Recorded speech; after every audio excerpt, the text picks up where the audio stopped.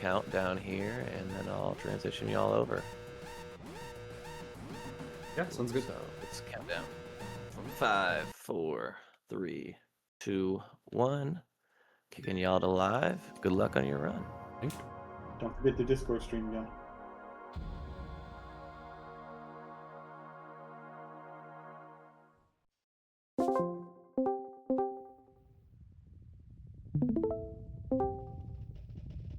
Oh, hello, everybody. My name is Doumeis. I'm gonna be running Final Fantasy VII. I have with me Dash. That's me. Yep. Hello. Gonna be doing the good old commentary. So yeah, I can do. Do you wanna do a countdown, Dash? Yeah, sure. I'll just start at 3, 2, 1. Hit it. Nice. Let's go. So while we watch the first classic cutscene, I'm gonna be explaining a couple things about the category. I am running any percent no warps. That means I cannot do any wrong warping, because that's a glitch exclusive from the PC version. I'm playing on the Steam version, and this is essentially the same category as the PlayStation 80%, right? The same route essentially. There are a couple differences about the PC version to the PSX version. I'm sure Dasher is gonna go over all those differences, so you guys will hear about it for sure. But yeah, thanks for the good lucks.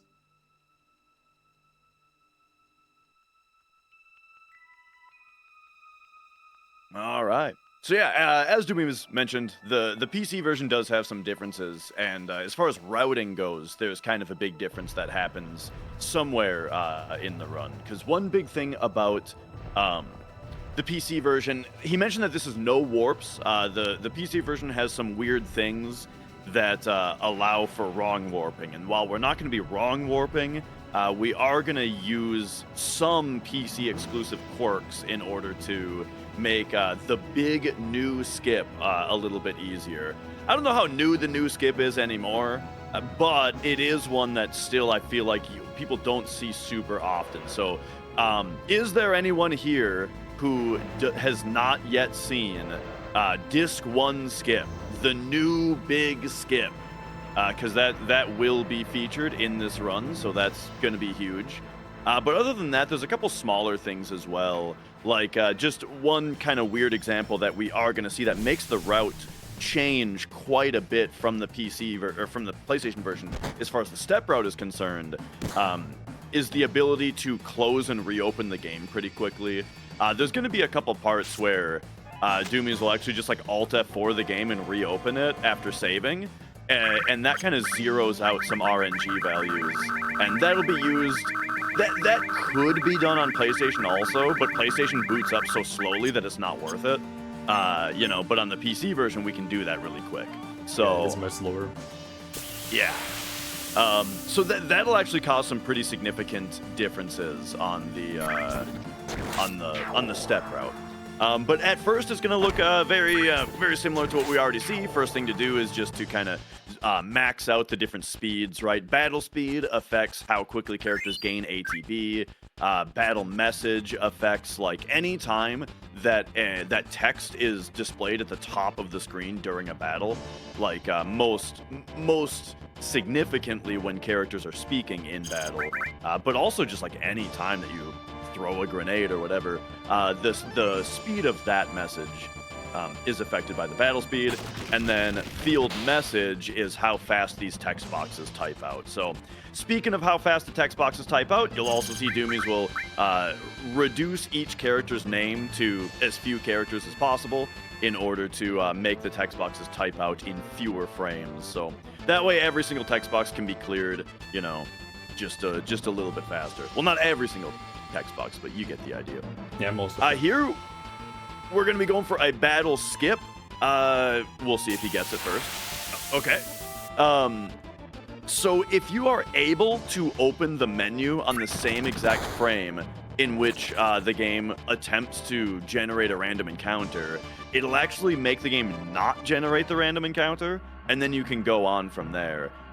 It has some pretty significant implications on what happens after, though, because the way that random encounters work in this game, I mean, we're going to have to just go through the whole thing.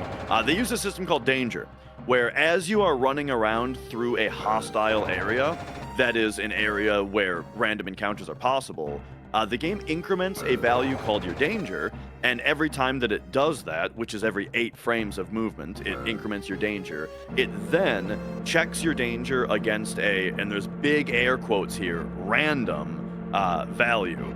And if your danger is high enough, you will get the encounter. And then after an encounter finishes, your danger resets back to 0. And then the process starts over.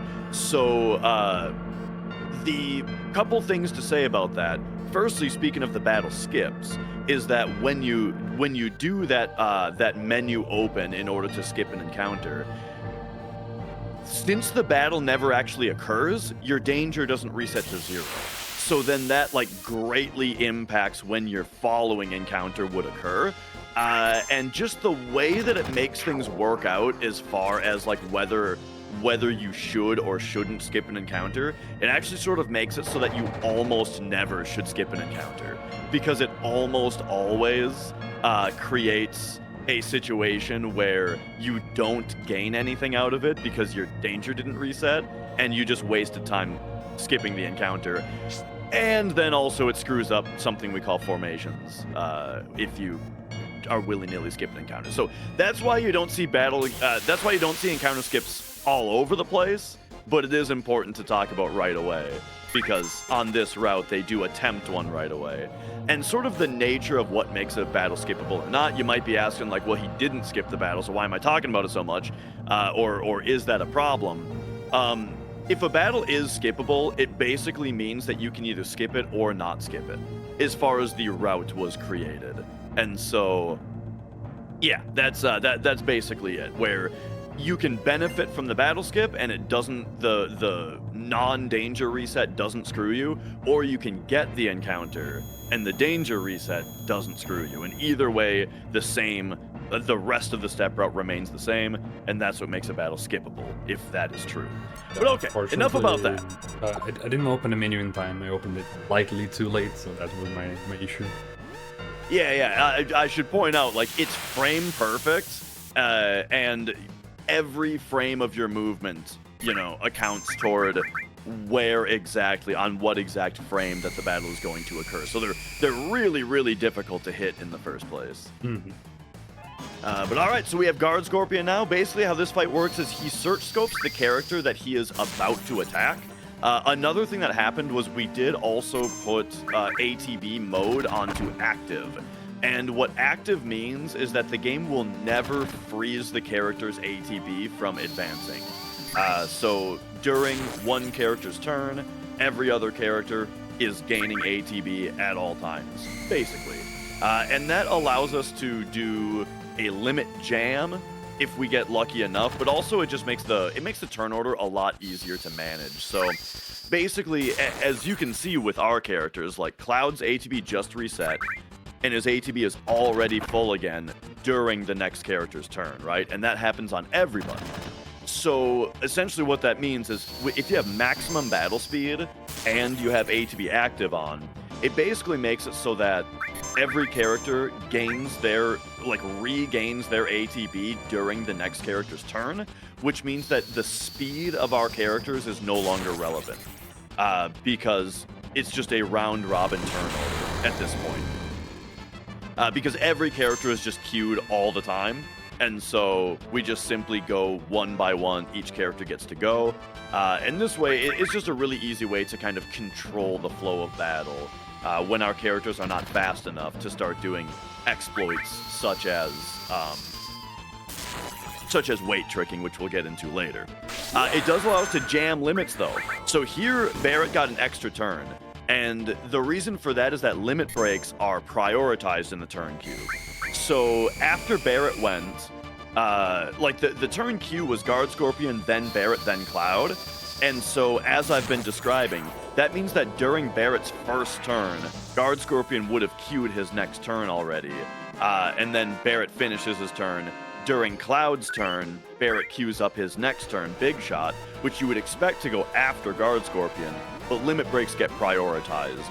And so that's kind of why I mentioned the search scope thing early on, is that because Guard Scorpion search scoped Barrett, that meant that Doumeis could put Barrett first in the Cloud and Barrett turn order, and then that allows him to have the time to queue up the limit break during Cloud's turn, thus get that extra turn.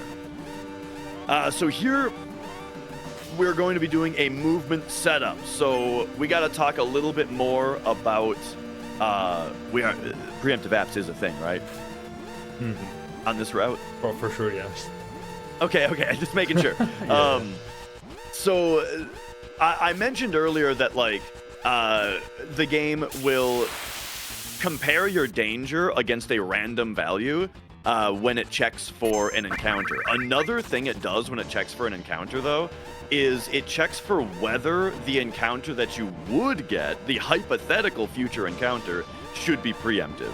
Every single time that it checks for an encounter, which again is every 8 frames, the game checks, should the hypothetical following encounter be preemptive? Then it checks whether you get the encounter.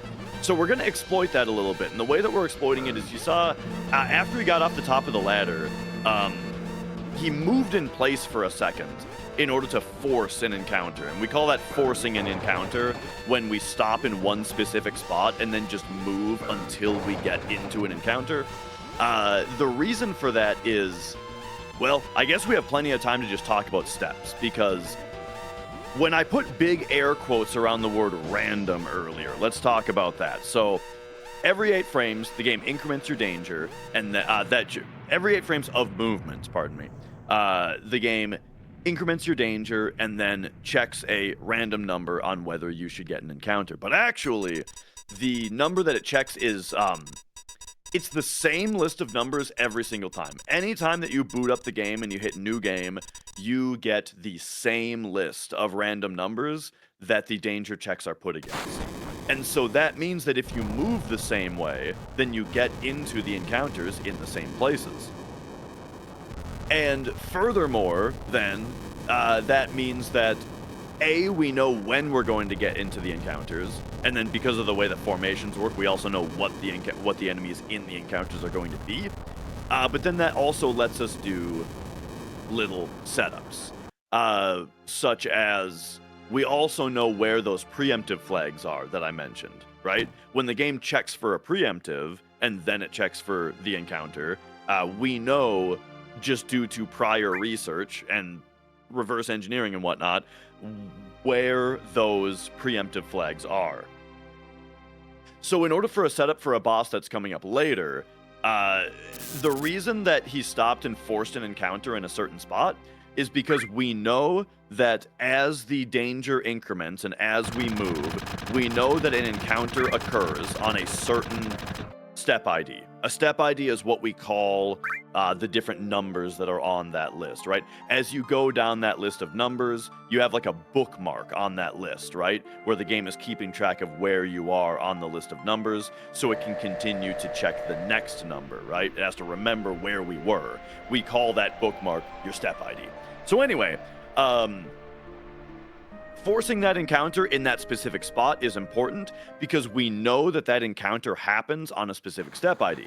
And that specific step ID is a certain number of frames of movement, essentially, back from the next preemptive flag trigger. And so the spot that he forced the encounter is that many frames of movement back from the apps fight. So that it's a little difficult to just put forth without like visuals and stuff, but essentially it means that, like, to wrap it all up, if you force an encounter in that spot and then move in the exact way that he did, escaping the reactor, it sets us up to where, long story short, we're going to get a preemptive encounter against the next boss, which is going to save some time and some grenades. Yeah, and saving grenades in this category is extremely important. You guys will see why. Yeah, more so than in categories that don't do the disc 1 skip. Yeah, exactly. And then The other thing about it is that now, even though we can move around in these screens, the whole movement setup is unaffected by these screens because the way that steps work is it essentially pauses when you leave a dungeon and then resumes the next time that you enter one. And by a dungeon, that's just a shorter way to say hostile areas. All right, we got to talk about paralysis. So, Many things right at away. any time in the game, there is whether or not you can move or not. Here, Doumeis is doing a setup in order to talk to Jesse and make this reactor or this guard angry at the same time. So now it allows him to move during this cutscene, which he can't usually do, and then he can leave the room in the middle of the cutscene, and then when he comes back, the game thinks that we already talked to Jesse. So I kind of started that explanation a little bit too late to really get what was going on. But essentially, there is a single bit in memory that controls whether or not Cloud is movable. For example, right now, Doumeis cannot move the Cloud around because he's paralyzed. And what causes paralysis? Generally, it's the beginning of an event. And what unparalyzes you is the end of an event. So a very, very obvious and simple example of this is any time that you talk to an NPC, right? When you talk to an NPC, it paralyzes Cloud while the text box exists. And then when you finish the dialogue and you close the last text box, then it unparalyzes Cloud so that you can move again. And the thing is, though, it's only a single bit in memory, and like every event is programmed to just paralyze him at the start and unparalyze him at the end. So by talking to Jesse and making the guard angry on the same frame, both of those events paralyzed Cloud, and then when the guard's dialogue ended, it unparalyzed him, even though the Jesse cutscene was still going. And that's what allowed him to move during that cutscene. It's also very funny because there are two events that do not paralyze Cloud, and they end up being very huge skips later in the game. Which ones are they? Hojo Skip and or Midgar Raid Escape, I guess, and the FMG Skip. Yeah. The ones where they forgot to paralyze him. Exactly. So yeah, that paralysis dodge trick is going to be used several times in the run. Here he's just leaving the room and coming back because otherwise you have to stand and wait at Barrett here for a moment before he lets you in.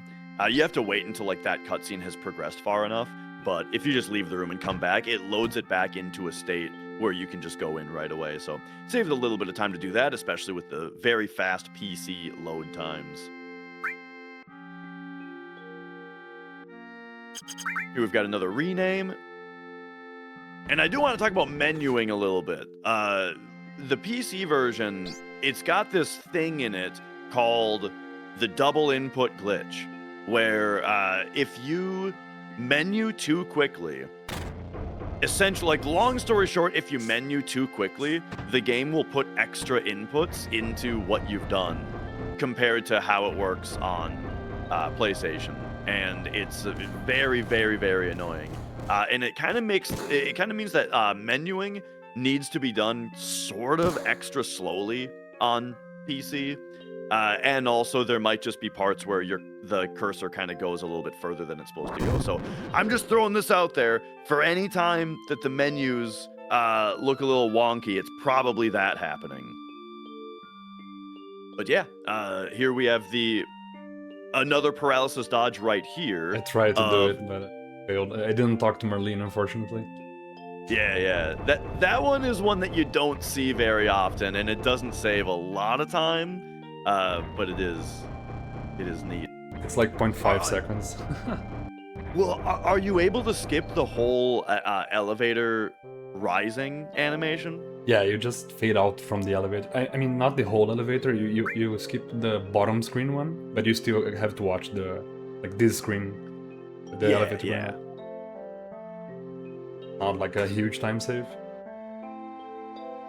All right, I'm gonna try to explain something before it happens this time because I keep being a little bit late on them. But coming up, basically, we're just first there's shopping, right? We have to buy a bunch of grenades. So we'll buy a bunch of grenades on the way out. The reason that grenades are really good is they do a lot of damage. the animation is relatively fast. They also never miss and never crit, so they're super consistent as well. So for the early game, grenades are very, very good, and we're going to throw a lot of them. And on this particular route, we're even going to throw them for a little bit longer than we do on the regular no slots category. So also then, after the grenades, we got to talk about guard skip. So guard skip is the first major skip in the game, and it involves the two guards that are at the bottom. Basically, well, I don't know. Now this is too early to talk about this. Do you have anything to add, Doumeis? Sure. First of all, I want to thank for all the good luck in the chat. I appreciate you guys. And also, technically, we both throw grenades at different Genovas, so it's like it's still the same fight, kinda, but not really, because one takes a lot more grenades than the other. That's true. Their AI scripts they've got some weird similarities to each other. Jenova Birth, Life, and Death all have like similar but different AI scripts to each other, you know? Same, but different. Yeah, for sure. But yeah, another thing about this category, I'm gonna be trying to dodge a little kid on the weapons shop, because I need to grab an eater on the second floor. However, that kid is very annoying. It's very hard to dodge him properly. Oh, yeah. That's coming up about now. Get more gameplay. Do you mean on the way back down? Yeah, the way... Because I've basically accepted that you just have to kind of wait a second. Yeah, you just walk and pray, pretty much. Alright, here it's very important not to take this materia tutorial from Barrett. After Cloud makes that little adjustment on his pose there, you know, you gotta take the second option, because that materia tutorial is like over a minute long. But if you ever do find yourself in that tutorial, remember, all you have to do is hold circle. Don't mash circle, just hold circle to get through it a little bit more quickly. Alright, and then here's the big opening shop for 21 grenades. And then, yeah, up here is the ether that Doumeis mentioned. So you get an extra all materia here, but then more importantly, in this chest is an ether, which sells for 750 money currency. And then there's the dodge for the kid back. Yeah, that's what makes grabbing that ether so annoying, is the fact that that kid is there, and it feels like you should be able to get past him more quickly. So here's these guards. If you just move the correct way, you can run past them, and that's really all that needs to be said about that, I guess, is they're not quite placed correctly, and behind them is a doorway that never actually gets used in the game proper, but it is active and it works. So you can go down to the playground through it and then run up to Wall Market, and that skipped the entire second reactor, the airbuster fight, meeting Eris in the church, right? All that kind of stuff. Just got skipped in a moment there. And kind of an interesting side effect of that is that because we skipped meeting Eris, that also means that we skipped naming her. And so her name just remains Aerith, which is extra interesting because when you do name Eris, the default text that's in the text box for you to name her is Eris with an S. However, if you never get that naming screen at all, and you just keep what her name is in the ROM before you name her, apparently it's Aerith with a TH. Which, yeah, that's just an interesting difference. There's a couple other differences as well. Like Red 13's name in the ROM is just Red without the 13 on it. Kate Sith's name is actually just blank, because Kate Sith is an extra special case because his character sheet is used for young Cloud during the Calm flashback. And so in the ROM, his name is just a blank space. And then when you name Cloud, it actually names both Cloud and Kate Sith so that they can, so that he can be young Cloud during the flashback. And then later, if you get to the point where you meet Kate Sith, at that point his character sheet gets updated for Kate proper. However, little spoiler for this run, we're going to skip over the part where that even happens. And so when Kate Sith eventually does get into our party, he's still going to be using the young Cloud character sheet, and it's going to be really weird. So stay tuned for that. Yeah, it is. Anyways, different. There is a couple other things we're going to be doing later in the run that would not happen in a regular playthrough, like using Aris on a disc 2. yeah. So there will be some wacky stuff. Definitely don't miss this run. This route is really cool to see. Well, that's why we safety saved. That's why exactly. That's why that was a slight mistake there. I did do a safety save for a later trick that I'm gonna be doing. However, that's one of the reasons I did it. Yeah, this section of the game, like, there's no RNG to worry about for the for the dress quest here. However, it is still a really volatile part of the run, just because there's a whole bunch of these selections that you have to make, and if you make any of them incorrectly, your run is just literally instantly dead.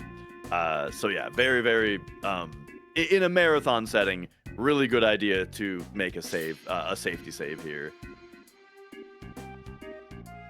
Yeah, also I was expecting to get a paralysis dodge on that dining screen, which I didn't get, so it kind of threw me off because I'm kind of used to it at this point.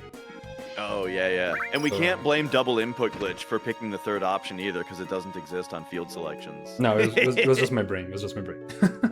I was trying to say something and do the trick at the same time, and then I got confused. But it happens. Yeah.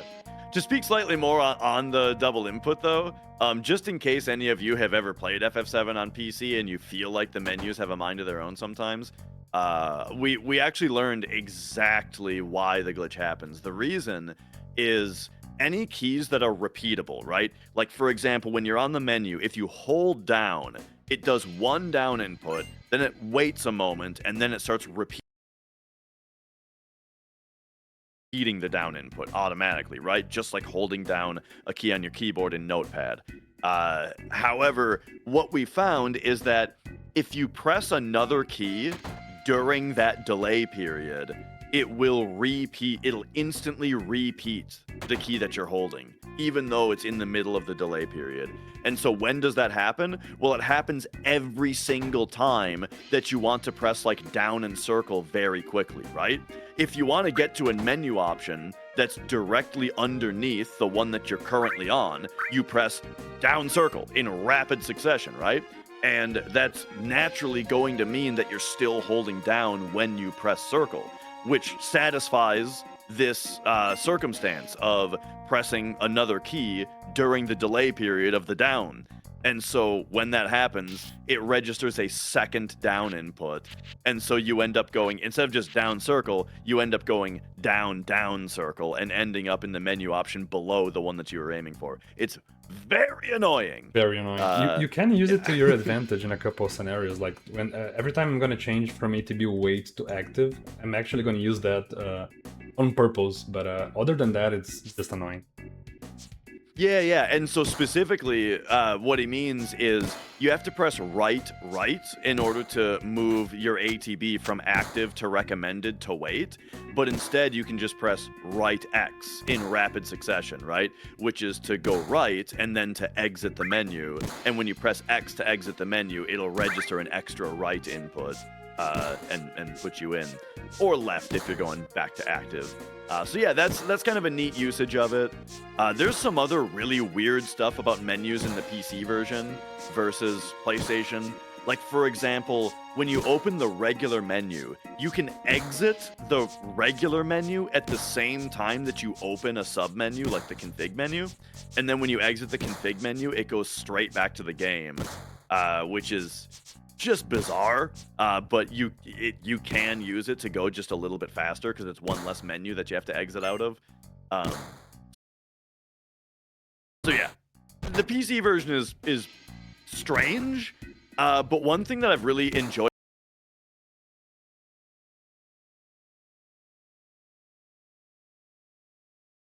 seeing lately is I've actually been seeing a lot, like the current PC runners, like Doumeis here, but also like Zergu, Matt Davis. I'm seeing these guys actually utilize the PC quirks to their advantage a little bit more, right? Like what we talked about using double input glitch on purpose for your what do you call it, ATB changes and stuff like that. Exactly. And then there's also, yeah, there's some paralysis dodges that can be done a little bit more quickly than usual. Like, I didn't really call it out during bar skip, but I noticed you did the faster version of bar skip, which is not possible on. I don't think it's possible on PlayStation, or it's just a lot harder on PlayStation or something like that. I'm not quite sure if it's possible. I know the diner skip that I tried to do.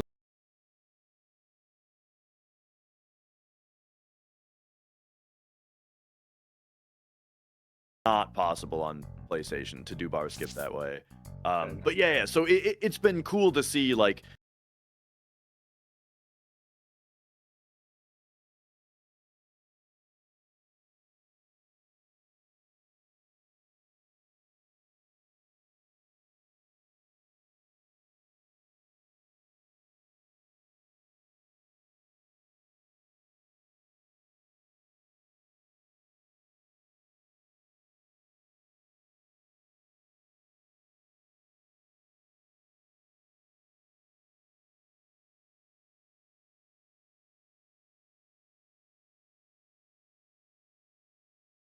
it doesn't look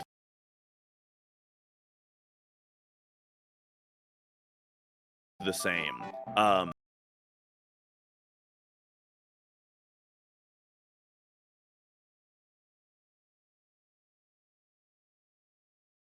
So if you trigger a fade out while the game is still fading in, it does it kind of interrupts the transition out. And so for PlayStation, what you'll see is it'll freeze like in the middle of the fade until the game is done loading, and then then it'll put you in the new room. But yeah, on the PC version, since there basically are no load times, it just instantly puts you in the next room. It seems I'm having a bit of trouble connecting to the stream key, the stream server. Yeah, I'm seeing the stream and it looks like it's gone back to normal. At least for me, it looks normal again. Hopefully. Sorry about that, guys. Living in Brazil is not easy. Is it true that you guys still are making Master System games and playing Master System all the time? Oh man, I wish. Funny thing, I actually saw a Master System on a bar that I went the other day. It's like a retro gaming bar. There was a Master System, but the CRT was not working, unfortunately. Oh yeah. There was a place around here that had it was like a burger place and bar that had a bunch of NESs and CRTs. I haven't been there in like 10 years though, so I wonder if they're still around. But that was fun. Yeah, it was a fun time. Before my streaming days, even going there with like work buddies and playing retro games. Good stuff. But all right, so here, the reason that we did all the stuff in the wall market that we did in order to get the best gear for Cloud to dress up as the prettiest girl makes it so that Don Corneo actually chooses him instead of Tifa or Eris, which is a little bit faster because here we just go straight into his bedroom. If you don't get picked by him, you go into that other room where like the guys very slowly follow you around. You have to do several encounters and stuff, and so all of that takes longer than it does to just get the better dress stuff. So yeah, there we go. It makes this sequence go quite a bit faster. And now we're coming up on the spot where it's finally going to pay off everything that I said about the reactor and steps earlier. So remember, what I was saying is that at the end of the reactor, an encounter was forced in a specific position.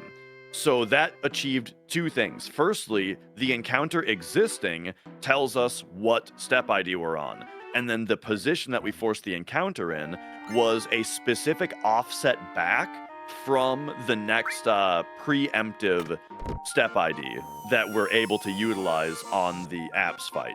Then, because everything that we've done since then has been not in a hostile environment, that means that steps have not been active, so nothing's been moving, right?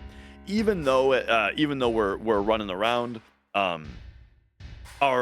game isn't incrementing our damage. It's not moving our bookmark on the random number list because the area isn't hostile. So that is that.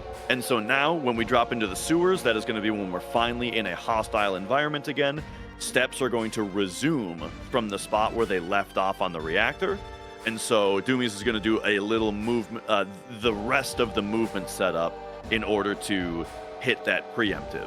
And so what that means specifically is that the final time before the apps fight, or before he triggers the apps fight, the final time that the game checked for an encounter, what it's going to do is increment his danger.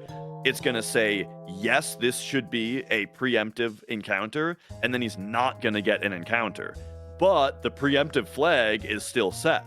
So that's what happened. The game just set the preemptive flag and then did not trigger a random encounter. Now he's triggering the boss fight.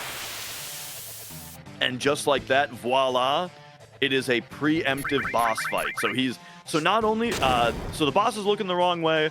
That gets all three of us to be able to get our turns before the boss gets a turn, because everybody starts with full ATB. And it makes this Braver, boom, do 4 times damage. It did quad damage than usual. Now, normally when you hit an enemy in the back from a preemptive, it only does double damage. But Apps is specifically programmed to take quad damage from his back instead. I believe the developer intention, the reason for that, is because of his Sewer Tsunami move that he can do in either direction, right? He can do a Sewer Tsunami, a wave, that either hits the back of the party or it hits his own back. And I guess the designers just wanted that move to do quad damage to him. And so back attacks in general do quad damage to him. So yeah, it makes the Braver very, very strong against him. Now, you might have noticed also... Oh, go on. No, I was going to say, I'm just curious to see how the step route is going to affect now that I reset the game. Yeah, because your formations will be different from the reset. I'm going to force it here. This. But yeah, go ahead, sorry. Oh, that's fine. I was just going to say, the Braver looked like it hit Apps in the front. But the reason, though, is that...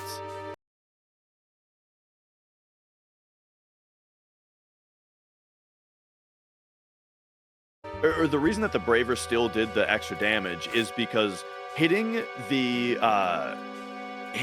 preemptive enemy with a grenade does not benefit from the grenades don't benefit from the preemptive, and so they don't take him out of the preempted status.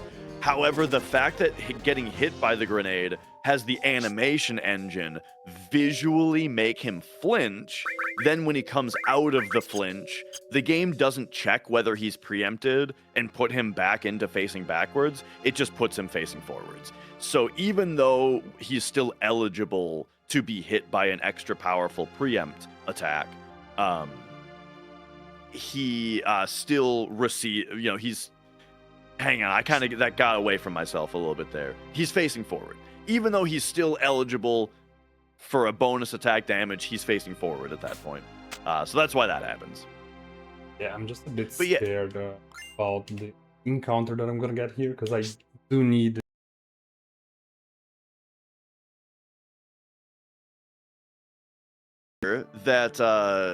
That we know what encounters battles are, or we know what the enemies are going to be in the encounters that we get, and that's due to something called formations. However, having to exit the game and reopen it from the safety save during Wall Market, that actually made it so that number got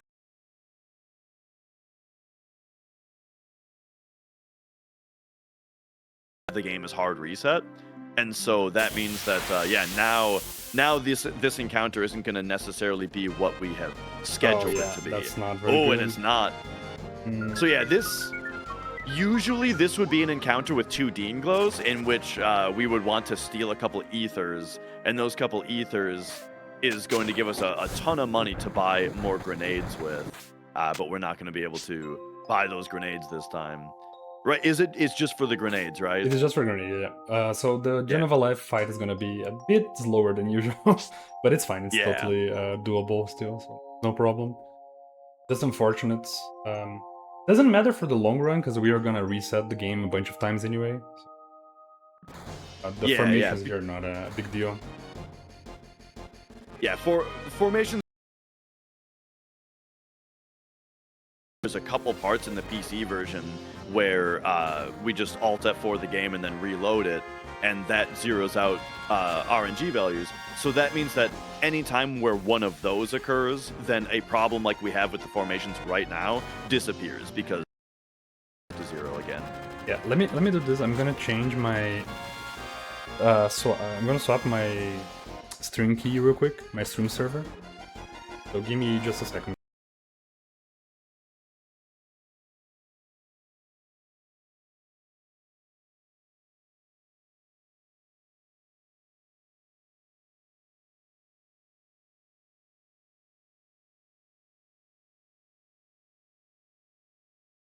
Heading up this tower, for example, we talk about how every 8 frames of movement the game moves your bookmark on the random number list, right?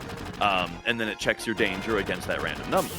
So what that means is that if you move the same exact way every time, then you get into battles in the same places.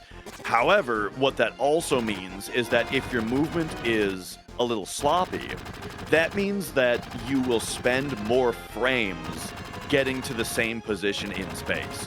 Or a better way to say it is that by the time that you've exhausted the usual number of frames that would occur before a certain fight happens, you might not manage to get your cloud as far into the game, as far into space as usual, because you were a little sloppy, right? And so we call that being behind. If your movement is a little sloppy, we start to get the encounters just a little bit earlier along the route than we expect. And so that's something that you have to be worried about, and it means that your movement has to be very good. Like, this is the game where if you're following a step route, you need to actually practice your movement through every room, not just to be able to make it through fast, but because any mistakes actually then compound on you and start causing a problem with your entire route, because you start to get behind on steps. And so hopefully we won't have to talk any more about that, and instead we'll have to talk about getting ahead. But here we can see the power of grenades right here. 8 grenades just takes care of Reno, no problem, for a very quick fight. Look at those cheekbones. And then he doesn't even get to the point of being able to pyramid a second character. So yeah. But yeah, just generally a very big deal where anytime that we're on a screen that is live, movement has to be very tight. And I bring it up there specifically because that train graveyard is just a very weird room that's difficult to get through optimally and takes a lot of practice. And then the Reno stairs as well. Going up that spiral staircase is actually a lot harder than it looks as far as doing it optimally and staying on your route. Yeah, absolutely. The train graveyard is like one of the hardest screens to learn early on. The cool thing about this category is since we have to force... Oh, we got the slap skip. I already got slapped by nothing, but anyway, doesn't save any time. The cool thing about this category is that we have a forced encounter with a specific enemy that we need to steal an item from. And that encounter is very, very, very lenient. So reaching that point on step route should be no problem at all.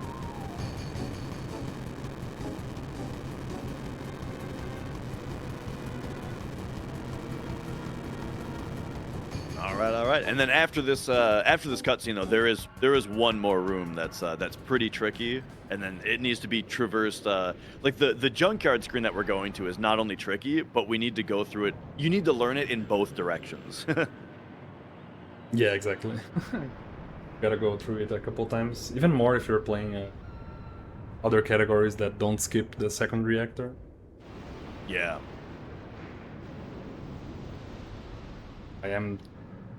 taking a look at the damage here with all the eaters, I'm gonna have a lot less grenades. So the Jenova Life fight's gonna be a bit slow. And yeah, it might be the first time seeing a run that isn't super broken. This run is going to get super broken, just in a different way. Absolutely. Yeah. It like if you're used to seeing runs with wrong warping, then yeah, it's not gonna have wrong warping, but it's gonna get wild.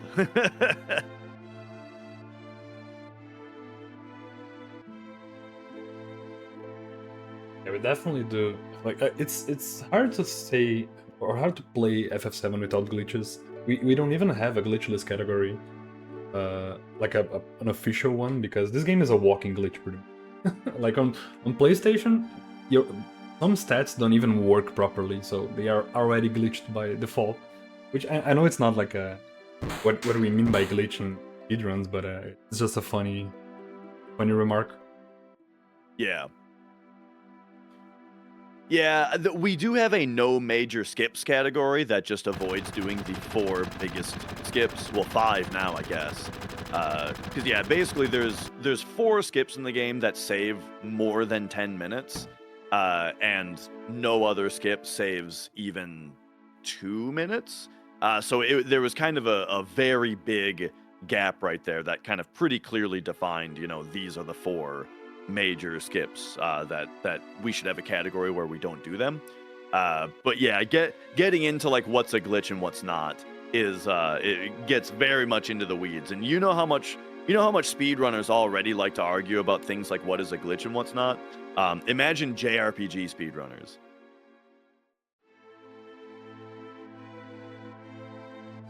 I think the funny thing is, if we were to define a glitchless category, guard skip would not be banned because it's not technically a glitch. So right, well, that's exactly the kind of topic that comes that's up. a problem. Yeah. That's a big problem, because then glitchless is more broken than no major skips. Right, and then we start talking about like developer intentions, well, exactly. It's a glitch because it's not what they intended, and now it's like, well, I don't know, I wasn't in the room in 1996 when they were making the game. Exactly. But all right, so here's the other room that I was talking about where the movement is just very weird. This is a pretty tricky room to learn to get through optimally, and yeah, you have to learn it both directions. Oh, nice side attack. At least we got that from the reset. Oh yeah, and we haven't talked about walking steps. So so we're taking walking steps here, and so what's the deal with this? The reason is I keep talking about, how do steps work, where every 8 frames the game increments your danger, and then it checks your danger against a random value. But again, the random value is actually a set list of numbers that we know and are able to route around. So here's the kicker, right? Here's the big difference, and the reason for walking is that on those 8-frame increments, when the game increments your danger, it first checks whether you are walking or running. And if you're walking, you only get 1/4 as much danger as if you were running. And so, but you still churn through the random numbers at the same speed. It's still every 8 frames that the game is checking for a battle. So what occurs very frequently is there will be an encounter check relatively soon after an encounter that has a pretty low danger threshold, where if we were to run, we would have enough danger and we would get the encounter pretty quickly. But if we instead walk for a certain amount of time, for a certain number of danger checks, then that 1/4 danger incrementation will allow us to remain with low enough danger until we have gone past that single encounter check that was kind of low. And then we can start running after that, because at that point we've gone underneath the low danger threshold, we've gone underneath the certain battle check that was a problem, and then the battle checks after that are going to be higher numbers again. And so that allows us to just run at that point. And so, yeah, that's the reason for the walking versus the running. It can sound very complicated when we talk about it that way, but it's actually quite easy to actually do as a runner. The most important thing as a runner in order to follow the step route, number one most important thing is you got to know how to get through the rooms efficiently. Because if your movement is sloppy, you'll get behind on your route, and then there's no reason to memorize a step route if your movement is sloppy, because you'll get too far behind and it will stop benefiting you. So, number one thing is just to practice every room and get good at moving through it without wasting fractions. And by that, I mean without spending any extra frames of movement. As far as the walking steps is concerned, that part's actually really easy. All you have to do is just remember that after certain encounters, you have to take a certain number of walking steps, and that's it, right? Which you can have written down. You know, it's something that most runners will start out with notes, or you know, they'll have like a note document next to them while they're running that just reminds them. You know, after this encounter, 6.5 steps. After this encounter, 8 steps, and so on and so forth. And then at some point, you just have it memorized. It is there very are- simple until you encounter someone that counts differently than you, and then you have a discussion. Yeah. Because that's the thing, is that so there is a big difference between a step and a step ID. And what I mean by that is the what you are achieving when you're walking is you want a certain number, a specific number of danger checks has to have occurred while you're walking. That's technically what's happening. And those danger ticks are occurring every 8 frames of movement.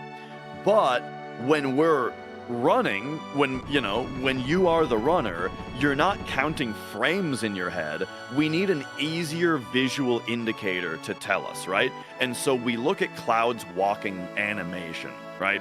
So when we say 4.5 steps, that means 4.5 Cloud walking animation steps, because that's what we as a runner can very easily look at and measure. But what we're actually achieving is however many frames of movement that ends up encompassing, which is the appropriate number of ticks of danger to be lower, to be low enough to not get the encounter that we're trying to go under.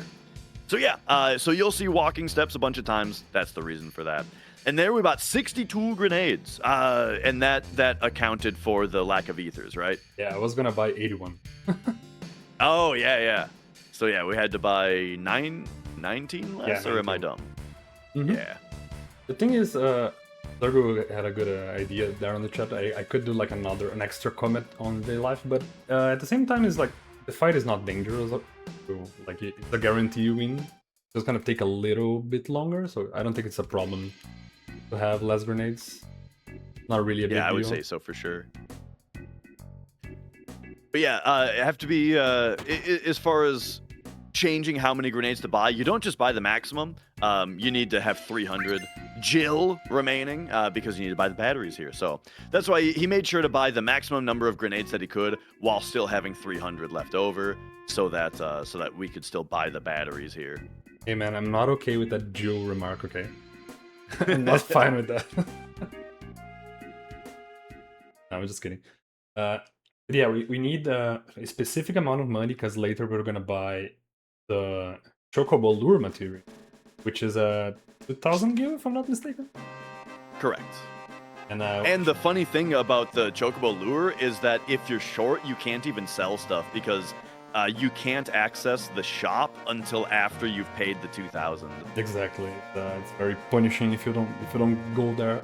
I don't even think it's punishing. I think it's just run ending. If you don't have enough money at that point. Yeah. Like you could go outside and win an encounter and then go back in. Oh yeah, that's fair. Thinking about shops, like you can't go into Calm, because otherwise you're stuck there. Yep. Yeah, encounters works.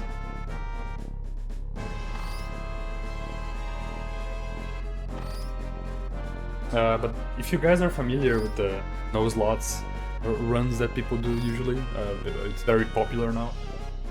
On the PlayStation version,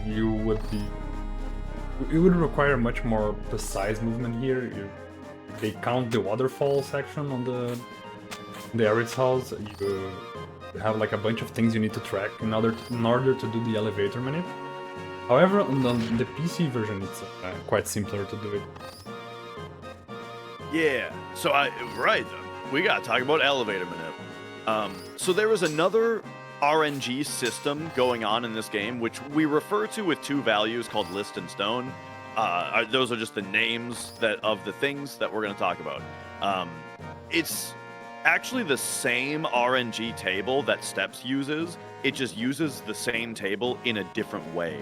What it does is you've got a bookmark on the RNG table, which we refer to as your list.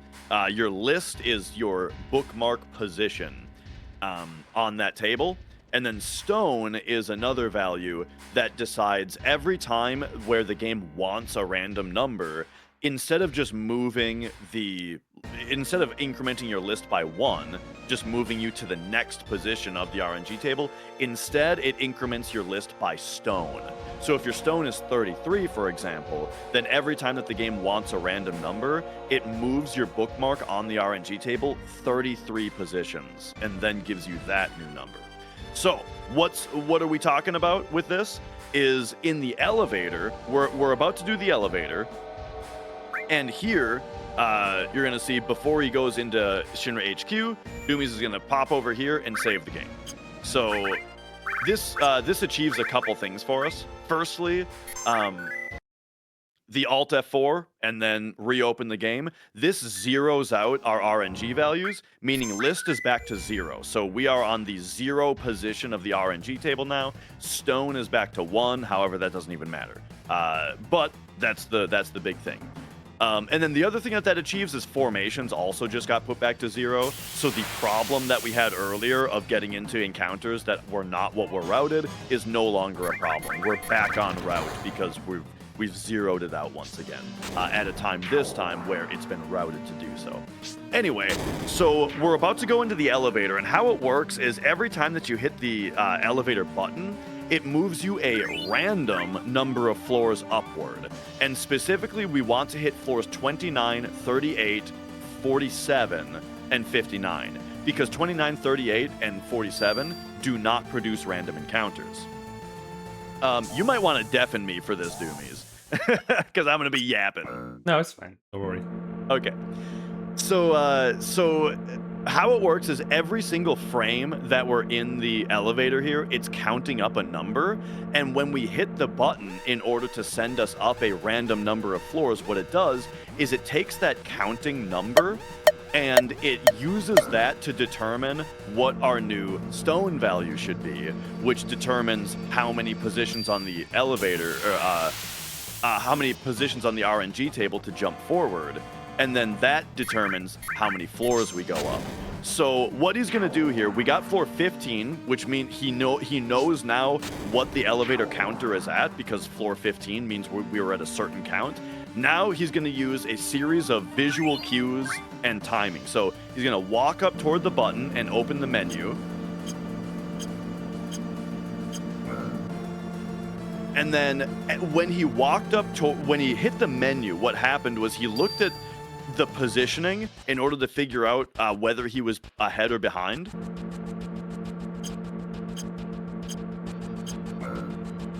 Once again, you figuring out if he hit the button right on time or a little bit late, and then each one of these menu buffers that you see passes exactly 1 frame.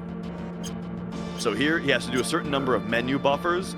Each one of those passed exactly 1 frame.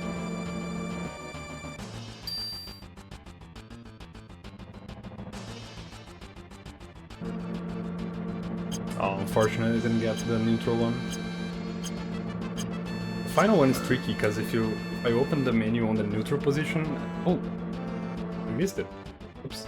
Okay, got 1 encounter, fortunately. So yeah, the strat is that if you buffer walking up toward the button, you're always going to get control of Cloud on the same frame. which then is going to let you hit the menu. And then as the game fades into the menu, first going into the menu freezes the elevator counter, and then you look at the position of Cloud, how he's positioned, in order to figure out, okay, I hit it on exactly the right frame, or maybe I was a frame late, I was 2 frames late, something like that. And then from that position, you need to pass a certain number of frames in order to get to the elevator counter up to the number that's going to produce the result that you want. And so let's say that like what we have written down for the manipulation is that it's 5 frames past the neutral, and then when he hit menu, he saw that he was 1 frame late. Well, that means that 1 frame late means that one of those 5 frames already passed. So then he needs to do 4 of those close and reopen menu buffers in order to pass 4 more frames. Now we're in the right elevator count, so that then as he exits the menu, he can buffer circle to then hit the elevator button on the perfect frame in order to get the on the perfect frame for the elevator count to be correct. Thus, it's set stone properly. Thus, we hit the exact right number on the RNG table in order to hit the floors that we want. And so, as you saw, successfully hit floors 29, 38, 47, but then didn't quite jump all the way to 59 from there because there was just a miss menu count. But then that's fine. You just move on from there because that extra encounter isn't going to cause any problems. Mm-hmm. Just honestly, I just lost 1 grenade to that. It's not a huge deal. The funny thing I could have done there is could have stolen an echo screen from him. I should have tried that.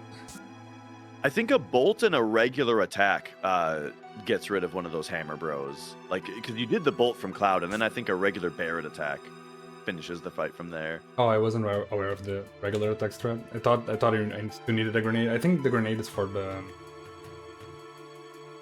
spiky dudes. The spiky, yeah.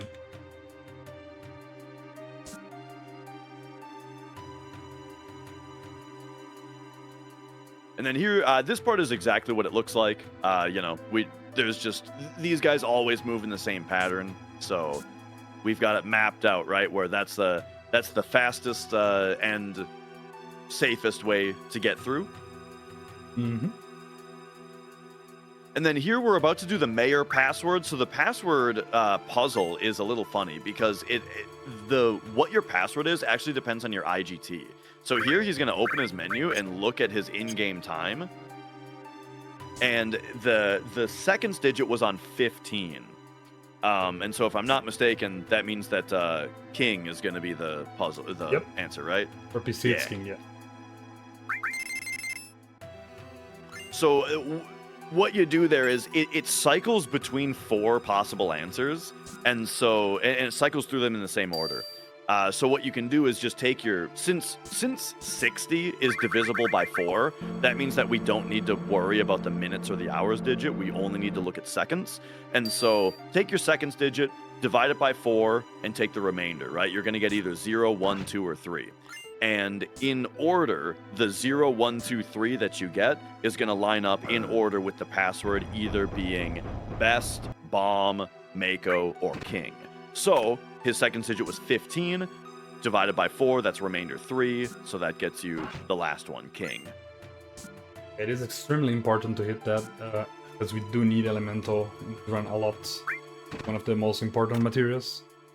Yeah, it's of course it's fastest to get the password on the first turn, or on the first try, but only if you get it on the first try do you get the elemental materia.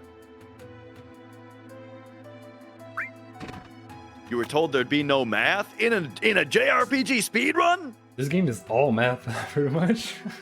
No, I'm just kidding. Later we don't have to worry about it that much. Yeah, a couple of stats here and there.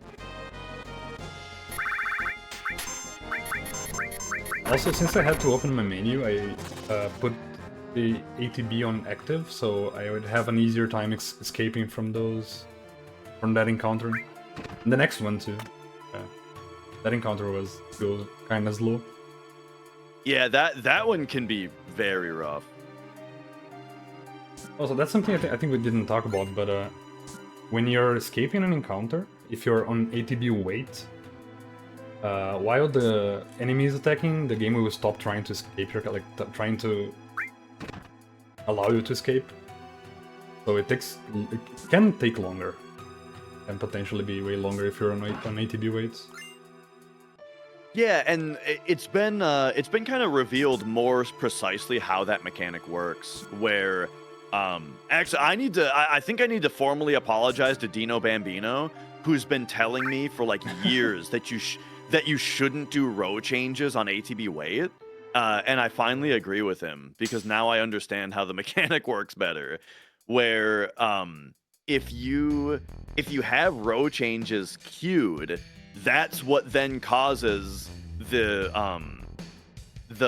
wait frames for you to freeze into wait frames during the enemy's turn. While if you don't have anything queued, then it'll stay in active mode. Someone So, asked if... oh, sorry, go ahead. Oh yeah, I was just gonna say it's situational, but I think he's actually right. Someone asked if this is gonna be as lots percent. Unfortunately not. I would love, honestly, to play as Skatesif and lots, because I am a big fan of these lots categories. But unfortunately, by doing the big skip that's coming up after Midgar, we never actually recruit Skatesif. We never even see him. I mean, we see him on cutscenes and stuff, but we can't even use him in battle.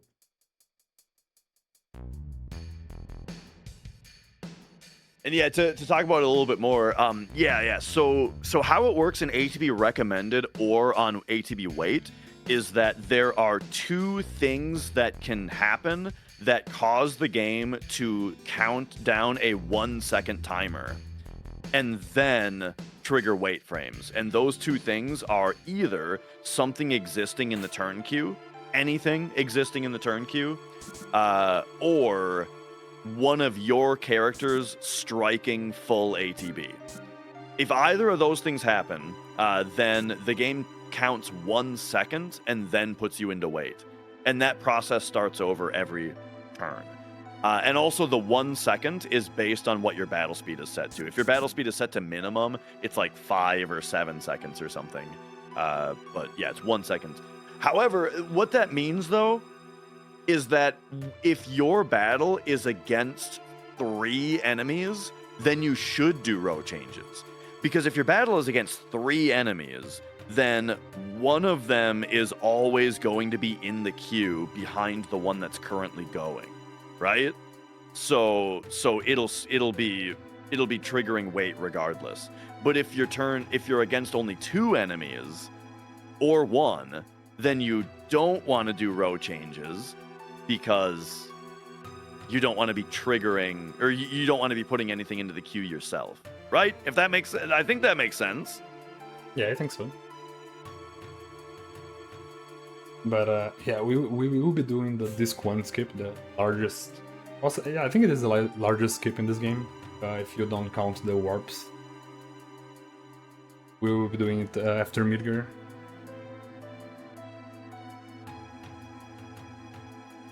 And the cool thing about this category is that by the end of it, you're essentially playing no slots again. We end up buying all the stuff that Tifa needs to be strong. He's just the fastest character to use by the end game if you don't have access to slots. Yeah. Oh, and I agree with the 1 row change idea too. And here's the other reason, is that if you don't do any row changes, the other thing, again, that triggers the wait frames is your character striking full ATB. So if you've got one character who's, like, preempted at the start, then what happens is, like you've got the first turn available to you. What can happen is, if you don't do a row change, then the enemy's turn might begin before your second and third characters strike full ATB. Then them striking full ATB will trigger the 1 second timer. But if you do a row change, that might get the other 2 characters to fill up their ATB during your animation, and then that won't be a factor when the enemy's turn begins during the row change. So yeah. Anyway, this is very nitty gritty. At the deep mechanics of FF7. I saved again, but this one was not a safe to save. This one was actually a required save that we're going to be using later in the game. I didn't save on plot 1 specifically for that, because I'm going to be coming back here to do some glitching. Then I'll let Dash explain what's happening. For sure. For now, though, we've got the sample fight. You put it back on ATB weight, right? Yeah, I did. Perfect. So, this is kind of the first fight. I guess it was actually on the guards, but anyway, this is when we start to more see use of ATB weight instead of ATB active. This fight would be very bad to do on active because there's 4 enemies and only 3 of us. So instead, we use ATB weight. How ATB weight works is anytime that you're in a sub-menu, it stops anybody from gaining ATB. And ATB, of course, is the value that once it fills up, that's when the character queues up their turn. So what we'll do here is basically control the flow of ATB to only allow time to flow when it most benefits our party. And in this case, what that means is when at least 2 of our characters are gaining ATB. So what you'll see here is we've got 3 characters. If all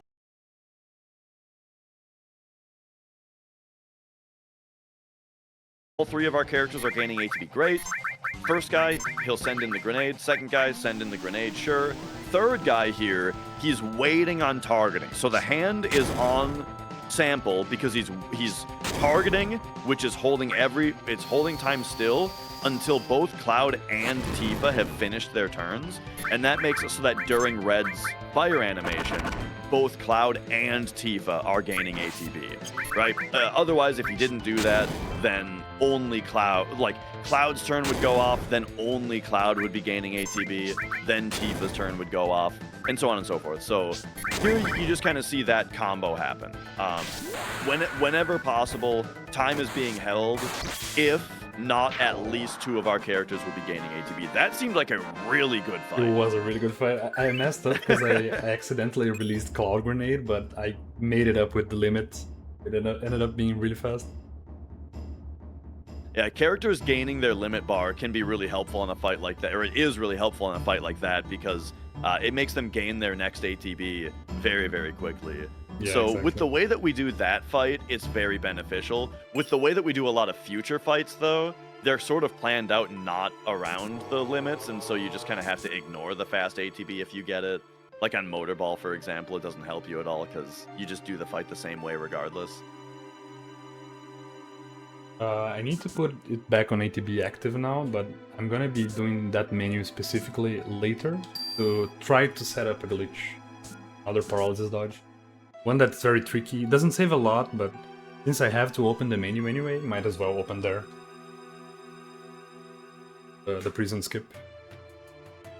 Yeah, and kind of the reason to do that is there are certain skips where, like, what you need to do is, for example, press, like, up, left, and circle all on the same exact frame.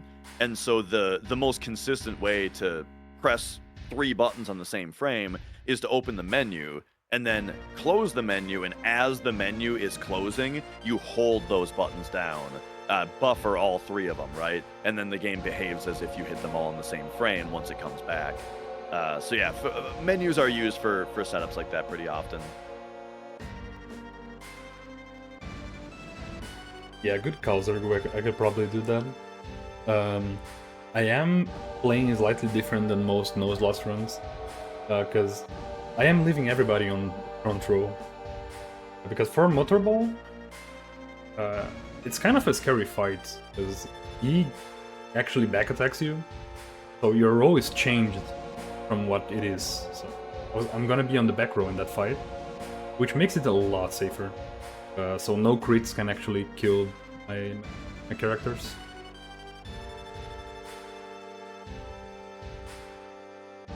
And change that for safety on Rufus. Rufus can be a bit tricky.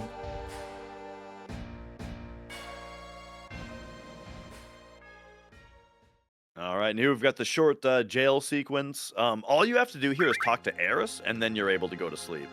Talking to Barrett and Red is totally optional and just waste time. Yeah, and you can move here, so you can keep yourself entertained by just spinning clouds for no reasons. Not much else to do here.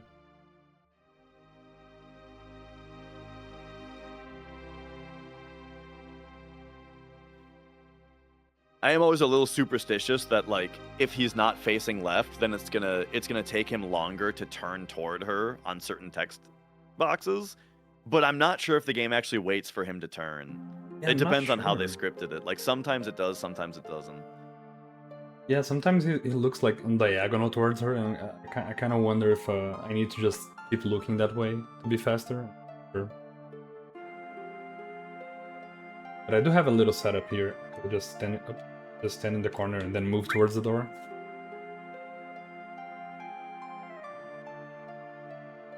Oh yeah, speaking of frame rate, we can also talk about speed square, just at the PC version. Just kind of an aside, the PC version of this game, we also do run with like a mod that was made specifically for the speed run that makes the game run at a consistent speed.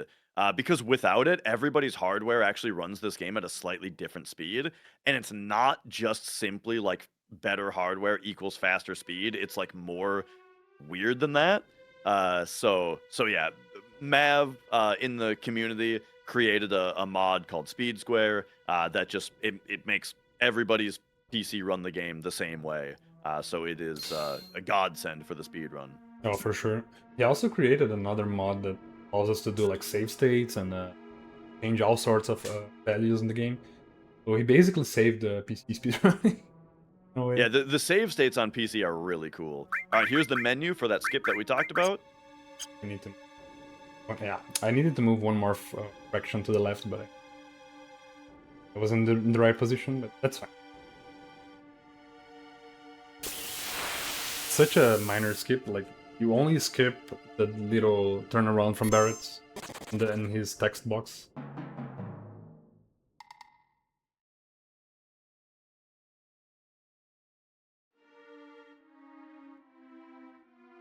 There, it's a little bit faster to go around red, but it actually costs a little bit of movement. Luckily, the route allows for it.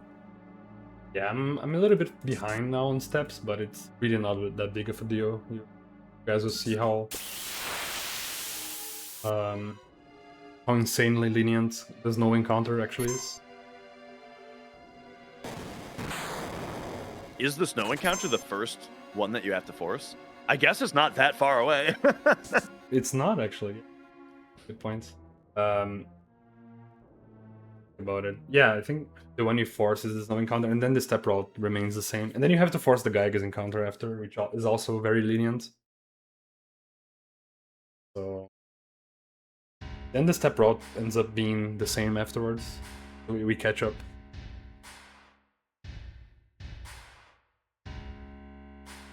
Yeah, the thing about PC is people with very, very old hardware ended up having like, I don't know, 36 FPS gameplay, which is insanely fast.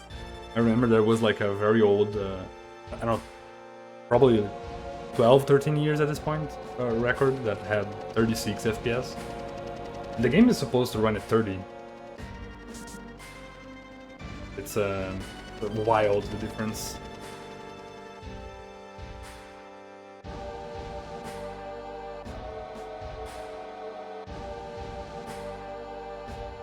All right, so we're coming up on a little bit of a boss rush here, and then, I mean, buckle your seatbelts, because after we get out of Midgar is when things get kind of wild.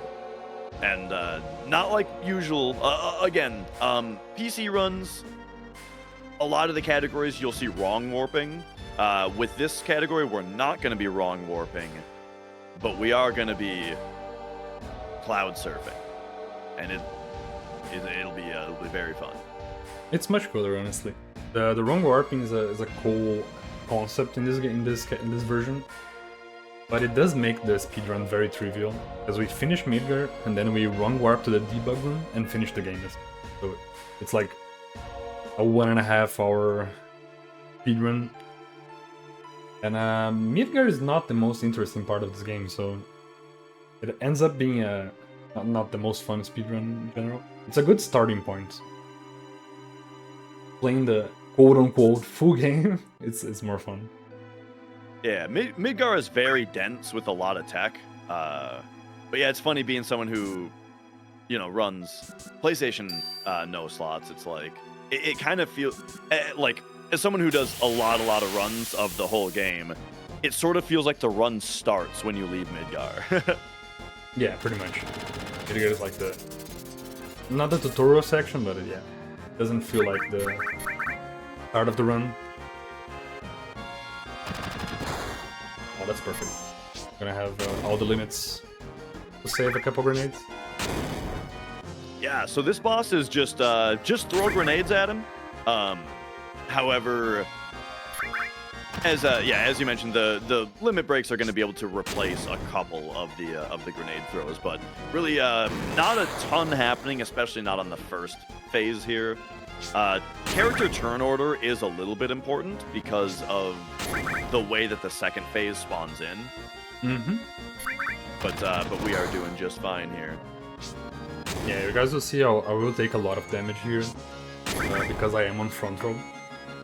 However, since we have Ares, things get critical. I can just do her limit break, the healing wind. It's not optimal, but it can save me in a critical situation. But it's good to have after me on this... front row. Oh, sorry. Go ahead. Oh, it's all good. So after this grenade right here is when phase 2 is going to begin.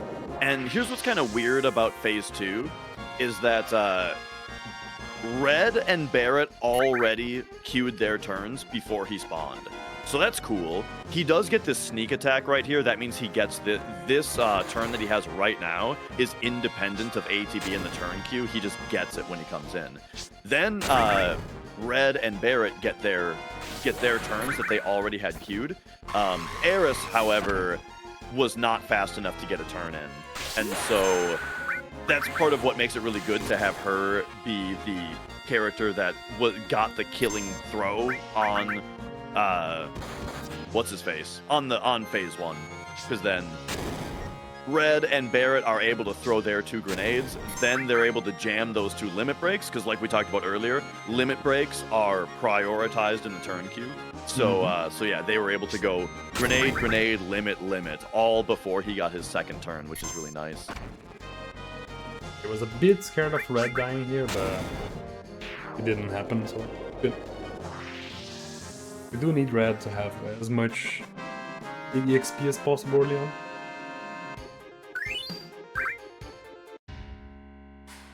All right, now we come up on the Rufus fight. So Rufus comes with his dog. What are these things called? Dark Nation. That's what it's called. Yeah, Dark Nation. He comes with a dog. It has a 140 HP, and what's really annoying is that grenades have a non-trivial chance to do 139. They can even do only 138. So we just hope that this grenade kills. Oh, easy. All right. Yeah, that was a good roll.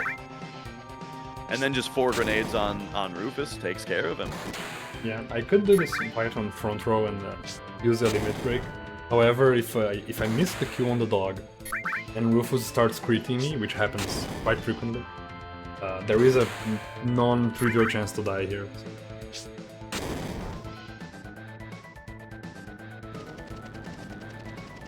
Yeah, no warps is not the same as no slots. The no warps run is the same as any percent in the PlayStation. I'm gonna be using the new big skip. It is similar to no slots.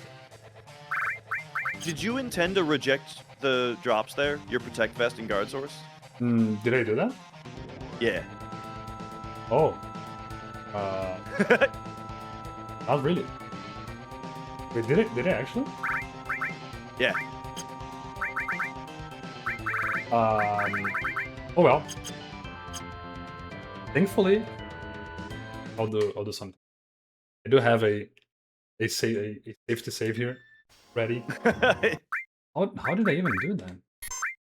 Sorry about that, guys. I'm gonna loading a convenient save to save that I have here, because I didn't make the save to save before, because this minigame that we're about to go on can actually crash my game, and it is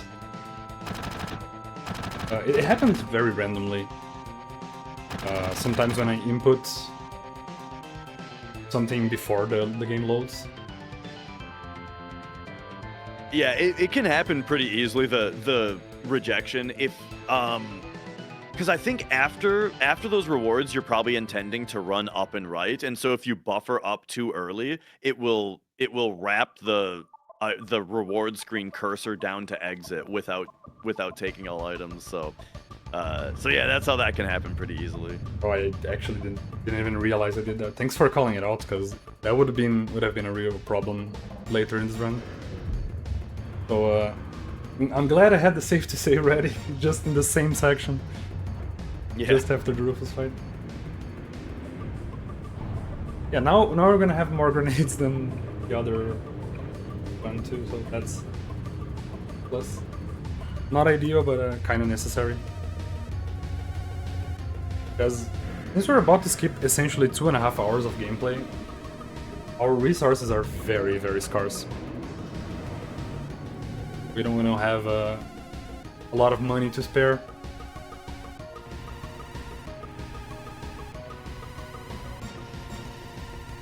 Alright, so here we're putting Red 13 into the party for a few reasons. One is that because of what's going to happen after the motorball fight, we're not going to have the chance to change our party again for a very long time. And Red 13 is just, he is better than Barrett for what's coming up. For one of the reasons, for example, is that he throws grenades much faster, and we're going to be throwing a lot of grenades. So having Red in the party actually saves a bunch of time just because of that. But also, yeah, also his magic is very good, and that's going to be important. For this minigame, red bikes, the different colors of bikes actually have different AI behaviors, and red bikes are more cautious. They don't try to get past you during an attack. And so if you just sit there spamming attacks, red bikes will never try to get past you, and the game will only spawn up to 3 bikes at once. So kind of a easy strat here is just to spam attack the whole time and kill non-red bikes until you get 3 red bikes, and now you can just chill. Yeah, unfortunately, on the PC version, you can't just hold square or circle. You can do that on the PSX version, the PS2 version. So yeah, there's a couple things like that. The submarine game is like that too, where on PlayStation you can just hold square to fire missiles, and on PC you have to mash it.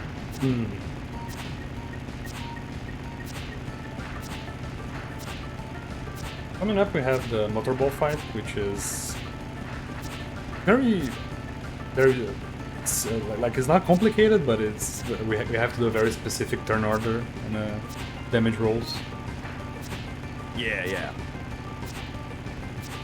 Yeah, we will be talking about motorball. I mean, yeah, we can just talk about it. He is weak to lightning, is really important. And so we're going to be using grenades, but also Cloud is going to be casting bolts on it in order to do some extra damage. But yeah, we're going to come up to... He's got 2 different phases of his fight, where he's standing up straight and when he's hunkering down. And there is a certain spot when he's hunkered where we don't want to pass a certain damage threshold on him because it will affect his AI behavior in a way that is good for us if we don't. So we'll see that pattern right here. Oh, nice crit on nice crit. whoever was in the back row.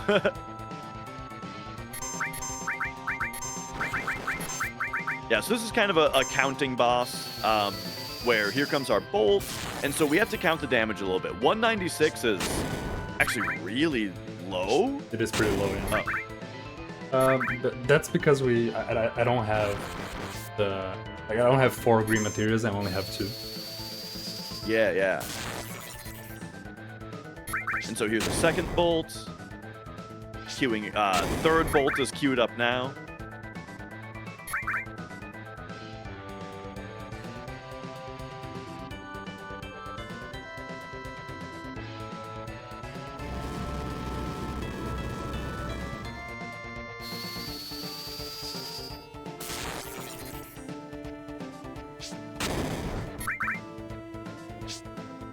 fourth bolt queued, and then this is what I'm talking about him being hunkered, right? Is that he's about to ram the party, and that's the last thing he does. And now on his next turn, we need to be under a certain damage threshold, where if this bolt were to put him over the damage threshold, he would counterattack by standing back up, and then it's his turn, which he would do a very long attack animation that would almost kill everybody. But because we stayed under the damage threshold, he used his turn to stand up, and then we just get to go, and we can finish him off. Yeah, I thought I was not gonna be able to finish with the last bolt because the damage was kind of low, but we do queue up the IFA limit break just in case. So we actually get the turn priority and finish the fight in case the bolt doesn't do it. And now I'm gonna be quiet for a while, so do your thing there. Feel free to explain everything. We are gonna have to talk about Disc 1 Skip. And before that even, we have to talk about world map RNG. So we talked all about steps earlier and how the step route works. The thing is that the world map runs on an entirely independent system from that, where the world map RNG actually reseeds every single time that the world map loads. And so what does it seed based on? It seeds based on your in-game time. So first, here's a paralysis dodge, where he talked to Barrett and hit the edge of the screen at the same time. And then that allows us to leave during this cutscene instead of watching the whole cutscene. And then right now what he's doing is looking at his in-game time and waiting for a IGT that has optimal RNG. So we've got whole notepad sheets, just whole documents of all of the different IGTs that have good RNG, and then these little tip taps that he's doing, these left taps, and then opening the menu this many times. Each of these things that he's doing are adjusting RNG a little bit from where it's seated based on that in-game time. And what all of that did is it made it so that now he's not going to get a encounter for a pretty significant amount of time here. And that's going to be able to get us all the way to the Chocobo Ranch in probably only one encounter. If you don't manipulate, you usually get at least 2 encounters here. 3 is not uncommon at all. But here, yeah, didn't get an encounter until all the way down here. Also, the encounter is not a pincer. It's possible to get pincered here, and the RNG manipulation also avoids that. And so then, there we go. We got to the Chocobo Ranch in only 1 encounter. So then that same thing is going to be used in order to manipulate a specific Chocobo encounter as well. So that's going to be like a different sheet that we're looking at, right? Like a notepad document, for example, is what I use. That just has a whole bunch of in-game times listed.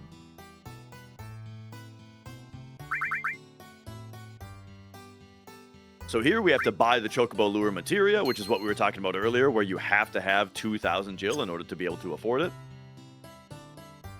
And then here we go. So now, again, for the world map RNG to seed to something that we want, we got a menu. We have to equip that Chocobo Lure that we just bought. Cure up the party in preparation for what's next. And then here we go. So now, once again, looking at that in-game time on the bottom right, 128.40 is an eligible time in order to seed world map RNG properly. And then also the movements that you do are important as well. So the manipulation also has you just hold down right and R1, which just runs in circles. And then that consistency of input then also doesn't negatively affect your RNG and allows you to make sure that, you know, the manip won't get thrown off, and you'll get this fight that you're expecting. So there we go, there's a Chocobo. Now, we're gonna do a special trick. This trick is very difficult and kind of RNG heavy. So basically, when you step onto the grass here, it activates, when you come out of a battle, it sends you back to the last side of the grass that you stepped off of. And when you step onto the grass on the left side, it activates this property that allows Cloud to get off of the Chocobo, and he'll actually ask it to stay. It's something that the developers coded in as a soft lock prevention if you haven't been to Calm yet. And so we're going to abuse it here, because normally that flag that allows Cloud to ask the Chocobo to stay instead of running away, normally it clears when you run back out of the back off to the right. But instead of run it, where is this guy right now? Oh, there he is. He is trolling me really hard right now. So what we're trying to do is we want to step onto the grass in order to activate that flag. And then we want the Midgar Zolom to get into an encounter with us, which is going to warp us back to the right side of the marsh when we come out of the encounter, which is going to teleport us over the trigger that turns off the dismountable Chocobo. So there, he nailed it perfectly that time. I mean, honestly, he was doing well the entire time. It's just RNG whether the Midgar Zolom curves away from you or not. That time it didn't curve away, and so it hit us while we were standing on the grass. So that achieved two things. A, he was on the grass, meaning the Chocobo flag is set in order to have the Chocobo be dismountable. B, having the last side of grass that he stepped off of was on the right side, meaning it teleported us to the right side of the marsh. Meaning now we have a Chocobo that we can dismount wherever we want. And again, this only works if you haven't been to Calm yet. So he's going to dismount the Chocobo in this specific spot, and then he's going to save the game. Careful not to save over the sample one. Perfect. Now, we're going to do another PC-specific trick. So, the PC version doesn't do as good of a job as it needs to do in some regards when it comes to carrying information between save files. So, this is the save file that was created earlier in the run. On the way to the sample fight, he stopped and made a save file here, remember? The reason is so that now we can save on the world map on a different file and load this file. And the reason is that this field that you're looking at right now does a special thing where it disables encounters. Encounters are like specifically flagged to be disabled right here, right now, for some reason. So that you don't get into an encounter when you're grabbing the enemy skill later or something like that. However, that flag can be carried over to another save file. If you game over on this screen, what it will do is it will send you back to the title screen, and then when you load a different file, you will still have no encounters until you enter a field that doesn't have this flag. And that is going to be really, really, really important because the trick that we're about to do has a extremely significant amount of world map movement that needs to be done. And during that world map movement, we cannot get into encounters or the trick will be ruined. So we're going to use the no encounter flag here to work for to do that job for us. So here we use the sample boss fight to game over on this screen, and then we're going to load the world map in order to not get into any encounters, and then the real trick starts. It's funny because we actually use the same ATB wave trick, but to our advantage, but actually to kill our party instead of the boss. Yeah.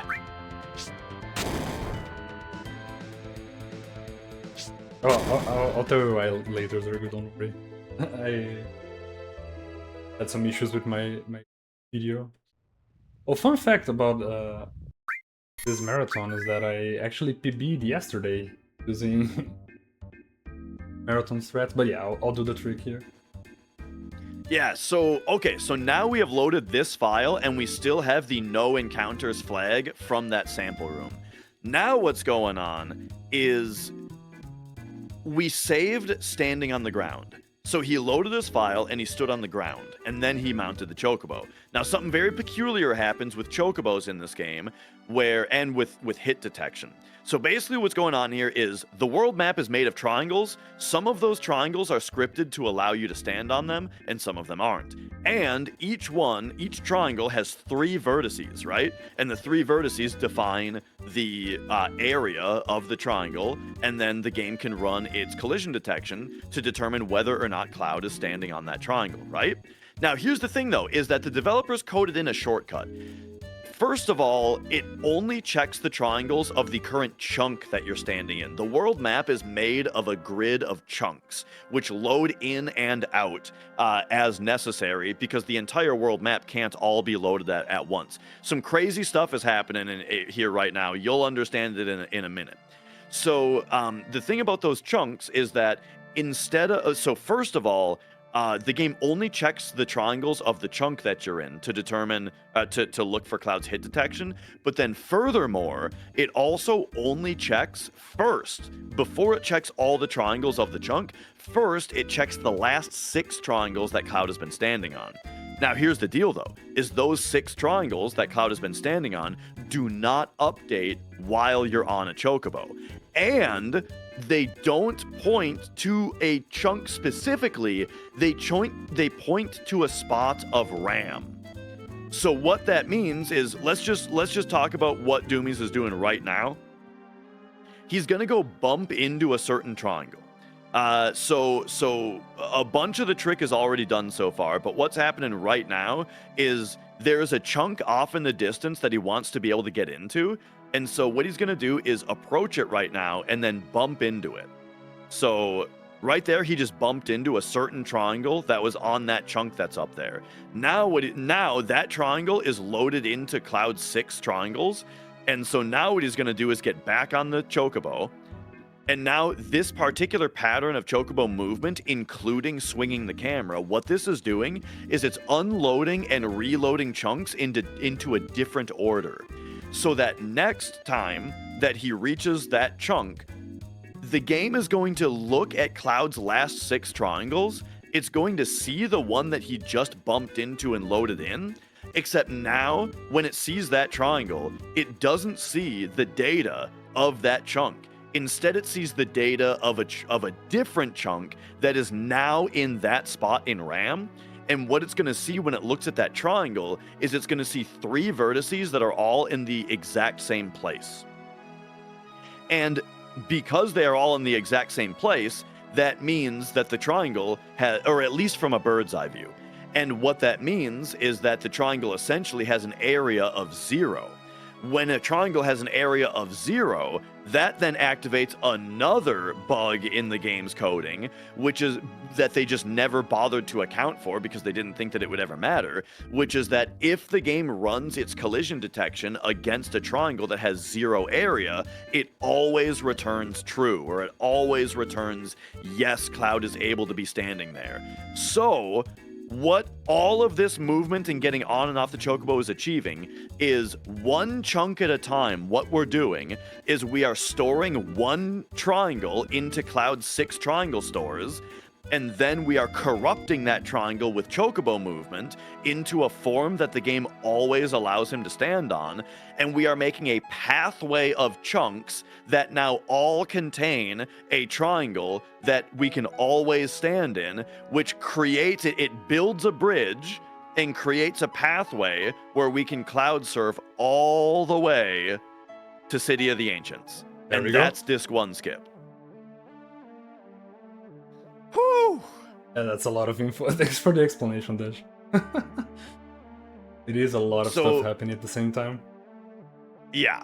So that way we skip all the way to City of the Ancients, which is basically logically the furthest that we can go in the game, where the game still knows what to do. And so the way that the game knows what to do is when we sleep on this bed right here.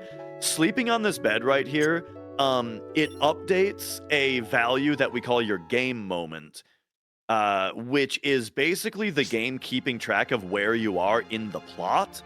And whenever a room has to load, the game looks at your game moment in order to determine how to load the room, right? Because different rooms are different depending on where you are in the plot in the game, right? And so sleeping in the inn right there, that updates your game moment. And so now, as far as the game is concerned, we are at this part in the game. Before, we were just in City of the Ancients for some reason, even though we were still supposed to go to Calm. But then after we slept in the bed, the game updated that game moment to say, okay, we are now at this point in the game, so everything is dark, and we can go fight Jenova Life now. But first, we're going to do a little bit of backtracking, because there's a very important item in this chest right here, which is the water ring. The water ring makes the wearer absorb the water element. So you might be wondering, okay, so if we only just got out of Midgar, how are we going to manage to defeat Jenova Life, who is, essentially a mid-game boss? Well, the reason is with the water ring. The water ring makes the wearer absorb water elements, and every single attack in Jenova Life's arsenal is water elemental. So we literally cannot lose the next boss fight as long as one character has the water ring equipped. But we're also coming back here in order to stock up on some items conveniently and grab that Kiata materia that's going to be used for our stats a little bit later. Yeah, it helps a lot with the magic stat, and also is a backup later if we need for diamond weapon stuff, so it's a very useful material to have ready.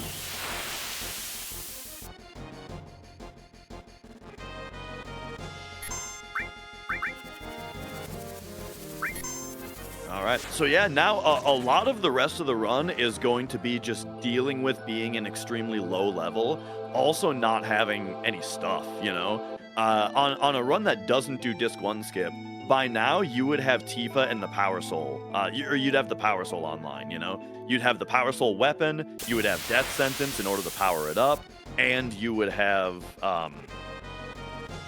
like laser E-skill to get her into critical HP easily, or you would have Molotov items that you were able to buy. You'd have the Big Guard E-skill by now. We don't have any of that because we just came here straight from Midgar. So yeah, the strats that we now have to use in order to deal with how under-equipped we are pretty interesting.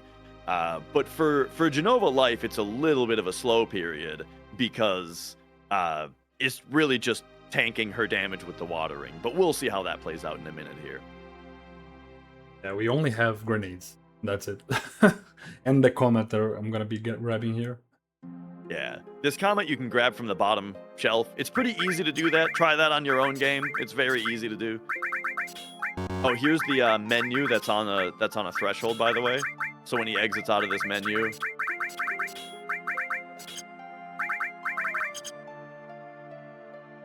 boom, instant transition. I even got confused a little bit with the inputs because I didn't switch them fast enough. And so a lot happened on that menu. Like, for example, equipping both all materias just links to each other simply so that they can gain AP. But tell us more about that menu specifically and like what materia went where and why. So the materials that I need for this fight, I have some extra materials in my characters that are just there to gain AP and be worth more money later. So the money route in this category was a bit tight early on, so it's fine now. So that's the reason I needed those items from Rufus as well. We need those Phoenix Downs, we need a lot of resources that we don't get on the entire of the disc 1 that we skip. We also need the enemy skills on red. I put it on red, but it can be anywhere. I need to be hit by Aqualung in this fight. That's one of the reasons I saved the game. We need Aqualung because then we can actually learn that skill on the enemy skill and use it to farm some levels and fight some bosses. And like, Aqualung is one of the strongest spells in the game. Is one of the most useful we get. And other than that, it's just comment on Cloud to do some more damage, and also the Kuhata, I don't know how to pronounce it. But the summon material to increase the magic a little bit. We're playing with low numbers here because we are very underleveled at this point. which is gonna change. Ironically enough, this category ends up being like Tifa ends up being over leveled by the end of the category. Also, yeah, spoilers on the FMV.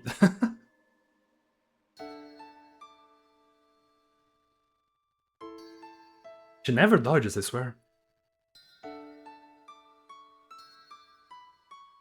Yeah, I heard that there's a bug where she has a 1 in 256 chance to dodge that for some reason, but I've never seen it happen. Oh, I tried so many times. But the fun part of all this category is that she's not gone. We actually are gonna be using her. She's just pretending here, okay?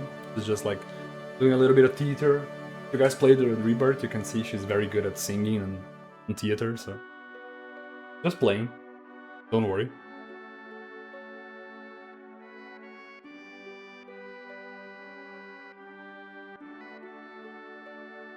All right. So yeah, coming into the fight, once again briefly. So yeah, Comet for some damage, E skill to learn Aqua Lung, and then the rest of the materia essentially was just to gain AP because we're gonna need to sell them for a bunch of money later so that we can buy some stuff.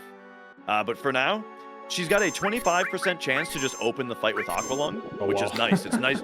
It's nice that she did that. That kind of speeds us up a little bit. For sure. It is a bit unfortunate because I did want to hit her with a magic skill before having my party down, because if we do use any magic at her, she's gonna counter with Reflect. And Reflect is a very high MP cost skill, so it's essentially another Aqua Lung. Yeah, that's kind of a... Oh, sorry. It's kind of a good reason to have Comet on the same character that you have Watering on, if possible. Yeah, for sure. The only reason I do Watering on Red instead of Cloud is because Cloud has a bad tendency of missing attacks a lot in this fight. That's true, yeah. And you can also just miss the Comet, and then Cloud missing in this fight is annoying as well. Very true. So yes, what's happening here is, just like I was saying, even Blue Flame, even the Flame, every single one of Jenova Life's attacks are water elemental. So the watering allows us to just stand here and be healed by all of her attacks. And she actually has a finite amount of MP, and all of her attacks cost MP as well. So at some point here, after she's done enough attacks, she's actually just going to run out of MP and not be able to do anything for the rest of the fight. And we want that to happen as quickly as possible, because once that's done, we can revive our other party members who are now safe from her attacks that no longer exist, and then we can speed up the DPS a little bit for the rest of the fight. So that's why, as we mentioned, we would like to be able to Comet her at the start so that she counters with Reflect, because that just drains her MP a little bit. And then that's also why we want to see as many Aqua Lungs as possible here. Aqua Lung costs a lot of MP, but she only has a chance to do it. It's after every Blue Flame. So here's Blue Flame. So after Blue Flame, she has a chance to either Aqua Lung or go back to Blue Light. And she went back to Blue Light this time. But yeah, the more Aqua Lungs, the better, because that drains her HP, or her MP, sorry, a little bit more quickly. And then we might as well throw these red attacks out there, because if we weren't attacking with red, we have to wait for her ATB to fill up anyway, so we just get the free it's just a little bit of damage to get in there free each time. Exactly. It is a funny scene to watch in a speedrun, like a guy attacking for 45 damage a boss with 10,000 HP. Very slowly, but it is unironically the fastest way to do this fight at this point.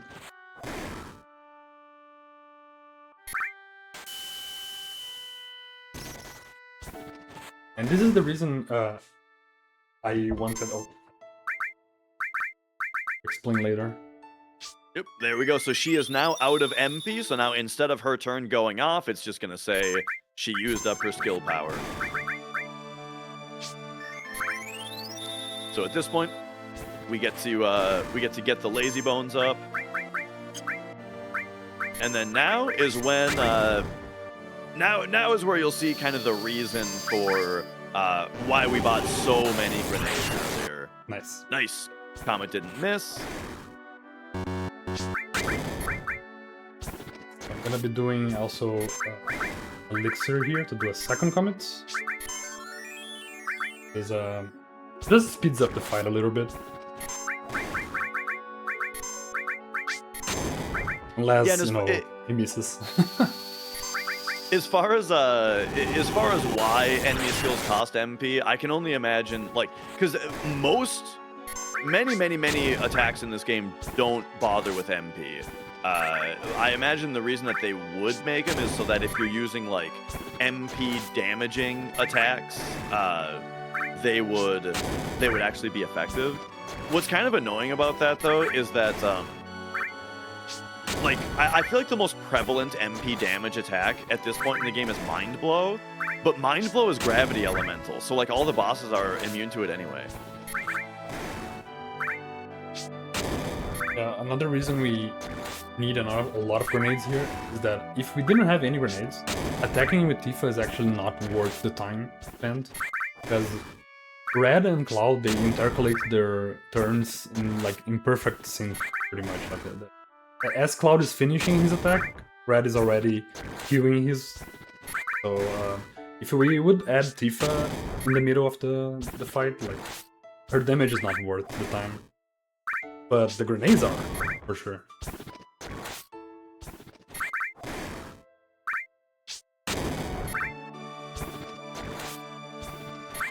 Yeah, it's nice that Cloud and Red's attack animations are both pretty fast, especially Cloud's. Now it's just an auto-scroller at this point. We just gotta spam attacks until it's gone. We will probably run out of grenades. Really, it's very hard to keep any by the end of the fight, especially with those low roll comets.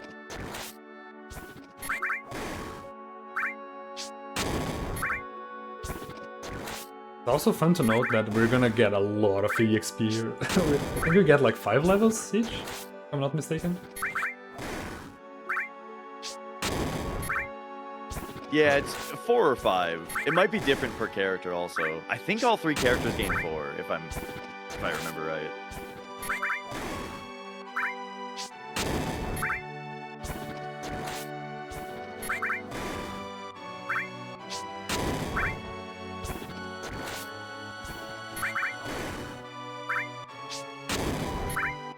Yeah, it's funny how the 2 comments that she did, that did 10% of her HP.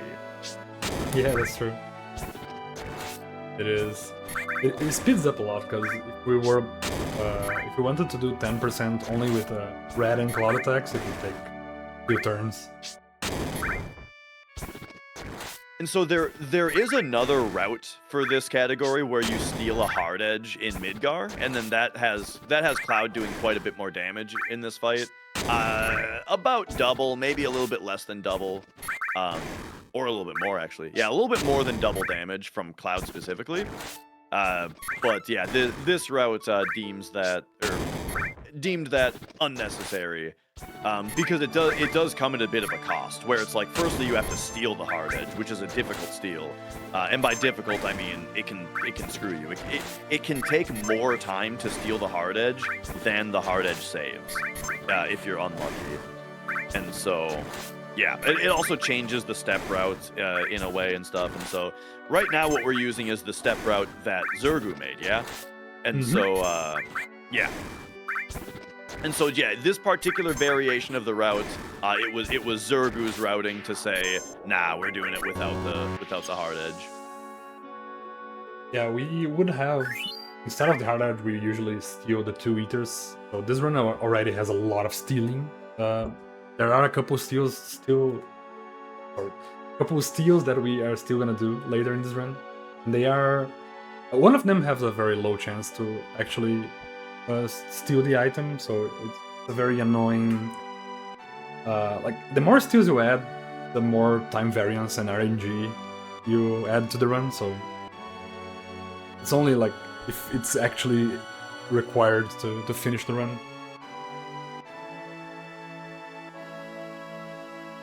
Alright, and just like that, Disc 1 is already over. Or on PC, it's Part 1. Yeah, another very cool thing that Zergu came up with is there's gonna be a save prompt on the quote-unquote disc swap. on the part swap. And we actually are gonna save the game and close it again to reset our formations. So then we actually are able to find the encounter we need in order to steal an item.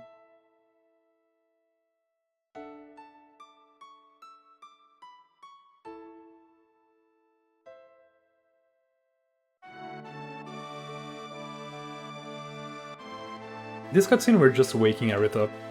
Trust me. It's funny with Disc 1 Skip, it's like I barely even know who this lady is. True. You barely talk to her.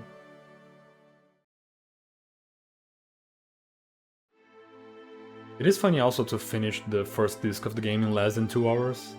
It is very, very fast.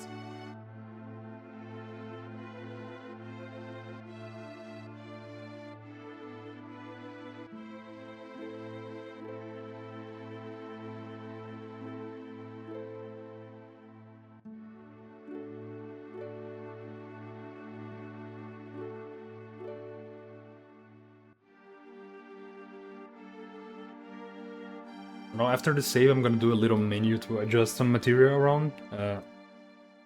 Just the ATB, stuff like that. And we're gonna start killing stuff. Actually finishing, winning encounters instead of running away. Usually in these speedruns you run away from almost every encounter. But we are very low on both money, EXP, and resources, so... Yeah, in the route without Disc 1 Skip, we never kill a random encounter that doesn't provide us with some other benefit. As in, like, the only random encounters, I think, in the entire run that we finish are the ones that we learn Big Guard, learn Laser, and learn Magic Breath, right? Other than that, I don't think we finish a single fight that's not required. Yeah, I don't think so. He wasn't. You can see the effect of the double input sometimes, where I aim towards the wrong characters because my input got doubled.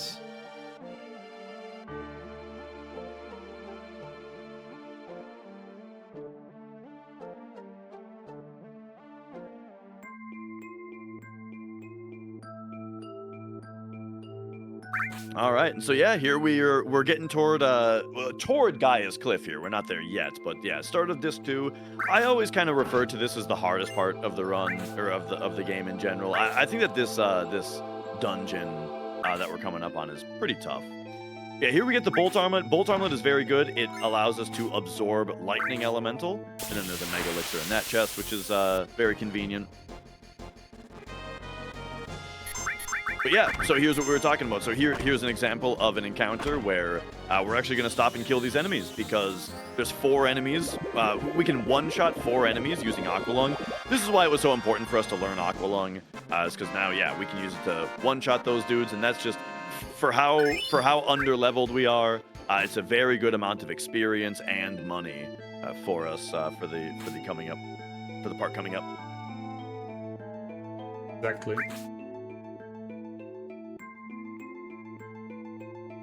I'm gonna be walking a bit more up here. That kind of splits the walking into sections.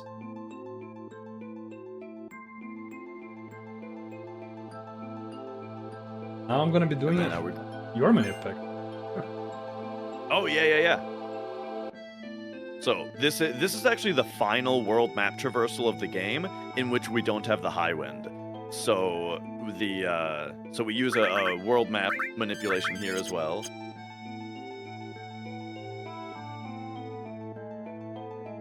$47. Yeah, these ones are a little scarce because it's a long traversal.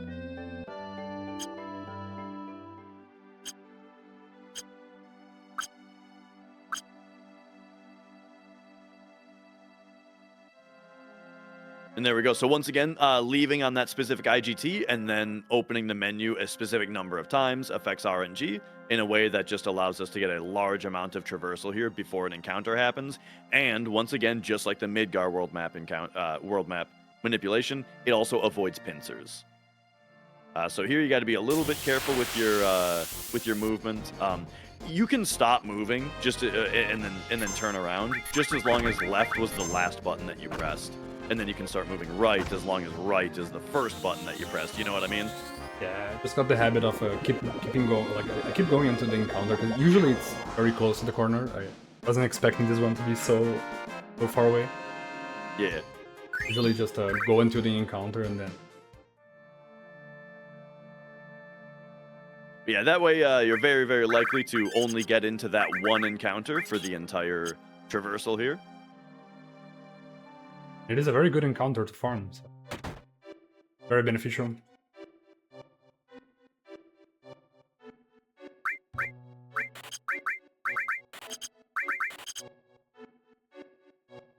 All right, so there we sold some stuff and then purchased the organics, which is a new weapon for Cloud. Very good on attack power and very good on what do you call it? Magic. And the deal with so there's a weird thing about how your inputs affect world map RNG. So I mentioned that world map RNG. Oh, first of all, actually, here's another paralysis dodge. This is using the door. Every time that you open a door in this game, it actually paralyzes Cloud for 1 frame and then unparalyzes him. So by talking to the girl and opening the door on the same frame, the door then instantly unparalyzes us, and now we're able to carry this paralysis dodge into this cutscene. So this is very similar to Jesse's skip from earlier, where we are now going to advance this cutscene just until the point where the game updates our game moment, right? I mentioned game moment earlier. So what we're doing here is game moment gets updated right when this text box comes up, and so we're able to just leave the cutscene at that point, because now when we come outside, the game behaves as if we saw the entire cutscene because we have the appropriate game moment. So that skips the rest of that cutscene. Pretty nice skip there. I think it's like 17-ish seconds, right?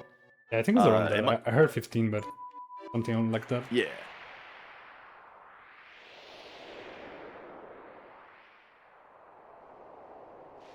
Oh yeah, and so what I was saying about world map traversals is that, yeah, so the RNG seeds based on what your in-game time is as the world map initializes, but then there's kind of a weird quirk where, well, first I should say, then world map RNG continues to move based on what your inputs are, and one of those things is that if you're holding left or right, it'll advance world map RNG every single frame, while if you're not doing that, then it only advances it when it uses RNG. But then the weird thing is, if you enter the world map holding movement, like you're moving as you enter the world map, it allows you to move for 13 frames before your fractions start moving, which is what controls when battle checks occur. So if you're doing a manipulation, it's actually very important. If you're moving left or right, it's very important to control whether or not you buffered your movement into the world map or not, because the left or right inputs will still advance RNG every frame, even if they're not advancing your fractions, which then throws everything off if you do the incorrect one. So for a world map section like the one that we just did, oh boy, this is just killing me right now. Sorry to interrupt. Yeah, that's fine. On the PC version, there's a lot because you instantly load into the world map with no loading time. It makes it so that there's a few manipulations where on PlayStation you can either buffer your movement into the world map or you can delay until you can see, and that'll give you 2 different RNG patterns. And so some IGTs are going to use one and some are going to use the other. But on PC, because there's no load time to give you that chance to release the buttons and do the delay, there's only hold times available. So yeah, just kind of an interesting difference between PC and PlayStation that is solely because of the fast load times on PC, and it's because of that transition thing that we talked about earlier, where if you trigger a fade out during a fade in, it skips the fade out. Which, so Doumeis was saying that's why he intentionally menus next to screen transitions, because then it skips the transition. That is what then makes the world map manipulations a little bit more complicated in that way, is because the transition is skipped. That means that it's not feasible to do a delay manip. So yeah, just another very nitty gritty thing about running the game. Yeah, I think it's things you need to keep in mind when making the manips and actually running the game. So it's very good info for sure. I just wanted to say that my snowboarding minigame was really bad. It is tricky on PC. It is like the frame rate and the zoomed in screen look kind of weird.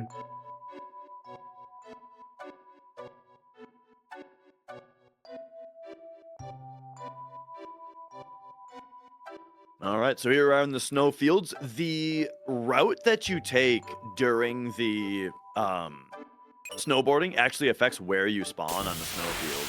And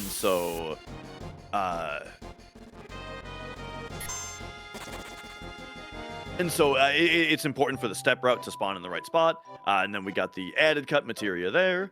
Added cut is very good. So added cut is the materia that when you attach it to a command, it makes it so that when you use that ability or command, you then follow it up with a regular attack. And so that's going to be used quite a bit, just to get those extra encounters. And then yeah, here is where we have a big deviation once again from what the PlayStation route is here. So with Zergu's step route here, we actually get to go into the cave. We never see this cave on other routes. True. Okay. So here's what I mean with snow being very lenient. This is all the movement I can do. I can't mess up until I get here in order to get the snow. And here we have the big steal. I think it's 1 in 16 chance to steal this thing. This item. Not entirely sure. And yeah, this is so this right here is like the worst steal in the route. To some degree, kind of the worst thing about this route in general, and about doing disc 1 skip. When you do disc 1 skip and how like under leveled we are and stuff, one way that we have to deal with that is by getting this accessory here, the circlet, because it gives us a gigantic boost to our magic stat. Oh my gosh! That was really good. That was really fast. Yeah. Good so stuff. yeah, this gives us a big boost to our magic stat, which we're gonna need for the rest of the route to work properly. And yeah, that exactly. I mean, it's not uncommon. Like if you're trying to optimize this run and get a really good time, you're gonna get here and just have it take so many attempts to steal the circlet that your run is dead. So it's a little bit of a annoying thing, but hey, yeah, that was a really good one. So that's great. Is this category version of the bio on Materia Keeper pretty much? But of course you have like a much lower chance in general. And yeah, to finish the discussion about the world map manipulation with those Bandersnatches, I feel like if you were to do something in order to improve that that manip, it would be to implement arm swings. It would be to start doing it like, okay, so you can do this IGT, but you have to do a menu, after Cloud's 10th arm swing or whatever. It would be a little risky, but it would be, I think that would be the fastest thing to do. Definitely doable. Now we're back on step route as well. We catch up on snow. And yeah, so Guy's Cliff here, this is what I was saying, where I commonly say that I think that this is the hardest dungeon of the speedrun. So there's organics on Cloud, so that's going to be a huge boost to his attack power as well as his magic attack.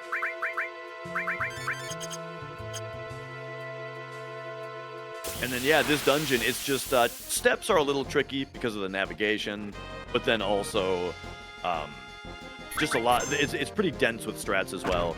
So here's another part where we want to learn an enemy skill. So the bolt armlet on Cloud is very important because it makes him absorb lightning.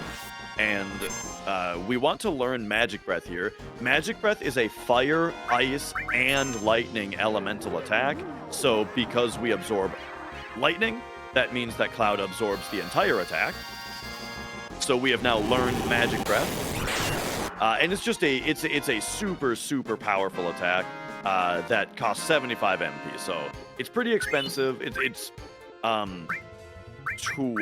more than twice as expensive as Aqualung, but the extra damage that it does is going to be necessary in some spots. We're still going to see plenty of Aqualungs, but sometimes we're going to need the Magic Breath. Also, you can see how much damage Cloud is doing now with the Organics and Comet. Gonna be doing a lot of damage. These upgrades. Oh, and to answer the question about passing out in the snowfield, it's not actually based on time, it's based on steps. So every 8 frames of movement specifically, you can stand in the snowfield for forever and you won't pass out. But every 8 frames of movement, when your step ID increases, that is when your snow step counter increases, and after a certain number of snow steps is when you pass out. Gonna be winning a few more encounters here. Get more EXP. It's Unfortunately, very satisfying.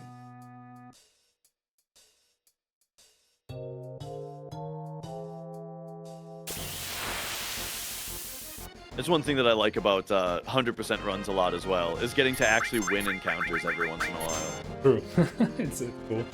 Being able to see a lot of different enemies and actually use your skills to win the encounters is very satisfying. Unfortunately, the winning animation is a bit slow.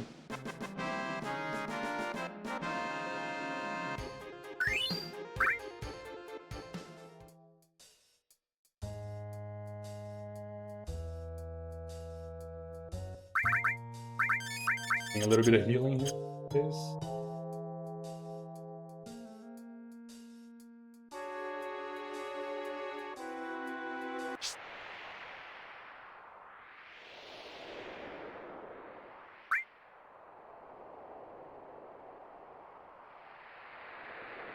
It is very important in this section right here that I don't forget to hit up Cloud.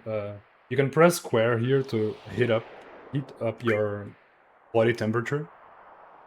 If you get 26 or lower, you pass out and go back to the cabin, which is pretty much a run killer event. Yeah, because it takes a long time to get back here, and it kills your whole step route. So right here usually is where you'll see runners heat up. Technically, you can heat up. I think you can save time by heating up earlier. Because there's actually a threshold where when you're at a higher temperature, your temperature drops slower. And then when you go under a certain threshold, it starts dropping faster. So that would mean that if you heat up earlier, you have to spend less time heating up. But yeah, I don't know if anybody's bothered to actually like do it that way. Because it's a lot easier to warm up as the last thing, because that way you can like make up for any mistakes or whatever, right? If you warm up right at the start, then you make a mistake, then you have to like warm up again to make up for it, you know? Very easy to bonk and take a little bit to grab the ladder or the sliding, the climbing mountain.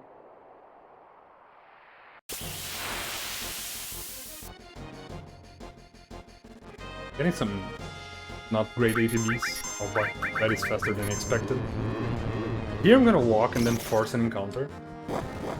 Because the next encounter I would get, if I was already off the screen, would be a Stilva back attack.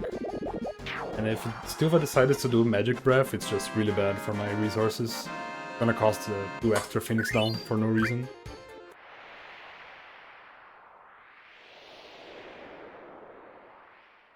I'm gonna heal though. Penguins hit for a lot.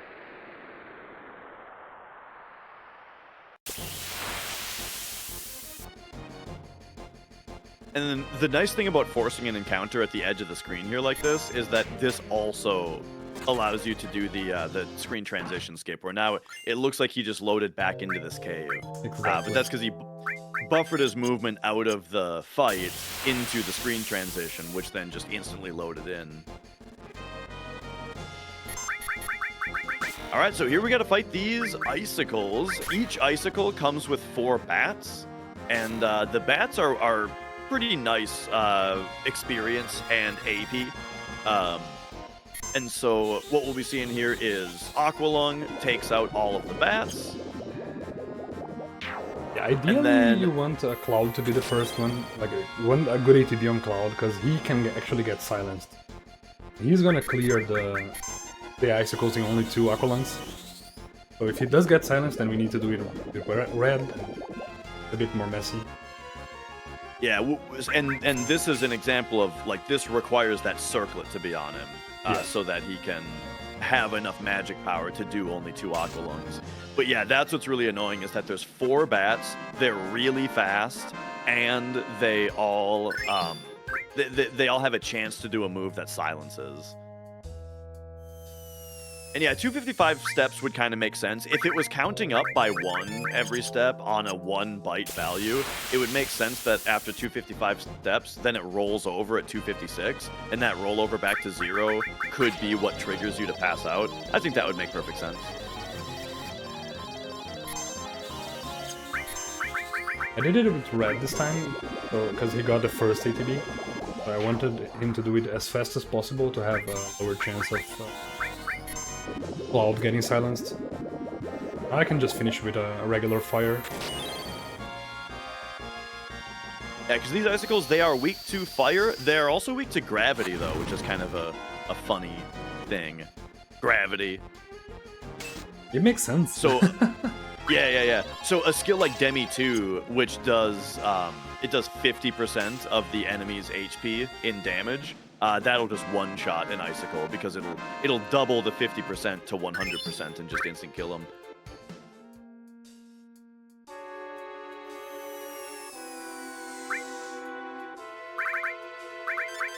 So far, pretty good icicles. This section can throw you a lot in this run. I have yeah.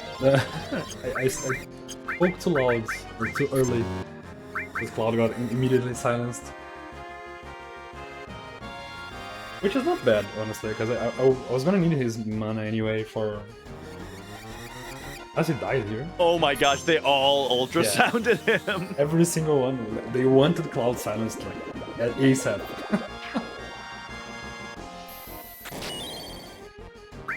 I'm actually gonna go quick, just in case I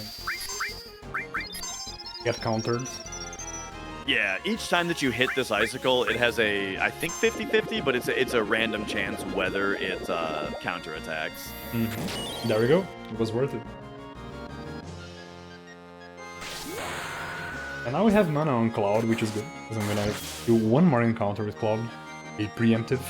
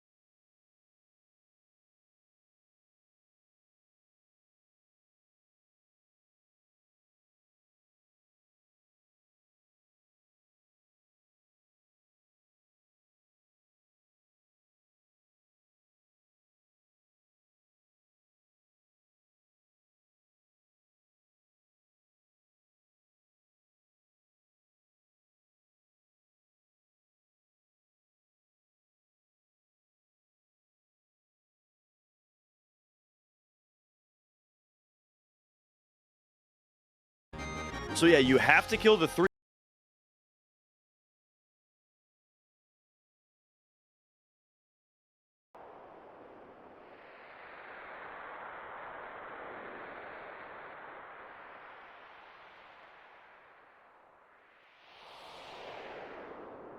There we go. We're back. All right, yep, Oh, looking, there we looking go. good now. Okay. So it was probably my connection with the server, because my internet is fine. The bitrate is fine. So sorry about that, guys. Just having some trouble connecting. So welcome back.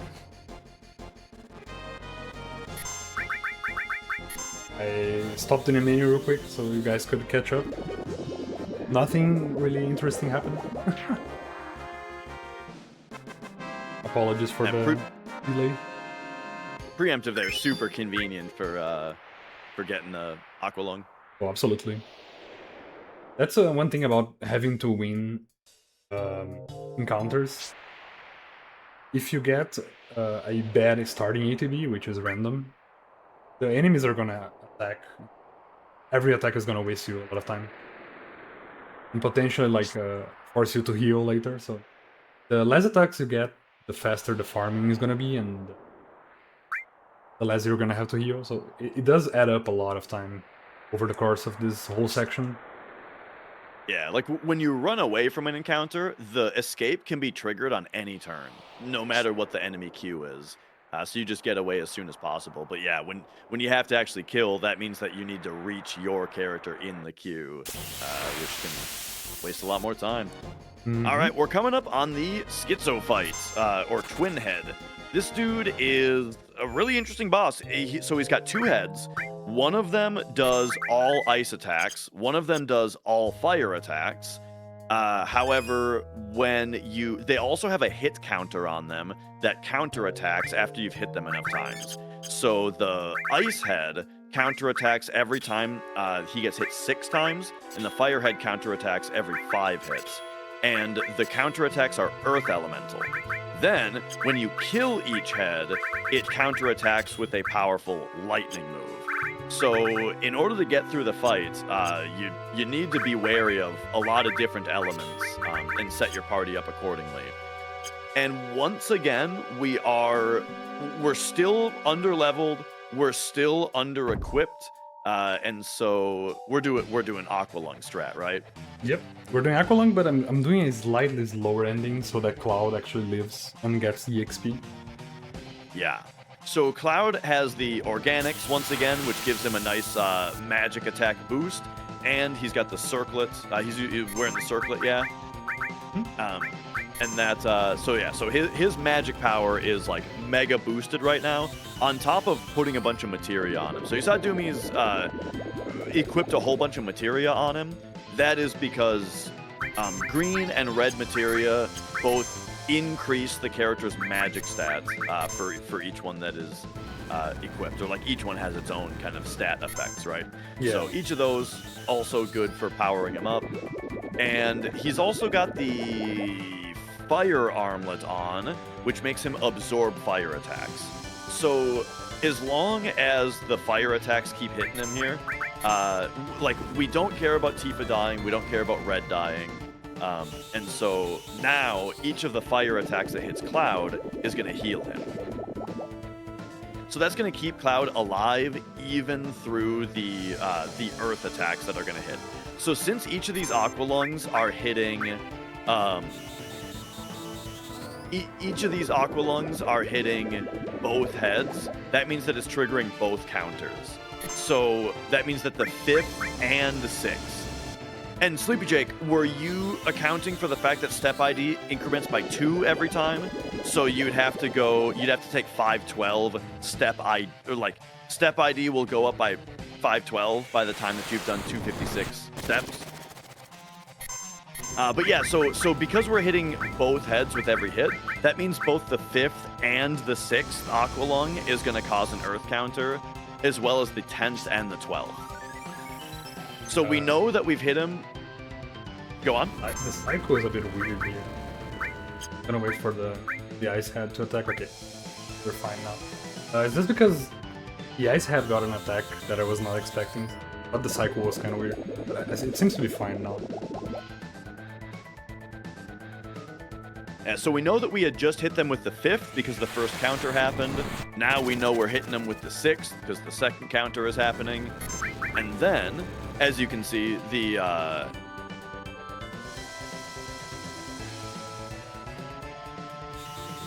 Firehead is keeping us alive here.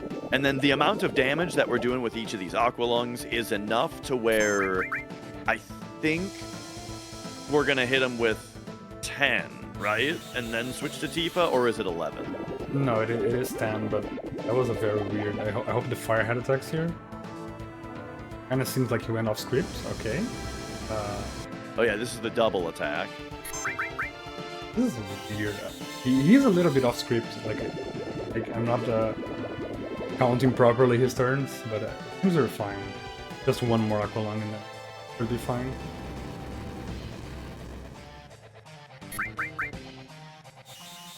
I'm gonna get hit by the counter and the Ice Head, but then the Firehead's gonna save me again. Yeah, I think the Ice Head is ahead of schedule, and so that's what created the double attack. Yeah.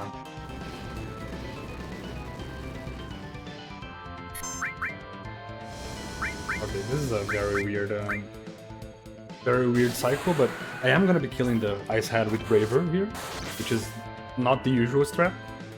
This allows Cloud to tank one Thunder counter, or the dying counter, because usually he would get both at the same time and up survive. By only being hit by one of them, you can actually tank the other and gain EXP from the fights by doing the regular strat. I'm just gonna wait for one more attack. I'm gonna do a little bit of a gamble here, because I don't know which character he's gonna target. Hopefully it's not Tifa. Nah, this makes perfect sense. Okay, there we go. Yeah, now you finish off with Tifa. Tifa's got the Bolt Armlet on, so she will survive the killing. She'll survive the death counter because it'll heal her. Mm-hmm. And then as we just demonstrated, Cloud will also survive. So yeah, that's neat. The fact that Cloud leveled up here is going to give some marathon safety to Jenova Death, I'm guessing, is the idea? Exactly. Actually, he's not going to level up all the way that I want yet. The next encounter that I'm gonna kill is actually gonna level him up to 25. And then he's guaranteed to survive a triple red light from Jenova Death. So that's the only problem with that fight, is that if she decides to target Cloud with 3 red lights in a row, which can happen, she can actually kill Cloud on level 24. Yeah, so then like the fast strat, or the non-marathon strat is we don't kill the one head with the Braver. We just get Tifa up and then have her Aqua Lung kill both heads at the same time. She gets and then but because we kill both heads at the same time, that means that both of their lightning counters go off at the same time, meaning Tifa is definitely going to be the only one who survives with her Bolt Armlet. Exactly. And she needs the XP. There was one run that I saw Zergo killed both heads with Cloud, and if I didn't get the EXP, and it does, like, it hurts later on.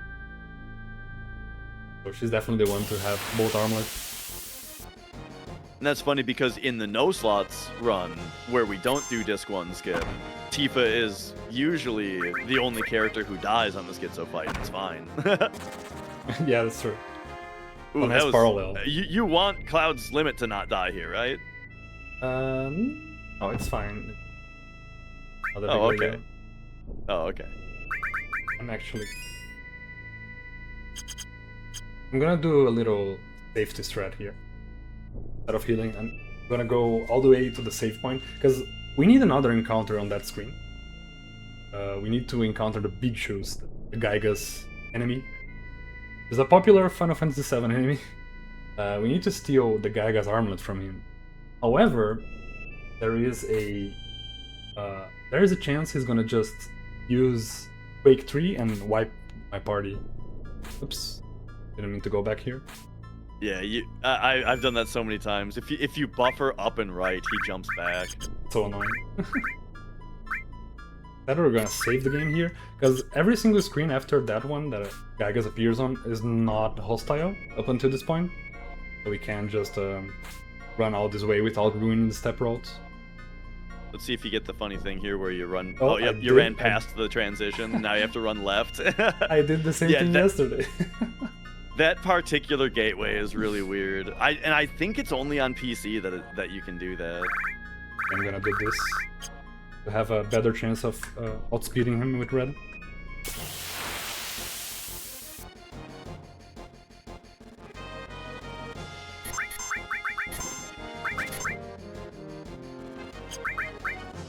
So yeah, the Gigas armlet that we're going for here, it is a piece of armor that gives like, is it like 30 strength? It gives a ton of strength. And normally in a run without disc 1 skip, this weapon or this armor drops from Demon's Gate. But because we skipped Demon's Gate, didn't fight him, now we have to steal it from this guy because it's real good. It's very, very good. We need it for later game strats, and so we're gonna steal it here. And yeah, as he was describing, the risk is that this enemy is able to do Quake 3 and wipe the whole party. So yeah, we want to steal it and run away as quickly as possible. I would appreciate if he would stop critting though. It was like 2 crits in a row. Getting him some bad luck here. This still is not nearly as bad as the circlet one. This is very unlucky. Yeah. The cool thing about outspeeding him is that I get 2 turns for every 1 turn of his, so less chances of seeing... There we go. Less chances of seeing Quake 3. Yeah, and I suppose at some point I should have talked about the weight trick, because, you know, there you go, we're weight tricking now. But we'll get into that next time it's a little bit more prevalent.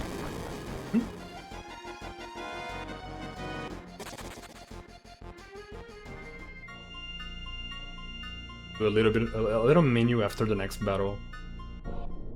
Grip some stuff, gonna help me out. And prepare for the Jenova Death fights coming up. You know, I just thought of something. So I remember Ace telling me that the reason that Battle RNG moves every single frame in battles is because of the escape checks. Even if you're not holding R1, L1, the game still checks for the escape. I wonder if that's true on lower, if that's only true on maximum battle speed, and if lower battle speeds change that, because I know if your battle speed is lower, it takes longer to run away. Meaning it's at the very least using fewer of those checks. I wonder if it actually makes fewer checks. I don't remember if I saved before Gigas. I know I used Stent, so I just went to save again, just in case. Especially because we got the steal, so...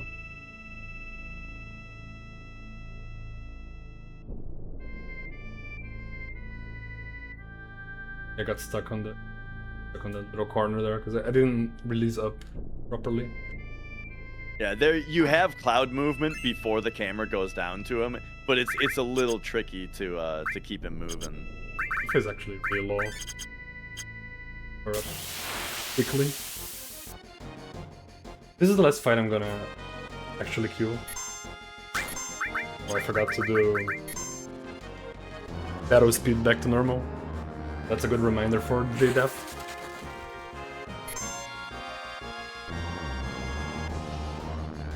These enemies can hurt a lot.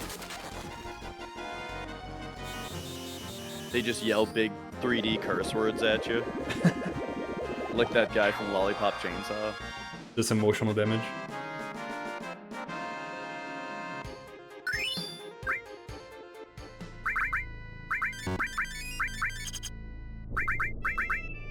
A bit of me.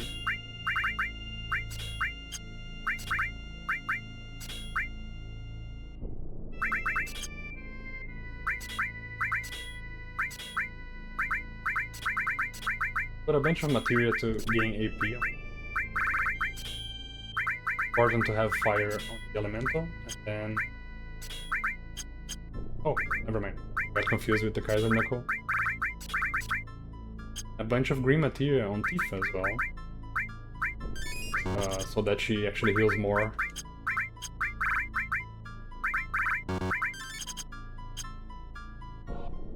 Yeah, so from what it sounds like, this is going to be a completely different form of this fight than I've ever seen.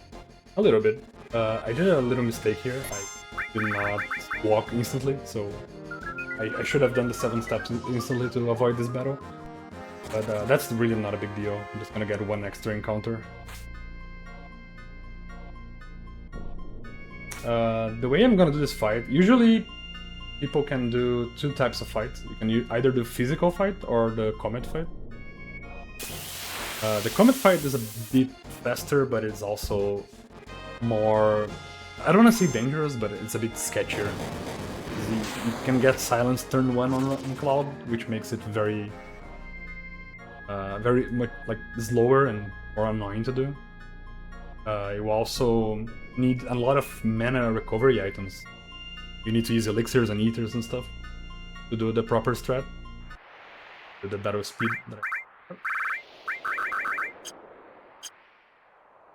Oh yeah, that's very important. Loses a lot of time to not be on full battle speed. Mm-hmm. So the way I'm doing this fight is I'm going in on front row and hypered already. The goal for this fight is to get hit as many times as possible with Cloud. Because I want to do every turn, the ideal turn is to do an attack with Cloud, a heal with Tifa, and then a Braver with Cloud. We're going to be using the limit break priority to do 3 attacks each turn. If she doesn't target Cloud, that's not a problem, we just get a regular attack off. It's just slower. The regular attack does not do nearly as much damage as the Braver. And also, since we have Hyper, we have... I think it's a 25% chance to miss the attacks?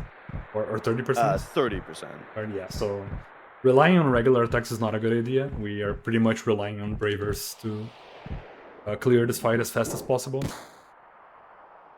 Yeah, like Zargo said on the chat, I got that Kaiser Knuckle just to sell for money, but we actually have an advantage equipping it here to have beefier heals.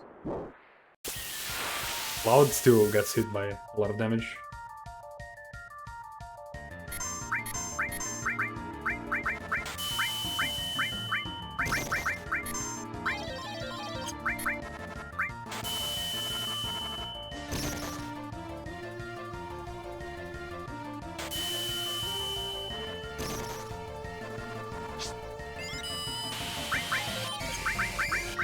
I don't have Cure 2, unfortunately, but Cure 1 is gonna be good enough.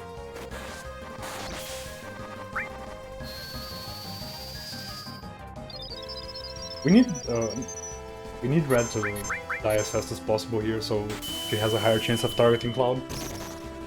There we go. Thank you.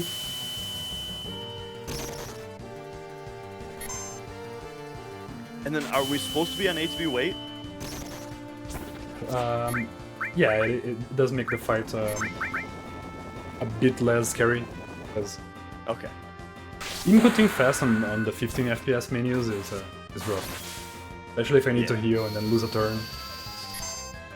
Just not ideal.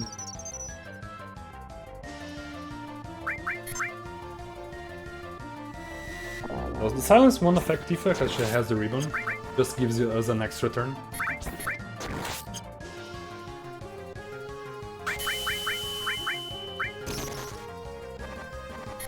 So yeah, as we talked about earlier, how limit breaks are prioritized in the turn queue, that's what's kind of enabling this here. So we've got a regular attack queued up with Cloud, and then we're able to send a cure on him. Actually, this didn't even matter that limit breaks are prioritized because his ATB goes so fast from gaining a limit as well. Yeah, that's true. The ATB would be enough.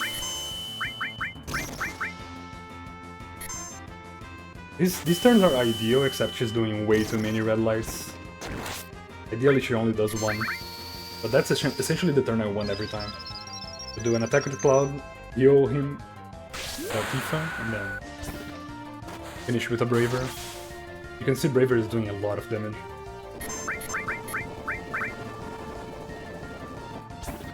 That's the perfect turn. This is almost the Demon's Gate of this category, because if you're not on this on level 25, you're just praying for no crit, or in this case, no triple red lights.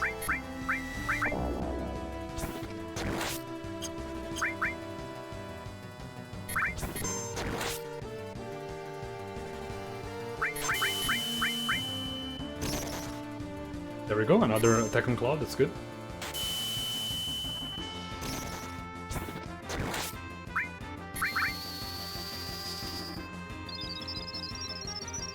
And yeah, it's crazy to think that like you still don't have big guard, so we still don't have the ability to haste our characters, which is partly what makes that limit ATB so remarkable.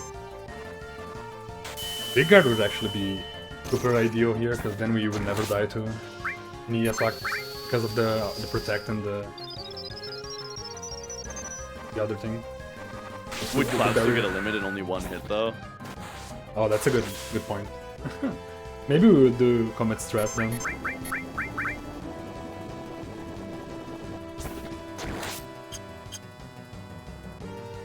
Fortunately, Cloud cannot outspeed her unless I get a limit, or unless she does silence. Oh, there we go. That was a good fight. Yeah, very nice. And yeah, it's important to note when she does silence, she skips her next turn. So that's why on those turns he was able to get 2 attacks from Cloud out. Mm-hmm.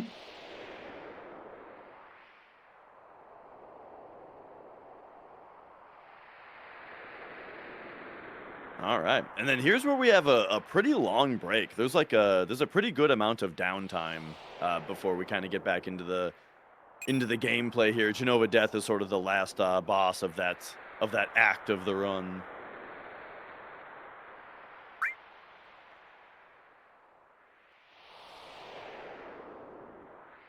I'm doing slightly a few mistakes by holding turbo in the wrong positions, on the wrong spots. You don't need MP turbo? No, I don't need a turbo. Actually gonna remove all the good stuff from our characters. A little bit menu for later. Oh. Yeah, so right after this part, Cloud is about to leave the party, and then Tifa is about to leave the party shortly after. Spoilers! So yeah, that would be the reason to get all of our good stuff so that we can use it with Sid on the next part of the game. Mm-hmm. We're gonna be selling all those equipment pretty much. We're only keeping a few key items for later in the game. We're not going to be using organics anymore, Kaiser Nako or armlet, fire armlet, all those stuff. They were good for this section of the game, but they are not really necessary anymore. No, I did remove all red material before on the menu. And yeah, so the reason that Sephiroth like turns into Jenova is because that isn't Sephiroth's real body that you're seeing. It's Jenova cells that you're seeing, or you know, like a what do you call it? Like a homunculus or whatever. Parts of Jenova. Made out of parts of Jenova, yeah. The real Sephiroth body, I think, is the one that we're about to see in the crystal in Northern Cave here, or Northern Crater. Yeah, now it's a great time to talk about the story because we have a huge downtime. We even see Tifa's like teacher, I guess, or sensei. Oh yeah, Zangan. For the first time here. The only thing you need to be worried about in the speedrun here is you need to be watching for Cloud when he does the shrug animation. It means you're gonna have to move and talk to somebody. After 3 times he does that, then you're free to just hold or mash the dialogue button, circle or X, depending on which one you prefer. Although playing with X is very difficult. And if you're using turbo, if you're using turbo, which can just mash for you, then this is like a 15-minute break that you get right here. Yeah, pretty much. And speaking of, I gotta grab a snack real quick. I'll be right back. Good. Yeah, there's one like minor frame saver that we can do if you're not just holding turbo and taking a break. There's one spot where Cloud is gonna fly upwards and glue to the ceiling, and if we move him just a little bit, he was gonna get into position faster, which well, it is a time save.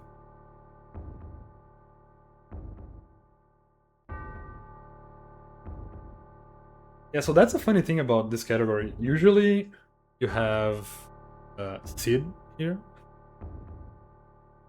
and usually you deliver the black materia to Red, but since we're using him in our party, we actually can't deliver it to him. We have to deliver the materia to Barrett.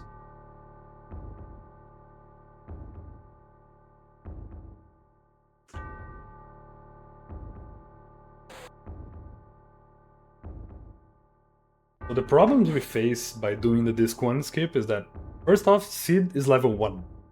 We never actually encounter Sid, he never gets the proper party leveling. So he's not very usable, very useless for us. Kate is not Kate Sith. Kate is just a past Cloud, the boy Cloud that we play with on the flashback. So anytime he enters a battle, his HP goes to 0 instantly, and we cannot see him in the battle. So unfortunately, Kate is not usable. He would be really useful for us, especially because we have to kill all those battles, so farming this lots limit break would be a given. It would be very easy. Unfortunately, we cannot use him. The counterpart to all that is that we get to use Ares. Ares does not have like any dialogue programmed to her, because she's not supposed to be here. So there's a couple sections that we skip 1 or 2 text boxes from not having, or from having her in the party, which is useful.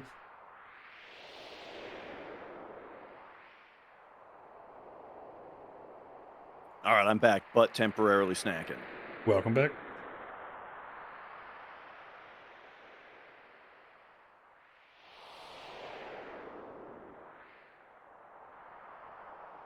Yeah, and here you get a little bit more exposure on the fact that Jenova can pretty much, or Jenova being controlled by Sephiroth, can pretty much morph into anything, can do like illusion tricks. So it's kind of hard to tell what actually happened and what was just an illusion throughout the game in terms of the Jenova fights.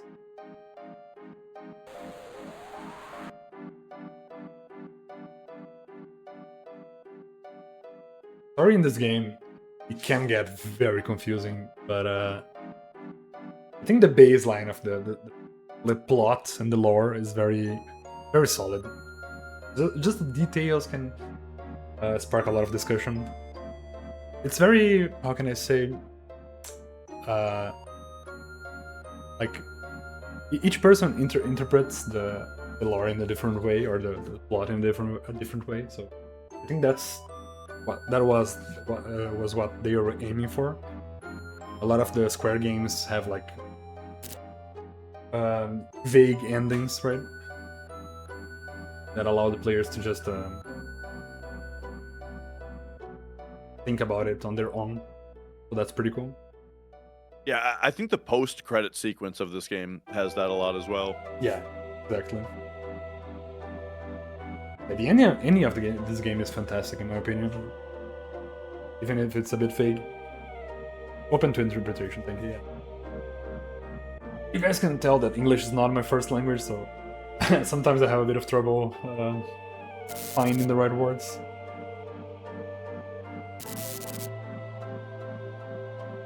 There we go, now Cloud is just flying around. And here's where we can save, I don't know, a few frames by just moving Cloud a bit closer to the trigger.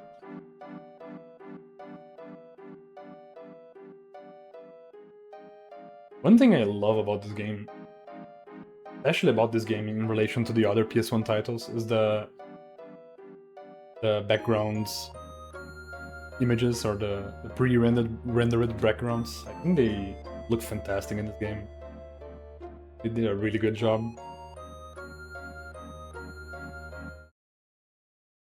There we go. Moved him just a bit closer.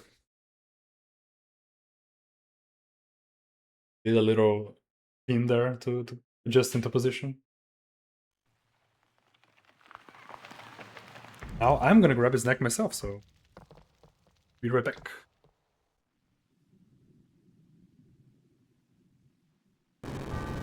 Yeah, if you're not running turbo, coming up in just a moment here is one of the it's the part where you actually get a bit of a bathroom break and you don't have to keep mashing.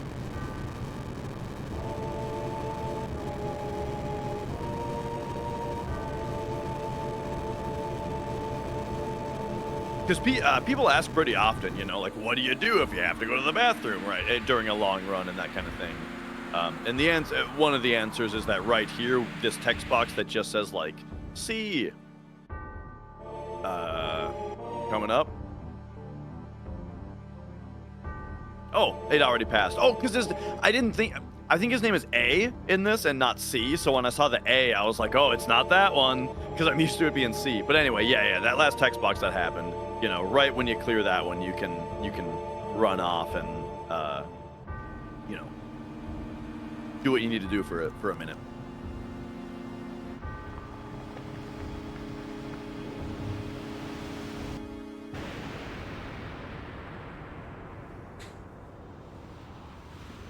Okay, I'm back.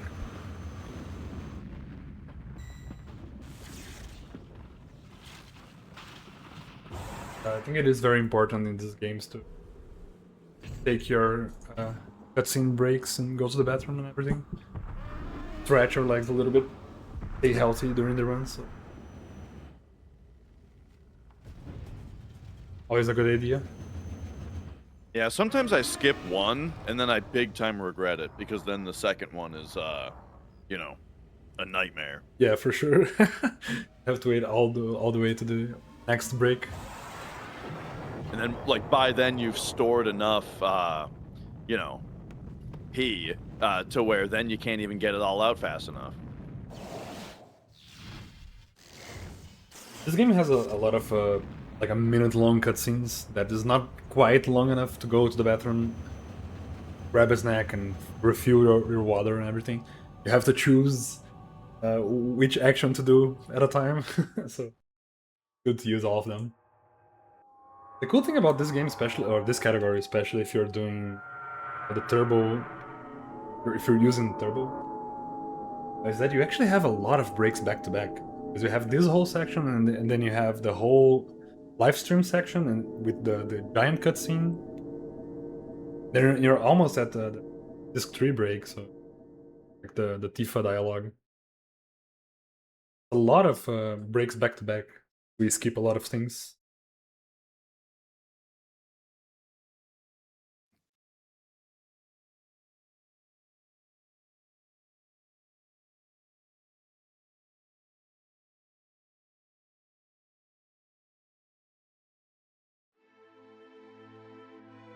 So coming up here, we've got the Sid section, which is going to be still a little bit different than it is on any percent, but also kind of the same. You know, same but different on that. And then after that, we're going to have access to, you know, we'll have the curse ring. We'll be able to purchase the power soul. We stole the Gigas armlet from the Big Shoes. And so, like, at that point, we can put together the build of like regular of any percent runs from before Disc 1 skip. We're essentially back at no slots with all these resources. The Sid section is a bit different, especially because of what I mentioned before, that Sid is level 1, so he is completely useless to us. So we're essentially using Red and Ares to kill everything in our path. The train section, the Condor minigame, and all that. So it is a bit different. Thank you for the good luck. And thank you everybody for the good luck that I didn't catch during the 3 hours that I've been playing. This game, especially that there's no the Gaia section, there is a lot of things that I need to pay attention to, and in order to not do like a wrong menu or forget an item, because like if I forget bolt armlet, then just dead. There is no way around it. It is a very scary section. We like to call it the graveyard of this category. A lot of runs just die there, either to circlet or to a bad boss fight. It is very difficult. Yeah, I think on no slots it's one of the hardest dungeons. On 100%, I think it's the hardest dungeon. Yeah, that section is very tough. A lot of walking and battles back to back and boss fights. This high wind section is much more chill, especially because you have the world map around you, so you can save a lot of the time.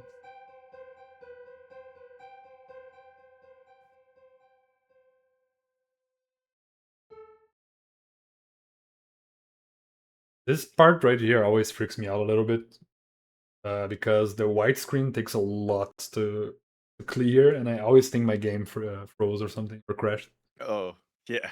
Especially on the PlayStation.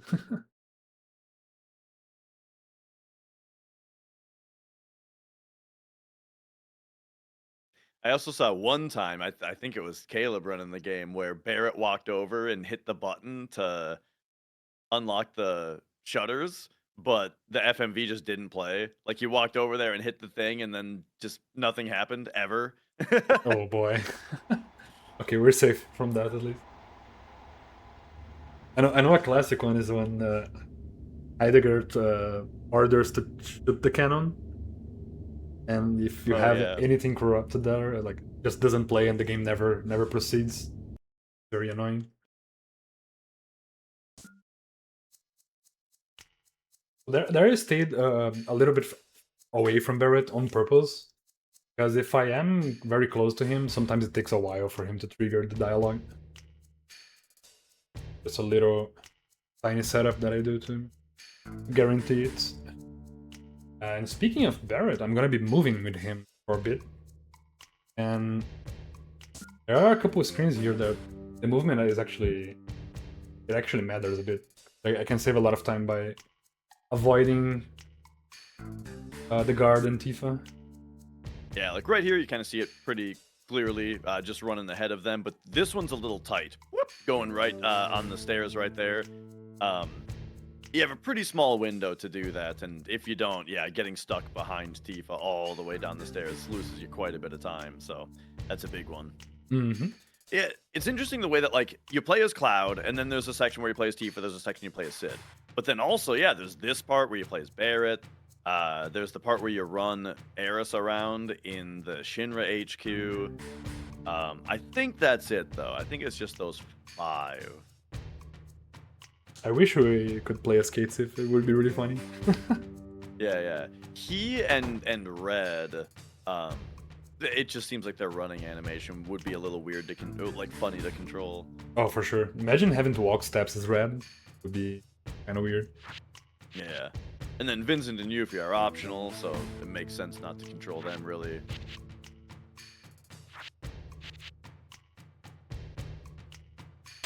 This is my favorite section of the game. This part is a bit chill because there's a lot of dialogue and things happening in the story, but as soon as we get to the highwind, we can just zoom around the map and do a lot of stuff. Very, like, open part of the game. It's very enjoyable in the speedrun. Alright, well, here's where we get to wrap all the way back to what I was talking about during Wall Market, about how we skipped the part where we named Kate Sith. Or where Kate Sith's character sheet gets updated from Young Cloud. So Kate Sith's name is A. Why is his name A? Because Cloud's name is A. When we named Cloud, it named Kate Sith also. And then we skipped the part where that gets updated. So that's also why Kate Sith wasn't in that fight, and his health just kind of drained to 0. Because the game still, like, sort of thinks that he's Young Cloud from the Calm flashback, but for some reason it doesn't fully work. Like, what I mean is, I'm not sure why young Cloud himself doesn't just appear in that fight or whatever. But it doesn't. Instead, it behaves that way, which is really bizarre. And it's actually, it's a little dangerous because it means that like Barrett is solo on this part, and I've had him almost die to these escapes because of it. Yeah, it is pretty scary. That's the reason I put the ATB on active before, like after Jenova death, before going to the cutscene, so that we can have a cleaner escape there. Also, I'm gonna be putting Barrett on back row to avoid taking too much damage. And one funny thing about the Cloud from the past is that he has a power wrist that we can actually steal from him and sell on the shop. Yeah, his power wrist and his preemptive materia from the Calm flashback we actually get now. So it is useful. And here's one of the skips that I mentioned, where the invisible Barrett should be locked, but it's just not.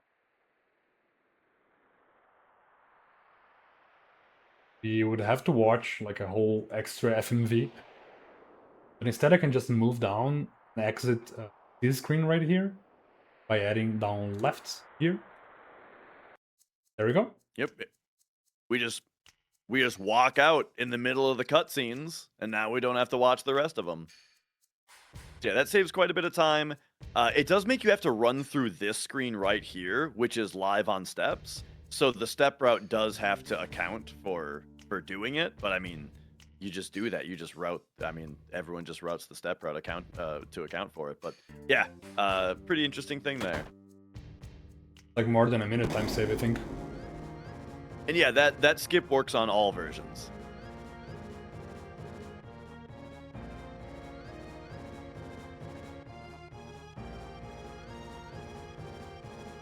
All right. So yeah, now we just have the rest of the escape sequence. Pretty simple. Come on. From my safety save, I had him on back row. Was that menu also like a sort of attempt at a battle skip here? No, not really. Oh, okay. Would have been a good one though. I'm not sure if the battle skips are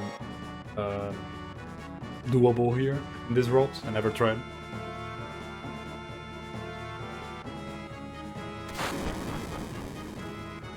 Here we have the classic "Damn man" from Barrett. Very iconic line.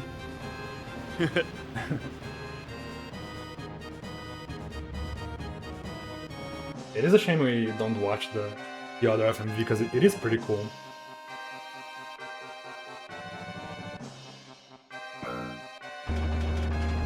And a cool thing about this elevator is while the FMV is playing, steps are actually not increasing in value. We get a little bit of a free movement. These like stationary turret things always have a like deceptively long wind-up animations and stuff. Mm-hmm.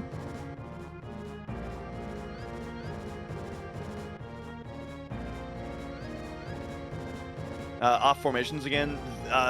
There were a lack of steps taken in the windy screen going up to Whirlwind Maze. Yeah, I didn't walk the 7 instantly. That I ran a bit, which was just enough to give me an extra encounter, which is not really a problem anymore. Go by, please. Oh yeah, here you can free her left or her right arm first. Just whichever way you choose. And I never thought about that. I always do the right arm first, for some reason. Just learn that way. This whole section is a very convenient plot point with the key falling and the husk here getting lasered by the weapon. But it is a bit goofy. Like this game does a good job balancing the serious part and the goofy part. Yeah, I feel like they could have pretty easily made that right there also free Tifa from the shackles without having to do the mini game. But I guess they wanted to do the mini game. Yeah, true. I feel like at least a guard should have been Yuffie or something. To make more sense. Be less convenience. But it works. There is the thing where if you have Yuffie recruited, then the damn man cutscene, she's there like Yeah, the reporter. like disguised as a reporter. Yeah. It is really funny. Yeah, but I guess for the guard it would have been. You would need to be recruited for that to work.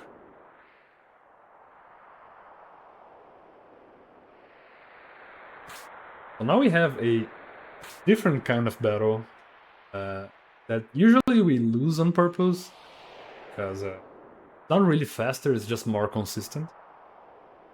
But for the marathon's sake, I need to try to win the battle.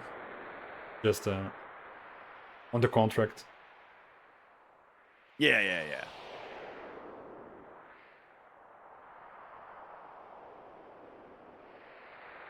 Also, moving on this cannon is a bit weird. You need to know like where the walls are, but it's pretty simple.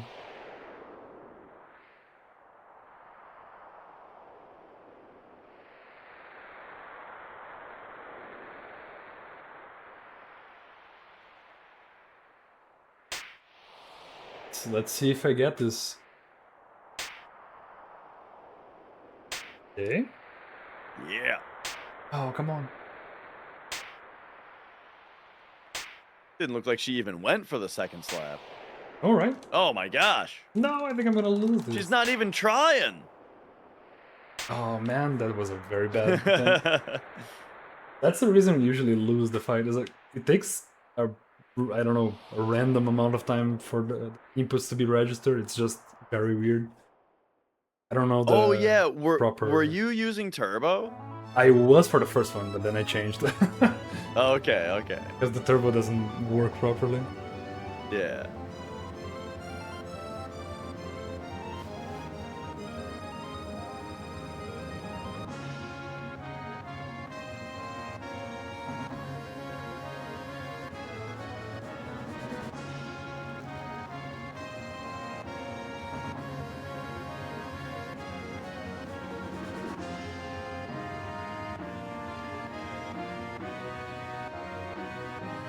This is a funny inconsistency about this game. It kind of bothers me a bit now that I watch the cutscenes over and over. Some of the FMV cutscenes actually have the chibi models instead of the full, like, regular models. Yeah, actually, like, if you think about it, very few scenes have the full models. Yeah, that's true. Like, very few. It's like the opening, the motorcycle scene from the HQ escape, the ending. Yeah, that's true. The weapons coming out. I think that's all of them. I didn't realize how few scenes there were with the full models.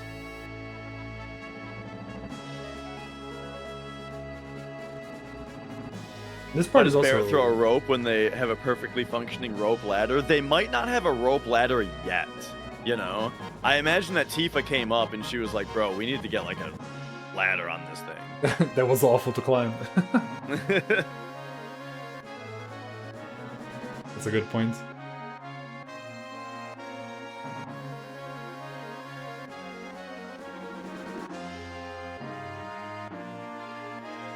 I need to be very careful here to not talk to Sid.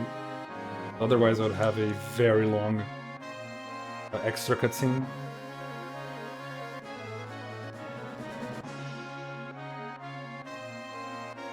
Alright, and so one of the funny things about Disc 1 Skip that you might not have really noticed yet is that we never got access to our PHS menu. So this is like one of the first times that we've had a chance to change our party since...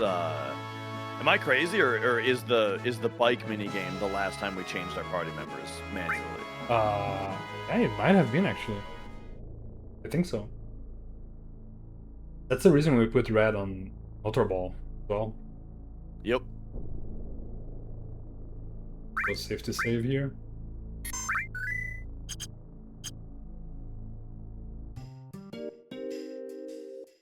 All right, and so here, just like any percent, we're going to grab the Curse Ring. It's a secret little side quest here that you activate by trying to open this door back here. And now, after you've knocked on that door, it then allows you to come over here and pick up the useless beat-up old key. Beat-up useless old key. Excuse me. And then, yeah, bring that on back. Next to that guy that kind of looks like a wizard. Kind of does, actually. Good point. And here, very importantly, you gotta tell the truth.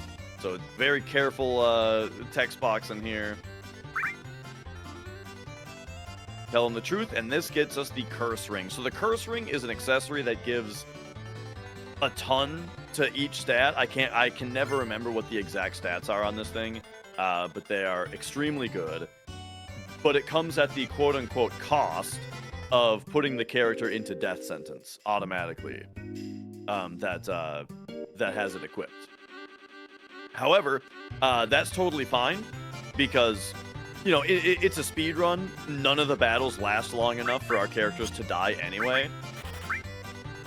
Like, we even use the Curse Ring in the Emerald Weapon fight on 100%. And, you know, we can defeat Emerald Weapon before the death sentence timer even runs out. So yeah, it's not much of a detriment to have it on. In fact, it's even a huge benefit because when we have the Curse Ring on Tifa and she has the Power Soul weapon makes her do quad damage if she's under death sentence. So yeah, the Curse Ring just not only gives her a huge stat boost with like no downside, but then also automatically puts her into quad damage status. Yeah, it is a hidden huge buff. Very useful for us. Especially because we never learned the death sentence enemy skill in this category.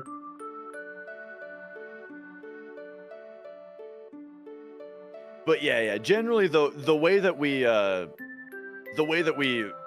allow ourselves to not get killed by it is by weight tricking. The death sentence timer doesn't tick down if you're in wait mode on ATB, and so yeah, we just do careful ATB management to keep it from draining too much. Which, if you're interested in that, I have a video on YouTube called All About ATB and the Weight Trick. So check that out Yeah, if you want please to hear more about death sentence timer and other stuff. Please go follow Dash on both Twitch and YouTube. He has a lot of really good tutorials. This whole game, essentially.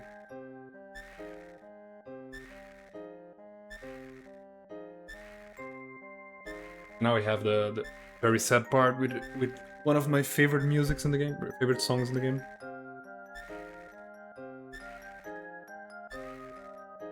What I did in that shop, I sold a bunch of useless weapons at this point, and a bunch of material that I'm not going to be using anymore. And I bought 3 HP plus materials. Those are going to help me get the HP that I need on certain characters. Mainly Red and Tifa later on, so that I can survive certain fights.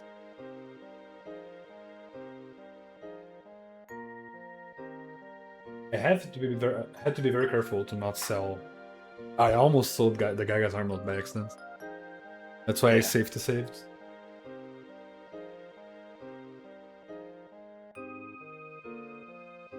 Yeah, the elemental material is gonna be used on the Ultima weapon fight. It's gonna happen a bit later when you come back here. Essentially. There's still a couple sections before that.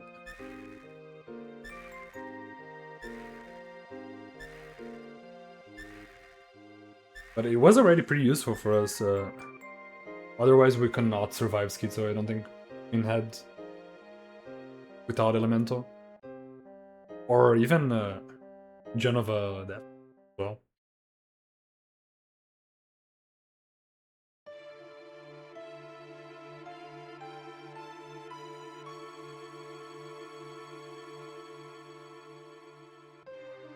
Yeah, fun thing about elemental materia also is that generally, or on this route, you never use it on your weapon. But I was talking about stealing the hard edge earlier, how like some forms of this route will steal the hard edge. If you do that, you can attach elemental to lightning on it, and then Cloud does like mega damage on Motor Ball super fast with regular attacks. So that one of the big hard edge benefits is having a really fast Motor Ball fight. It is a bit scary because you can also miss your attacks with a hard edge. Yeah, that's true. And then on no slots where we don't do disc 1 skip, you can also use it on Materia Keeper if you want to be able to either damage him for 1 or heal him for 1. You can put elemental fire on one of your character's weapons to help damage fix for the quad 7s a little bit easier.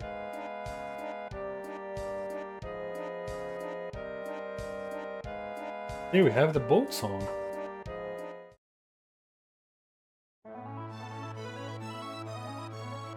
It is a shame to skip a few sections of the disc 1 that are very fun to play through in a speedrun. Yeah. But this category is nice because it has a shorter duration. Yeah, it saves like an hour off the run in all. So, right, if you're someone where like 6.5 hours is just a little bit too long, well, hey, there's a 5.5 hour run as well now. All right, and yeah, now we're on the Sid portion of the game. I remember the first time I played through the game, I thought it was wild that we actually got to play as Sid for a while. I don't know why it really stuck out to me. But okay, so now we're gonna do something not also, you know, that is very new to this route, having done the disc 1 skip. Shout out to this guy who doesn't look at you while you talk to him on the PC version exclusively. But anyway, we're gonna be purchasing 1 chocobo stable, and this is not something that is done on no slots. And then actually we have Eris in the party. I guess someone caught it. So because we did disc 1 skip, actually first, before we talk about that, let's talk about this chocobo that we had earlier so that we could do disc 1 skip. Now we can send it to the stable. Now that we've purchased a stable, we can go collect that chocobo. For friends. And send it to the stable, and now we can go retrieve it. And so now the cloud surfing that we were doing earlier, you can only do it if you're able to dismount and remount a chocobo, meaning that's why we had to do that weird Zolom setup, you know, in order to be able to dismount it and remount it at that point in the game. And then after that, you can't dismount a chocobo without it running away until you own a stable, which you can't do until you have the high wind. So now is when we can finally go get that stable. Now we have a chocobo that we can mount and dismount again, which is great because now we can do more cloud surfing. We're gonna, instead of leaving him stuck there forever, we actually take care of him and use him for other skips. So that's pretty nice. Although he's gonna end up being on the same spot pretty much later in the run.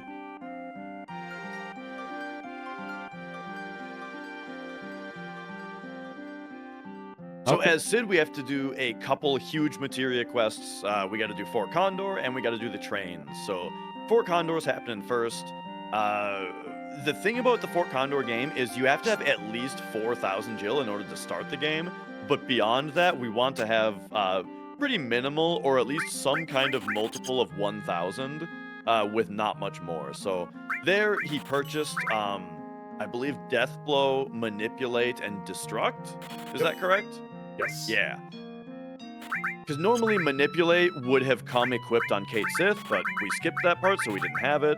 And Death Blow comes from Gongaga, but we have no reason to go to Gongaga, so, and you know, we skipped the part where we would have gone there earlier. So we didn't have those two. Destruct, you just have to purchase, and so we purchased it here.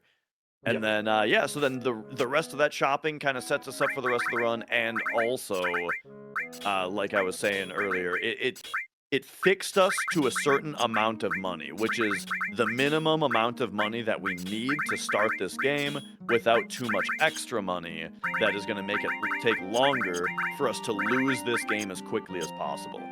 So losing this game as quickly as possible is the goal. Also, a funny thing, I purposefully don't do the... Oops. Wait, let me do this properly and then I'll talk. Otherwise, I'm gonna mess this up. Yeah, so what he's doing here is if you build a structure, you can then delete the structure. And this way we can just lose as quickly as possible. If we had humans, the humans would have to die. So that's why the amount of money is kind of particular, is so that you can spend your money only on structures, and then you can delete them quickly. If you accidentally leave yourself with the amount of money where you can't afford a structure, but you can afford a dude, then you have to build a dude, and then the dude has to die, and it takes forever. So It's yeah, like a minute. that's the reason for all that. Oh my god, double input glitch killed you? Oh, dude, I can't believe it. It happens every single run, man. Oh, and you got the silly Sid jump there. Yeah, the zombie Sid. But yeah, gaming over there is actually the fastest thing to do. Now we just teleport out and we can continue. Sorry for the little you were theater. saying? I actually forgot. Just, It's alright. No, it's my fault. Too many things No, to you pay got attention. You got a menu to do. Yeah. Oh yeah, now we get the big guard finally. Yeah, so the reason you may have noticed that he swapped his party members around with putting Sid in the middle. So the reason is because Sid does not have the enemy skills equipped. The enemy skills are equipped on Eris and Katesith, and there is a chance for this beach plug fight to be a side attack. Which it's not, but if it was a side attack... Egg. No! Oh no! I never got egged in this category before. If you do get a... Oh yeah, not Katesith, but Red. It's faster to get on the Chocobo and then get back off. It's not going to be any more, but it would have been. Oh, I forgot about that. I didn't know it actually worked with the Chocobo, to be honest. Yeah.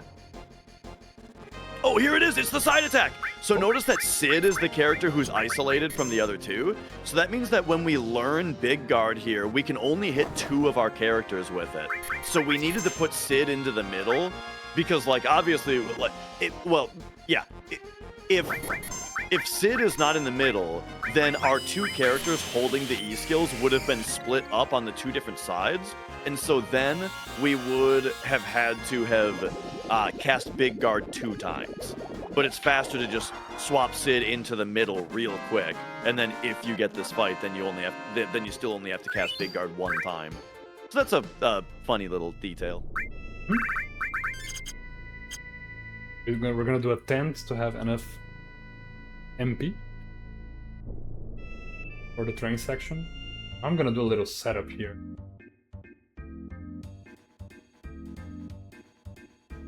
Yeah, so we're getting ready for another cloud surf here.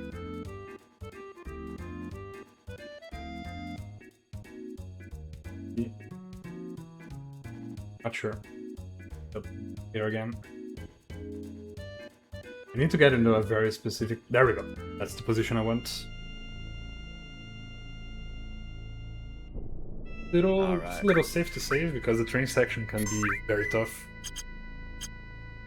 So the reason to put that Chocobo there is because normally at this part in the game, the fastest thing to do is to go into Coral and then run to the Reactor. However, and then the Reactor sends you on the trains, which sends you back to Coral. Problem is, because we did Disc 1 skip, we never lowered the drawbridge. So we can't reach the Reactor from Coral. We have to come in from this side to reach Coral. Problem is that after we go through the section, after we do the Reactor and do the train segment, again, it's going to put us out on the Coral side. And we can't go back from the Coral side because we didn't drop the drawbridge. So we have to do, we're going to have to do another cloud surf after this sequence in order to get back to the high wind, and we'll see that after. But for now, we just do the trains as normal. We just had to come from this direction. unfortunately, Sid is useless in this part. So his ATB just gets in the way. We don't really do anything with him. I think both your dudes got put to sleep. Can I wake him up with a slap? I think so. That never happened before. None of them has the ribbon, so there we go. Yeah, it's tricky because with the curse ring you can't see that Red is asleep.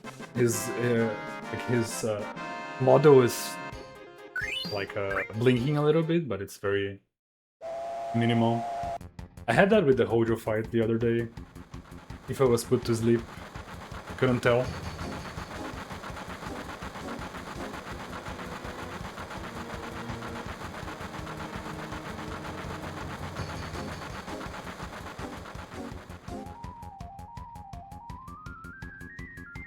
And now there's a rhythm minigame, because this game loves to have a bunch of different minigames.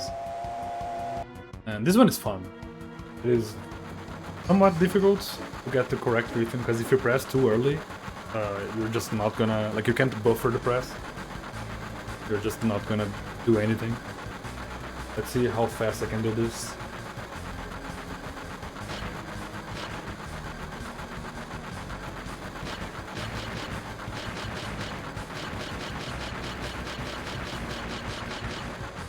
It was not terrible, but it was not perfect. Yeah, pretty decent. Just stumbled a little bit on the first couple inputs. Yeah, if I remember right, the rhythm is like every 7 frames or every 8 frames. I can't remember. And then, yeah, like you said, if you do it late, you just don't get as much progress. If you do it early, then you don't get a move at all, and then you have to hit again, which is then going to be late. Survived. By very little HP.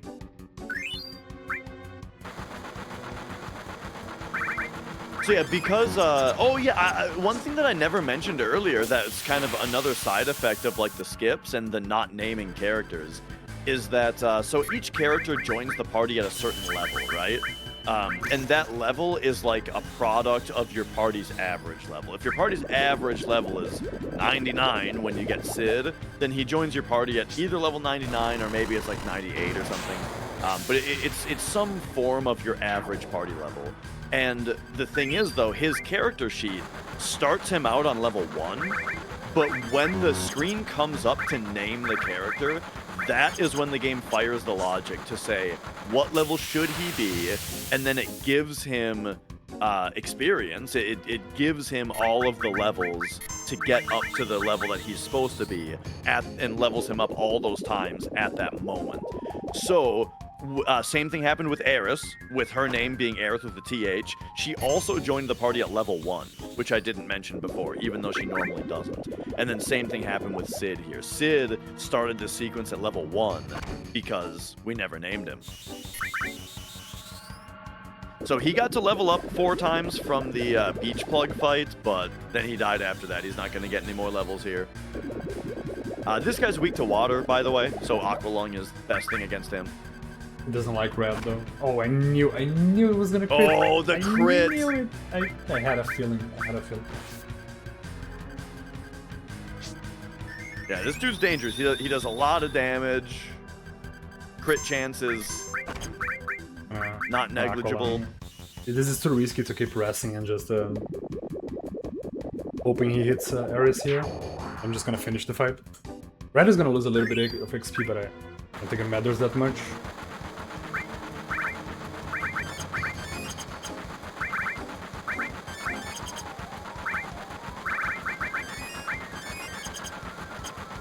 Thankfully I had a lot of ethers. Since I had a lot of money, I could buy a lot of ethers, and mana is not really an issue. MP is not anymore. And then this dude is weak to lightning, and as I mentioned before, Magic Breath is a fire, ice, and lightning elemental ability. Since he doesn't absorb or negate fire or ice, then the lightning weakness is able to plow through and do a lot of damage. You can just do 4 Magic Breaths. And they cost a lot of MP, so you need to have at least 150 in both characters.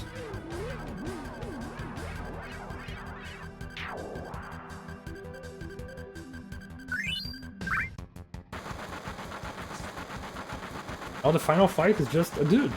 Just a regular guard. Yeah.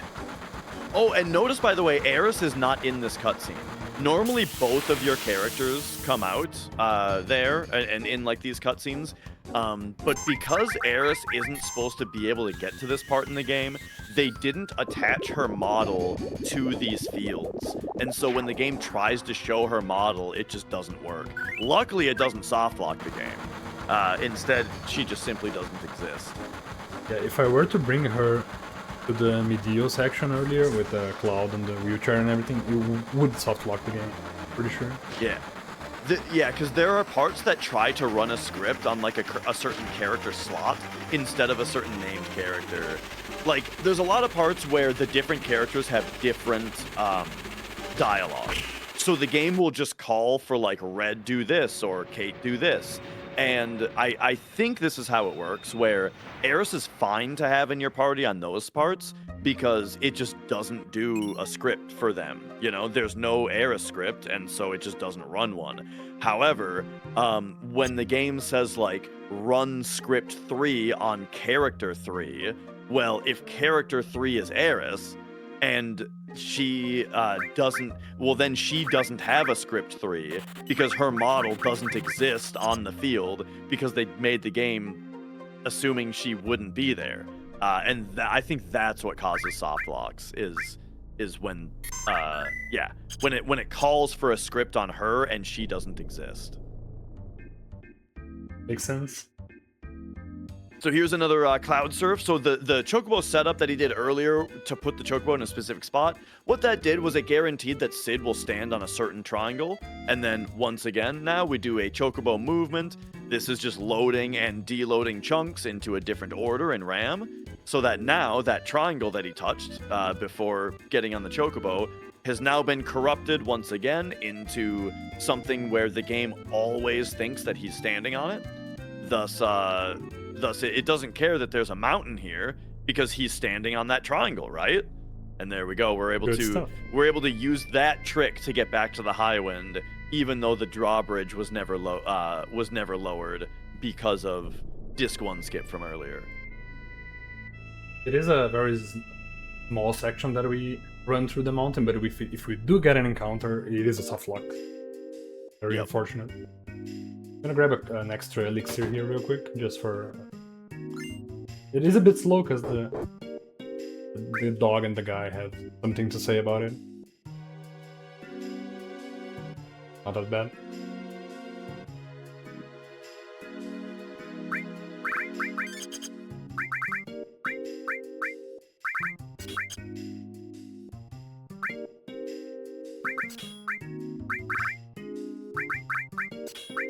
Close to that one. I think we're good to go. Oops. Just making sure, because this fight is sketchy if you don't have the right menu, right materia equipped. Yeah. So what Ultimate Weapon does is he comes down. He does Quake. Yeah, he leads with Quake. Then he does a physical attack. Then he does Ultima Beam, and then he leaves. And the Ultima Beam is kind of weird. It is I think 11th element or hidden element. It is an element that is never referred to by name in the game anywhere. And you can put, if you attach the elemental materia to basically any materia that doesn't have an element, then it gives you protection from this hidden element. And so we'll see that in a moment here when it saves our butts.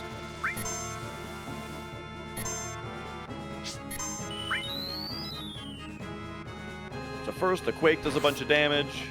He does a physical attack. Oh, I guess we won't see the difference here between this Ultima Beam, how much damage it does to one versus the other. But yeah, 638 it did to Red, who has protection. He's got elemental attached to something. But the other characters it would have done like 1200 damage to. Mm-hmm. So it makes so that a high potion is just enough to with the defend command from the auto attack. Unless he crits the auto attack, then an X potion is ideal. But you would be able to survive all the 3 attacks with a high potion or a cure or any healing, essentially. It is a very cool trick to use the hidden elements to survive.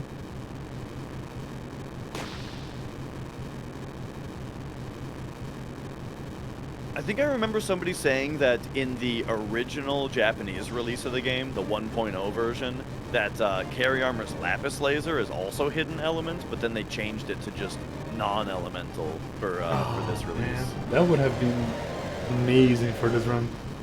Yeah. Being able to halve the damage. Never die to Lapis Laser anymore. The funny thing, though, is that single Lapis is the fastest opener. So, like, it still would be the fastest thing to just risk it, you know? Yeah, good point, actually.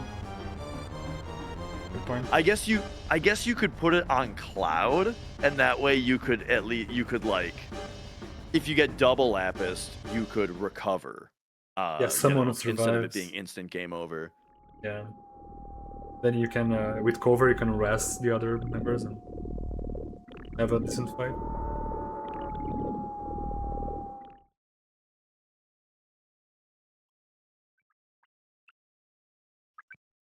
Oh, we don't have to steal the other curse ring. We would have to steal it in case I missed the dialogue option or I didn't go for it at all. But I think the steal chance is very, very low. It's not a reliable curse ring source.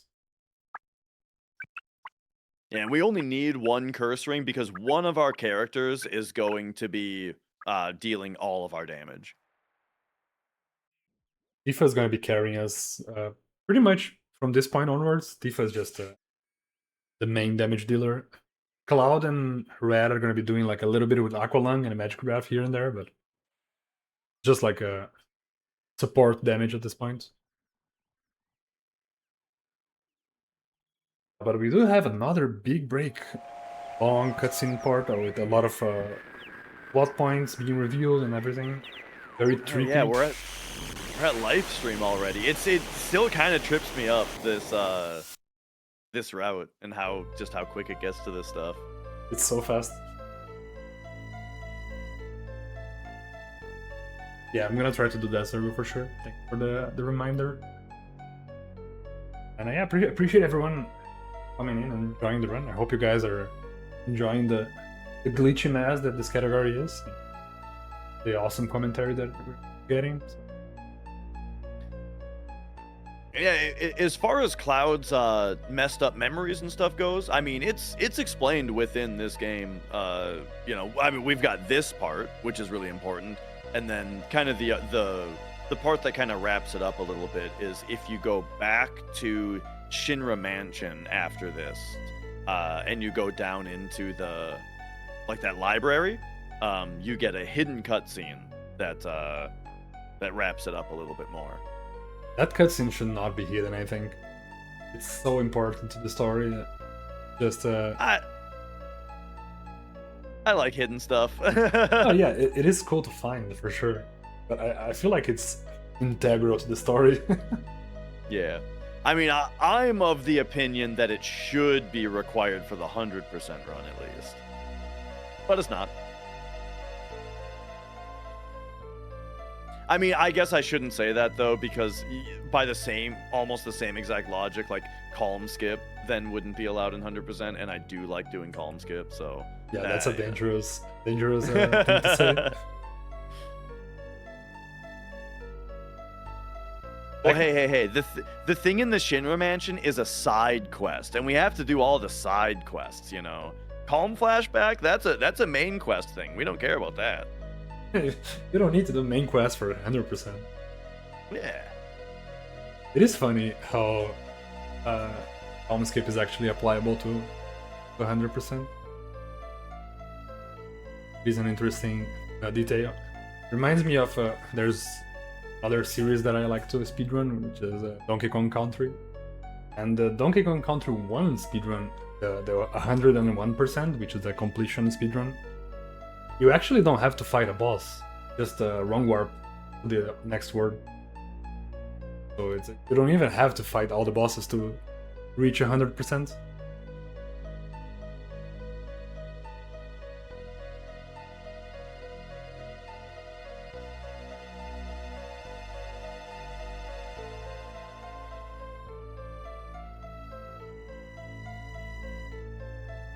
One thing we didn't mention at all, but this part it kind of shows like it annoys me a little.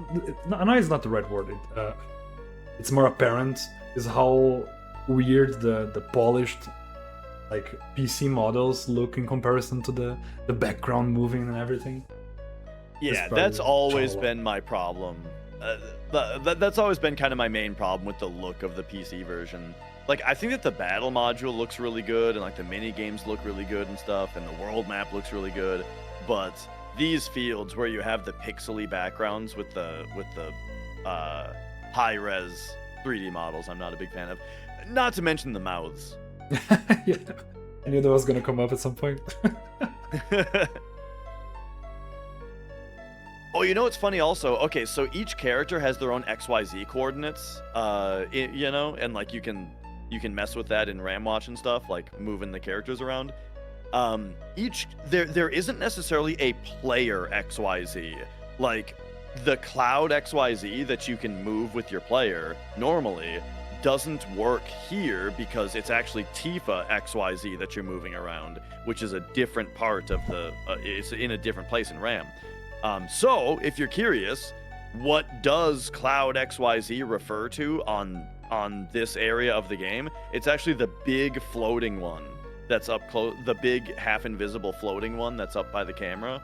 That's the real Cloud using the real Cloud XYZ coordinates. I wonder if that has something to do with that PC glitch where Cloud appears like a giant cloud on screen for no reason on the Mount Corel section. Wait, what has to do with what now? Like the giant cloud floating above there. Sometimes on the PC version, when you enter one of the Mount Corel screens, the bridge, sometimes Cloud appears giant. Just have a giant cloud on screen for no reason. Giant upside down cloud. Yeah. Well, he's giant and close to the camera on all versions, though. I think it's on purpose. You know, it's like an artistic thing. I wonder if it has to do something. If that's the motto it picks up when the glitch happens. Oh no, the thing about the models is that it's like, so it's like, if I hope I can remember this right. The reason that sometimes you get giant upside down characters is because on each field has a property that is like the size of the models. Like they had the ability to scale the models up or down, and almost every field in the game, the size is set to 512. And for whatever reason, for some reason, the number 512, instead of being like a 2-byte value or whatever, it's for some reason it's ASCII text. Like it's ASCII symbol 5, ASCII symbol 1, ASCII symbol 2. You know what I mean? Like 1 byte per character. That's very weird. Yeah, and there's only 4 bytes in memory allocated to this value. And so there's like a terminator at the end, right? So it's like you get 512 terminate is like what it reads in order to get the size of the models. But problem is, for a couple scenes, they wanted to set the models to 1024. Problem with 1024 is that it's 4 characters. So the game will read 1024, and because it hasn't terminated yet, it then just reads whatever is next in memory, and whatever is after that in memory. And if it doesn't get a number, then it will terminate, which is what happens most of the time, and so most of the time you don't see the glitch. But if the next thing in memory could be interpreted as a number, then it interprets it as a number. And so you end up with models that get so large. I think that they overflow into negative then. That's awesome. The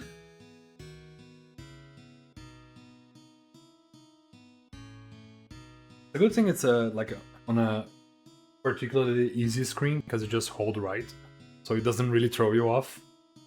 Yeah. One time, you know the helicopter that you can call in Junon to like take you on a taxi out. Mhm. I got that. I got giant upside down helicopter one time. That was Oh my my favorite. god. Amazing.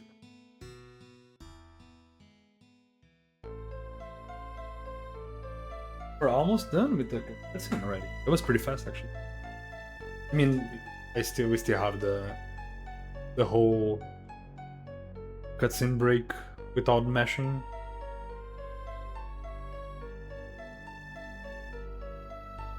Yeah, the tracks in Mount Coral, it happens pretty often. The other spot that I see it often is the Cosmo Canyon cutscene, where like you go up the thing with Bugenhagen and then he shows you the planetarium. Yeah, it happens in there all the time. Sometimes it's like both the characters that you take in go giant upside down.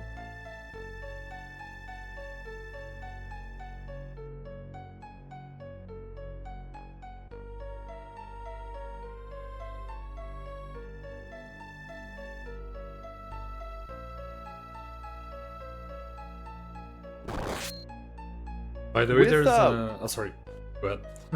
Oh, I was just still talking about that glitch where it's like, I am surprised that it's always upside down. Like, I wonder what the reason is that we never see a giant character that's not upside down.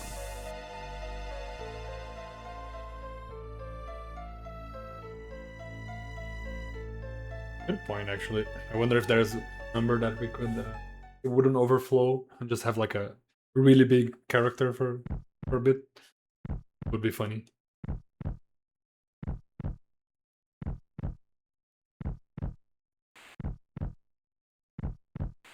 Here we have a really big plot reveal. There's a kind of a big cutscene without any mashing. The text scrolls automatically, so I'm gonna be taking a slight break just to go to the bathroom and grab something to drink. I will be right back. Sounds good. And yeah, like with what Ace is saying, that's kind of my suspicion is that it's impossible to get a giant model that's not upside down, because I feel like we would have seen it. So there must be something that's being done, like some reasonable logical explanation of as to why they're always upside down. Oh man, my cat jumped on my lap and I pet her for a little bit, and I don't know what the reason. Sometimes I pet her and it's fine.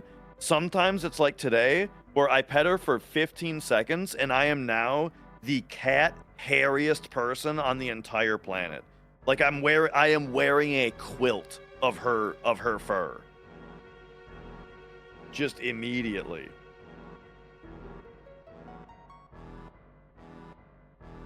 She's shedding, man. I guess it's shedding season or something.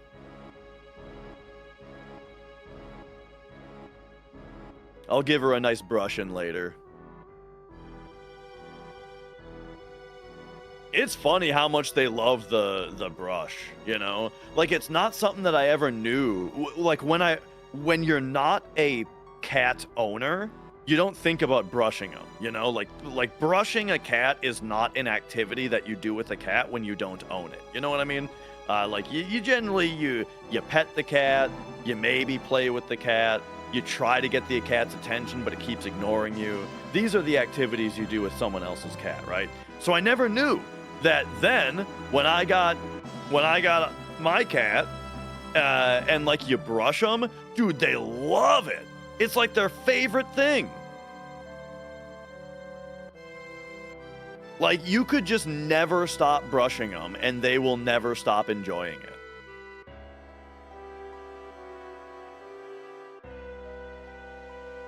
Next, if you guys are cat owners, and you've got company over, and the company wants to enjoy your cat, but your cat isn't giving them attention,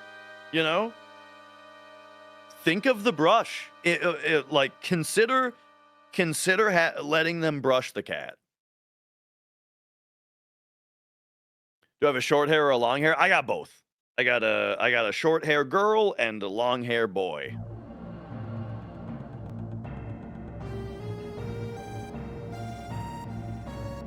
It might depend on the cat, though. Yeah, it depends on how social the cat is, right? We got two very social cats.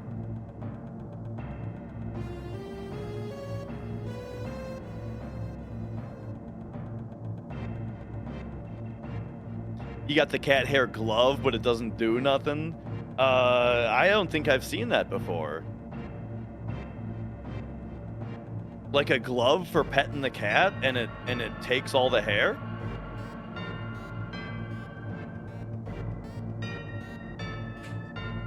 Polydactyl tuxedo. Oh, nice. Yeah, my sister had a cat that had extra toes. And then that cat had a litter, and like all of the litter cats also had extra toes.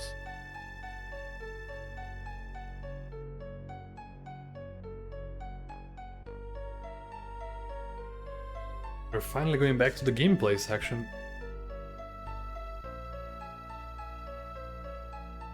On the way to the final few dungeons of the game. Yeah, this is kind of the last like big break. This section of the game is the part of the game that is most often talked about as far as like people want to be able to skip this part because it's it's like the longest remaining cutscene. Yeah, I'm fine with it not being skipped though, because it's a really nice breather. Like in this category, it's not as significant because there's less preceding it. But like, yeah, in the regular no slots where there's no disc 1 skip, this part is a really nice like, all right, I gotta psych myself up for the rest of the run, Yeah, for sure. I think people just have a problem with having to mash all this text, because it is a lot of text. Yeah, there are some good spots, some good mash breaks though. Even like when you're on Mount Nebel and Tifa says like, "I'm going anyway," or she says something like that. That's a part where you can stop mashing for like 30 seconds. Mm-hmm.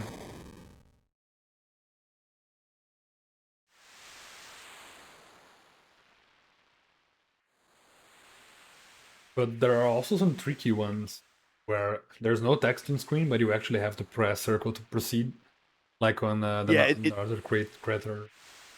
Yeah. On that part, it's right after that part that I mentioned where you don't have to mash for a while.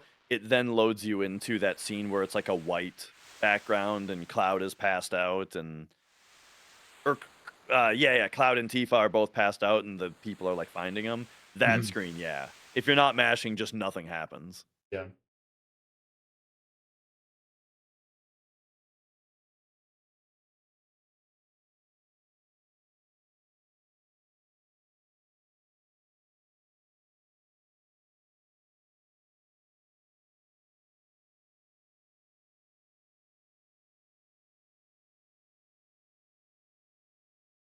All right, here we go. Kind of the final little sequence of text boxes, and then we are back to gameplay. And it's good gameplay, too. We get to go to underwater reactor now. So, as I was kind of alluding to earlier, this is the part of the game where we kind of we get our build online. The way that we're going to be dealing all of our damage for the rest of the game, we get enabled right now. And that's Tifa. Tifa is now suddenly going to be the strongest character in the game. On a run without disc 1 skip, this has already been the case for quite a while. But on this route, now is when we get to start using Tifa. And so why? What's the big reason? The reason is the weapon Power Soul, which normally you pick up in front of Materia Keeper, but of course we skipped that. But luckily, you can purchase a Power Soul in Junon here. So that's what we're going to do. And then, so the Power Soul is a weapon that it makes it so that she deals double damage if she's in critical HP, and she deals 4 times damage if she's under death sentence, and those two things stack. So a critical HP death sentence Tifa deals 8 times damage. So on top of that, we're going to have the Gigas armlet on her, which gives her a ton of strength. And we're going to have the Curse Ring on her, which A, gives her a bunch of every stat, and B, automatically puts her into death sentence, so she's always got that quad damage on. On top of that, we're going to be using the Death Blow materia, which we purchased from Fort Condor. What Death Blow does is it is an attack. It's a low accuracy attack that always crits. So crits do double damage, meaning a successful crit is doing 16 times damage with her. At lower accuracy, though. And then the Death Blow, however, is attached to added cut. So after a Death Blow, which may or may not hit, then she follows up her Death Blows with regular attacks also. So, yeah, she is going to be dishing the damage. It is a lot of damage for sure. It is the most reliable way to finish the run at this point. Finish the end game.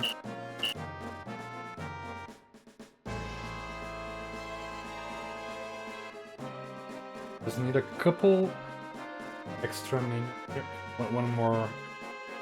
The final piece of the puzzle, the Power Soul.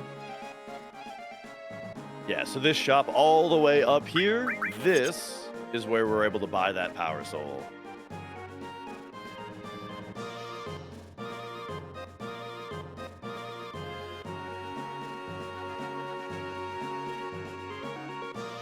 She either does crit plus normal or crit plus crit. She either does... Well, 3 things can happen when you Death Blow added cut. She either gets a critical and then a normal, or she misses and then it follows up with just a normal hit, or she hits the crit and then crits her added cut as well, just naturally. So you can get... Sorry. Or I guess you can miss the Death Blow and then get a critical added cut. So you can either get miss normal, miss crit, crit normal, or crit crit are the 4 outcomes of a Death Blow added cut. I'm missing a plus. Oh, kind of unfortunate. Is it in your exchange menu? No, it isn't.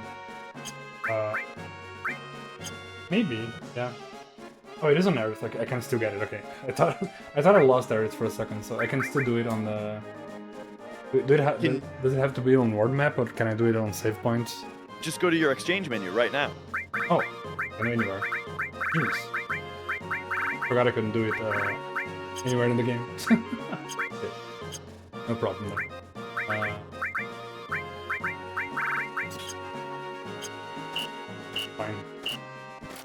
For some reason I thought I could just do exchange on the world map. I rarely do it. You don't do it in this category at all.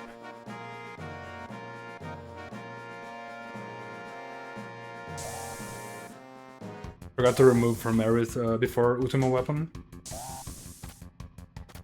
Oh yeah, for sure. Dash knows a lot more about this game than I do.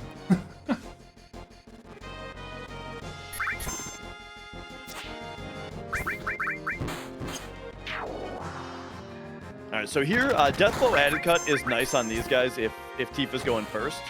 Because if the Death Blow hits, it'll kill the one dude, and then the added cut will go kill the other dude, which is very quick.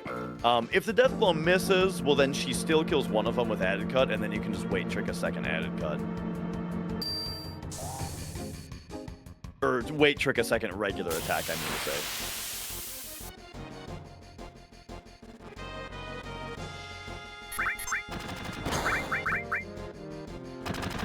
Unfortunately, I do have the limit break, which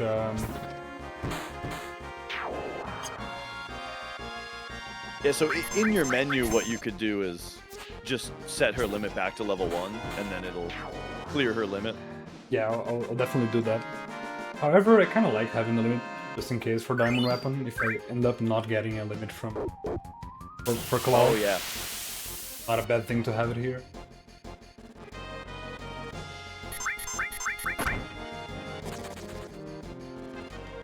I wanna put it on. I actually did not know that the JP 1.0 version of the game did not have an exchange menu.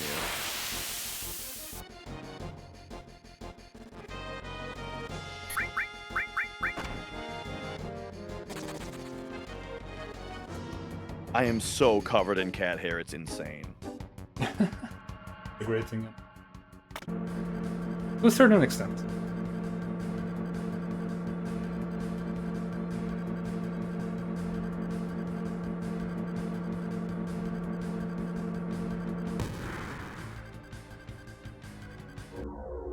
We have one of the coolest screens in the game right here. Oh yeah, the tube. What the hell is this? Some kind of tube?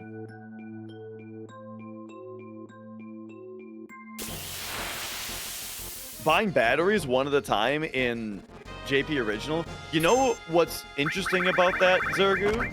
Is that I have always thought that it's weird that the guy in the weapon shop tells you that they're one at a time price. The fact that he tells you that they're 100 each, but then your only option is to buy 3 for 300 all in bulk, I've always thought that that's weird.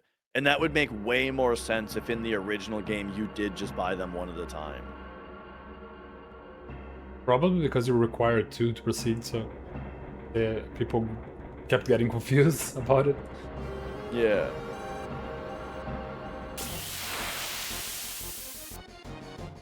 We're a little bit ahead on Step Rock because of the extra encounter that I ended up taking.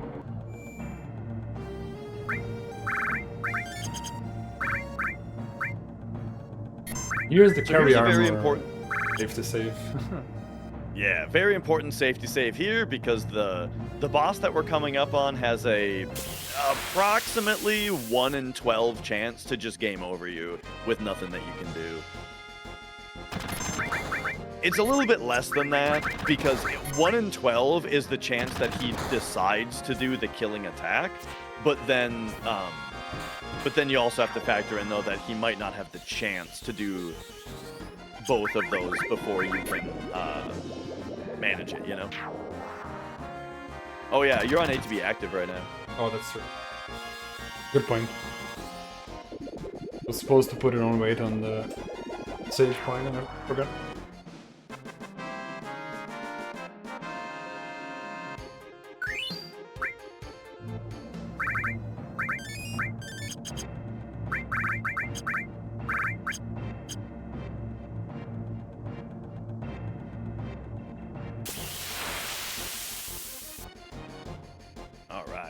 But yeah, coming up, it's carry armor, and how it works, how the 1 in 12 chance thing works that we're talking about, is that he has a 1/3 chance to open with a sneak attack. Once again, sneak attack, I talked about during the Heligunner fight earlier, where a sneak attack refers to an attack that happens before the turn Q is even considered. And so yeah, it's like the fight begins and this attack just happens before you have a chance to do anything. So that's a 1/3 chance he has to Lapis Laser you, which does a huge amount of damage to all 3 of your characters. Then he's got 3 pieces. He's got 2 arms and a body. His body has a 1/4 chance on its first turn to also do a Lapis Laser. So together that's a 1 in 12 chance that he's going to do both. But the thing that makes it not mean that it's just a 1 in 12 chance for a game over is the fact that while the sneak attack you can't respond to, the body didn't necessarily get perfect RN or perfect ATB or better ATB than you. So you have a chance to respond to the first Lapis if it happens. If his ATB rolls slow enough, that is. I don't know if I made that clear enough. If your ATB is better than the body, then you have a chance to respond before it happens. Before the second one happens. That is bit low on HP here, so even one lapis wouldn't be ideal. Because he lost that XP on the Wolfmeister. So we'll see about that. And yeah, it's very true. It's a good way to say it that this boss is kind of two glass cannons against each other. Exactly. Because like if he does, we need Tifa to be in critical HP, so that she's dealing damage. But that means that if he lapises at any time, it always kills Tifa, which wastes a bunch of time. But also, he doesn't have very much health. So if we just get like two good, or if we just get a few good Tifa attacks in, he's dead right away. All right, so he did not open with the lapis laser. So now Doumeis is using an S-mine in order to get Tifa very quickly into critical HP. Oh, I forgot about that. The detail. Oh! Red's got cover on? It does. Could have done Okay, that with Vance. That was my bad. Oh, that pretty helps a little. Nice crit. Tifa's gonna be doing her thing in the meantime.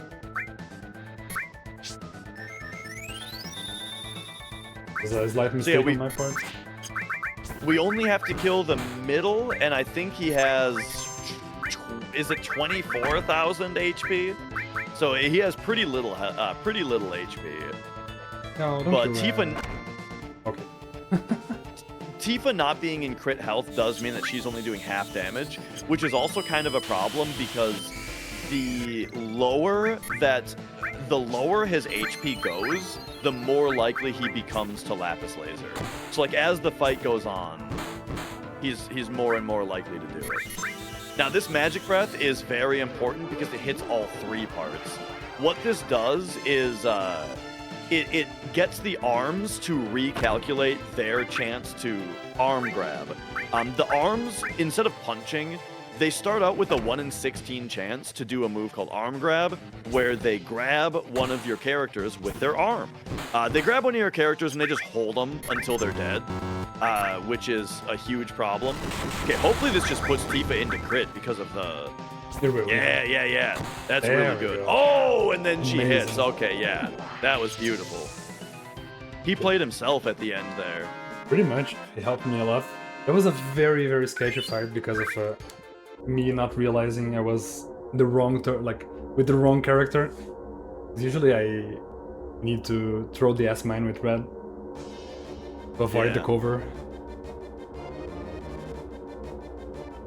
But yeah, quickly, what I was saying about the arms and the magic breath is that they start out with a 1 in 16 chance to arm grab somebody, which just takes them out of the fight until they're dead, so it's super devastating.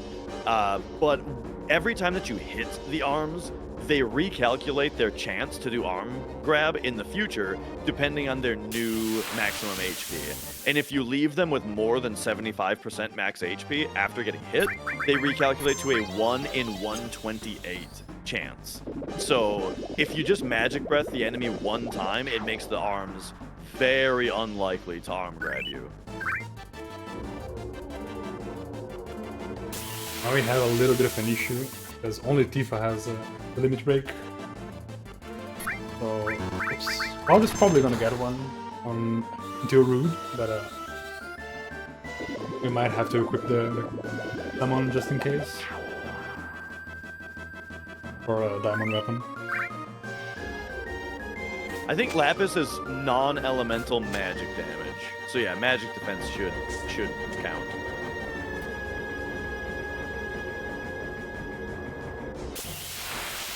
Hopefully Cloud gets a limit here, or in the next couple fights.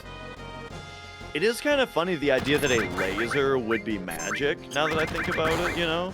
Because a laser makes it sound scientific, which makes it sound like physical.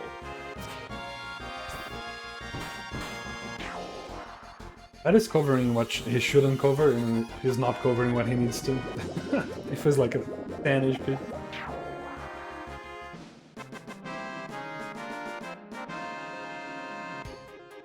That's the problem with only one cover.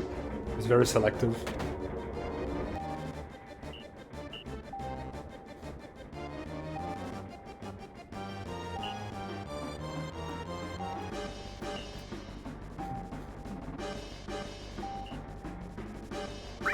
Here we take these guys as prisoners, because we have no emotional attachment to them at this point, because we never saw them. But they are the same dudes from the whole journal section. It's just a waste of time to kill him, though. Yeah, that too. Oh, we read the manual. Go. I pressed down too early.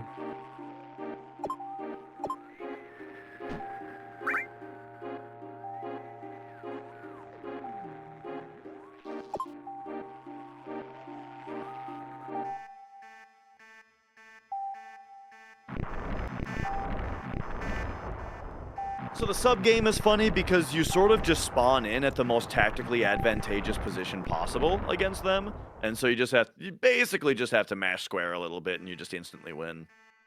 We spawn even closer than the PlayStation version, so it's even easier.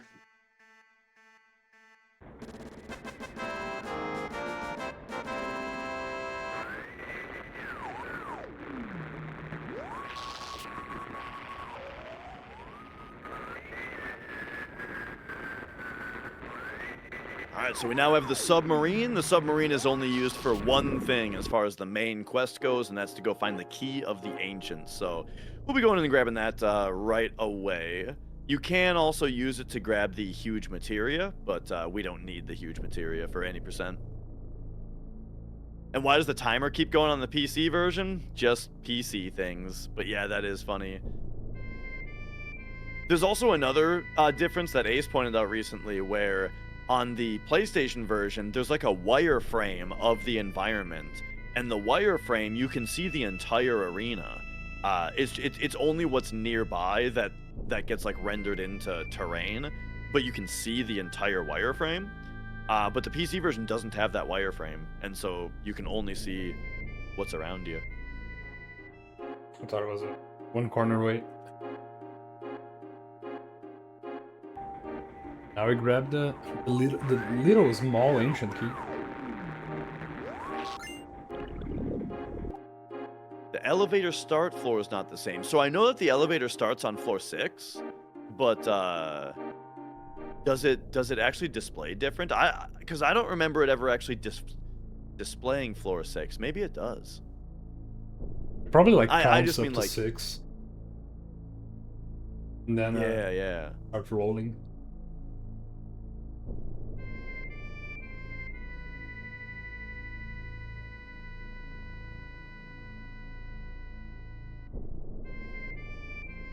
We just have a very chill submarine tour here around the world. So back to the highway now.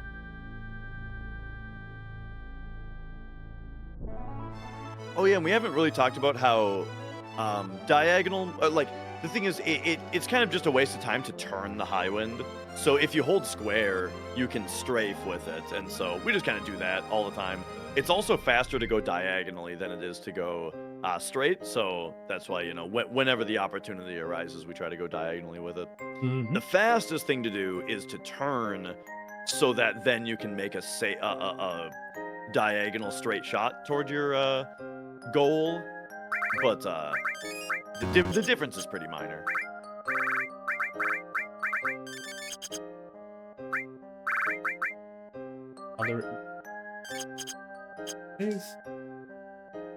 Yeah, so here we see with Tifa, we want to keep her in critical HP so she continues to do double damage, but we don't want her to die. So yeah, a few potions just to make her more survivable. Exactly. Here's the same thing. Good ATB on Tifa. Yeah, we're gonna be using either Death Blow or Aqualung to clear these fights. And yeah, a small thing that's kind of going on too is that, so like, one thing you need to pay attention to is the ordering of your menu. So right now, Tifa, her menu is just attack, Death Blow is right under it, and then item. So when Tifa's ATB is coming up first, you can just hold down and circle, and that will instantly queue up a Death Blow. Or if is it right for Cloud for you right now? It's right for red, down for Cloud.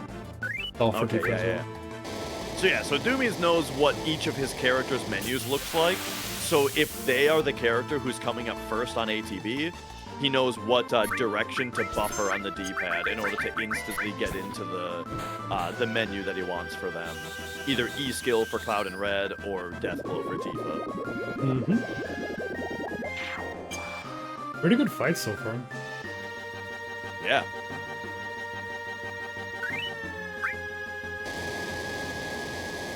Now we have a little problem here.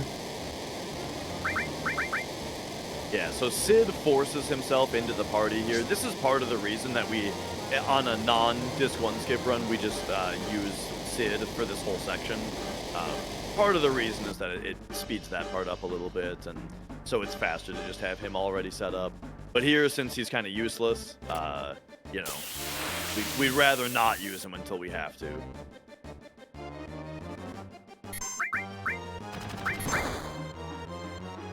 Here, Rude dies in one hit if this hits. I don't have dazers, unfortunately. Ooh, and Cloud getting put to sleep is really annoying. Pretty good. And then you might notice, so the death blow hit Rude, but the added cut hit a regular dude. The reason for that is that we do not have the long range materia. With long range materia, the added cut would still hit Rude. Now, Death Blow, the move Death Blow is able to hit the back row just fine, so that's why she's able to Death Blow Rude, but the added cut goes for the front row because it can't reach him.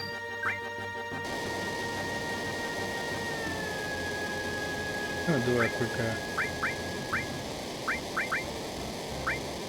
I have any explosions anymore. Didn't want to be too low for this fight. Not really dangerous, but we're fine.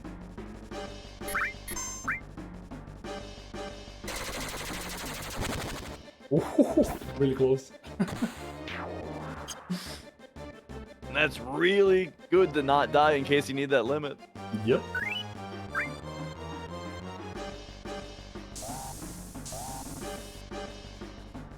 Oh yeah, I should have potioned Tifa one more time. Slight mistake. But we're safe. Go.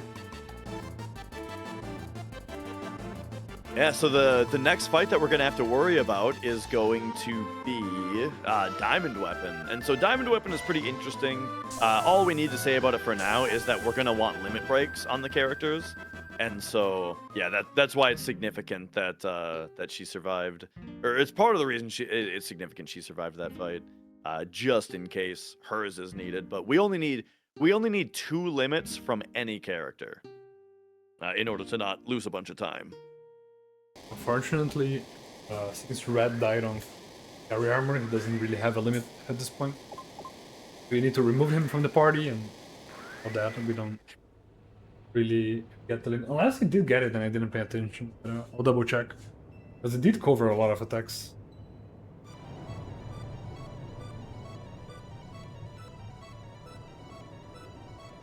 Now we finally have the rocket launch. I love the music here. It's amazing. One cool thing about this category, it's kind of funny. The first time we get to Junon and to the Rocket Town, there's the both have the dialogue from entering for the first time. Same with Cosmo Canyon. Yeah, because earlier I was talking about game moment and how whenever you enter a room, like it uses game moment to decide how to spawn everything in. But yeah, there's a lot of things that aren't tied to game moment, but instead are like single hit flags. Like for example, if you were to go to Calm right now and try to enter, the party would leave the party and they would go, "Hey, oh, Calm, what's this place? Let's go to the inn. Cloud, come tell us about that crazy Sephiroth guy." Like as if you're gonna go do the flashback. Now, if you went up there, you can't actually do the flashback because your game moment is too advanced. But that one-time flag of the party doing that animation at this, or that sequence at the first time entering Calm still exists. And yeah, the same thing happens. First time you enter Cosmo Canyon, it shows you like a special thing. First time you enter Rocket Town. First time you enter Junon, yeah. And yeah, Gaga as Yuffie, well. you can, as far as I know, you can never get Yuffie in a Disc 1 skip run because we skip over all the things that turn on Yuffie encounters.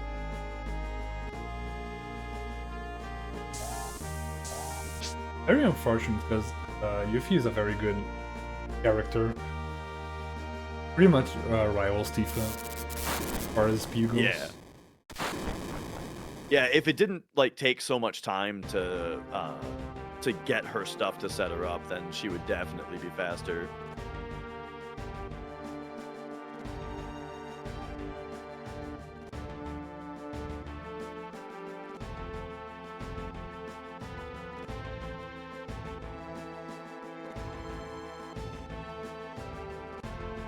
Only end up seeing her and Vincent on the Hondurans.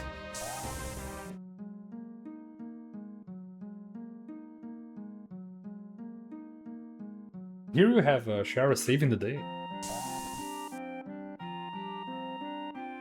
The first time I played this game, I actually thought they were gonna let Sid die here or leave Sid back behind. Oh yeah. Yeah, it's funny to think about like the impact of Aerith dying because if you've played Final Fantasy 1 through 6, like they almost all have characters die in them. Spoilers.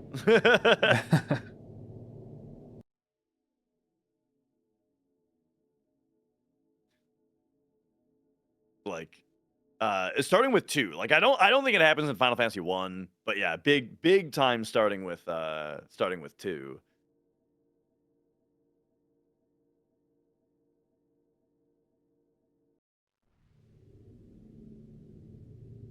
And all right. Victor develops and folks, welcome on in. This is Final Fantasy VII, any percent no warps on PC. And yeah, just kind of a basic reminder of the category for everybody that this is the PC version. Any percent is beating the game as fast as possible, but no warps is because the PC version specifically has a lot of wrong warps that you can do, where the world record, just regular any percent, is about 90 minutes because once you get out of Midgar, you can wrong warp to like a developer debug room and then teleport to the end of the game. So this is the category that doesn't do wrong warping, but it does do a very significant skip early on that we are only just now starting. Like we have only basically just now gotten past the repercussions of it, where now we're back to usual strats. Well, except for the Cloud Surf to Diamond Weapon, now we get to save time. Yeah, because now we have a Chocobo to use.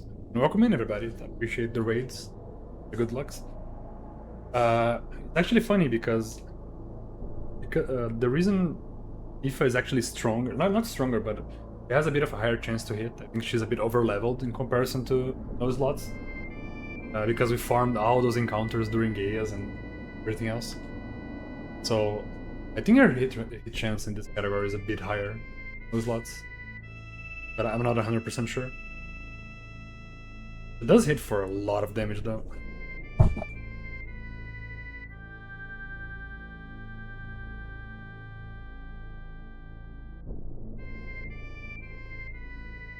And yeah, I do see what you mean about the replacement thing though, right? Because like, you know, I mean, we can name names here. It's a speed run thing. We all know Ball. Galuf in Final Fantasy V was like a big one, but yeah, Galuf just gets replaced by an identical character. Maybe not identical, but you know what I mean.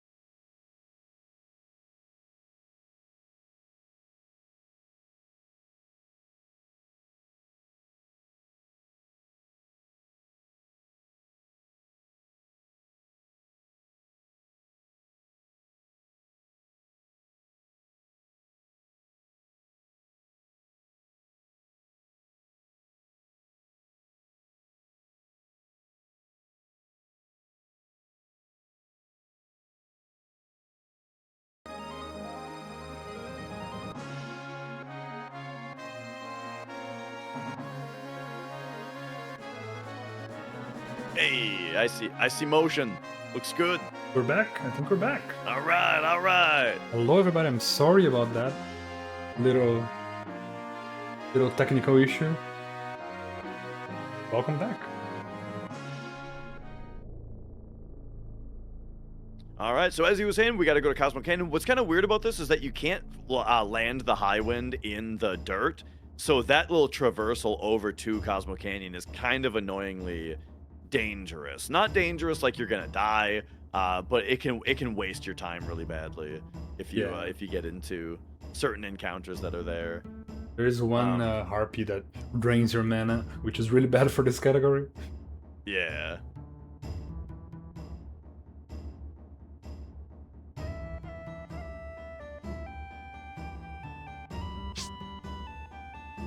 All right. And then is there a pincer there also, or am I making that part up? I'm pretty sure there is one. I think it is like a turtle pincer, if I'm not mistaken. Yeah, with the turtles. Yeah. And Tifa cannot attack them, I think, with physical attacks, right? So it's even more annoying.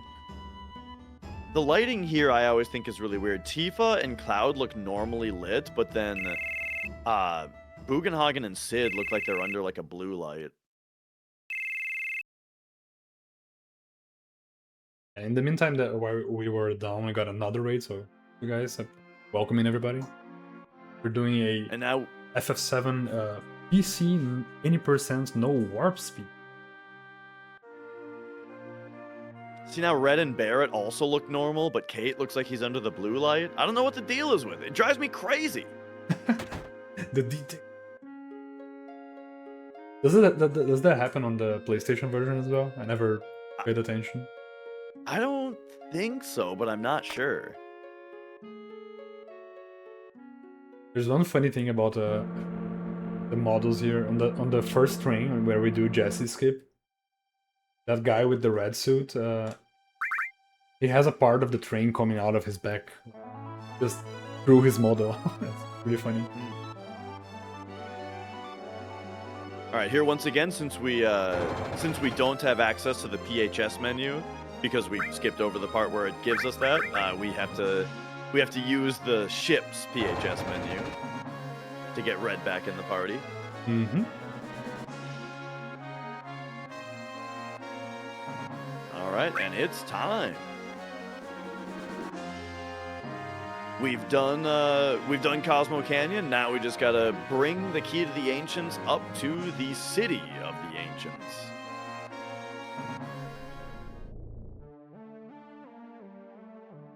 Kind of a funny thing about the placement of your high wind there is that when we try to get into the high wind later, it's going to do a little cutscene thing where Cloud kind of runs away from the high wind for like a half a second.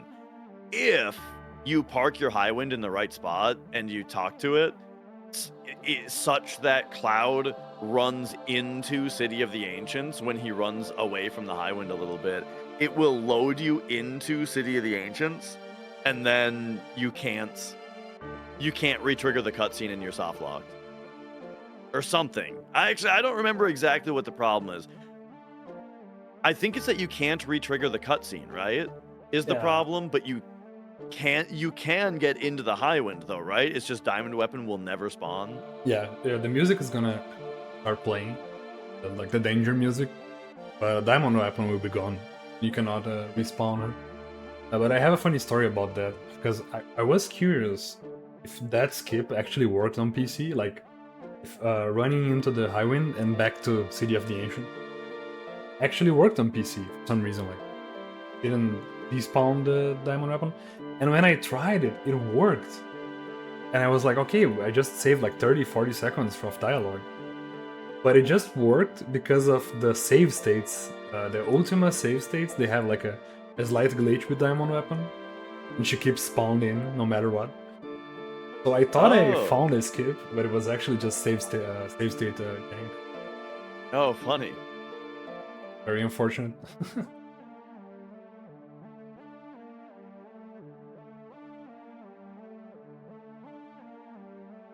But yeah, it is a soft lock. I've only seen it once during, I think, Earmouth doing an MS run.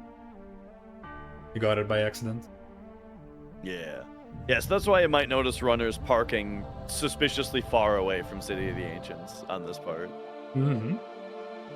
Also, there's no encounters there, right? So, no danger of getting an encounter. Yeah. I think there wouldn't be anyway, though, with the negative 30 fractions you get when you come out of the vehicle and the 140 that you get when you come out of the city. Yeah, good point. But yeah, it is funny that there's no encounters there because, like, if you've ever accidentally not filled up Cloud's limit bar before Jenova Life, and then everyone says like, "Oh, just force an encounter on the world map real quick," but no, there's no encounters there.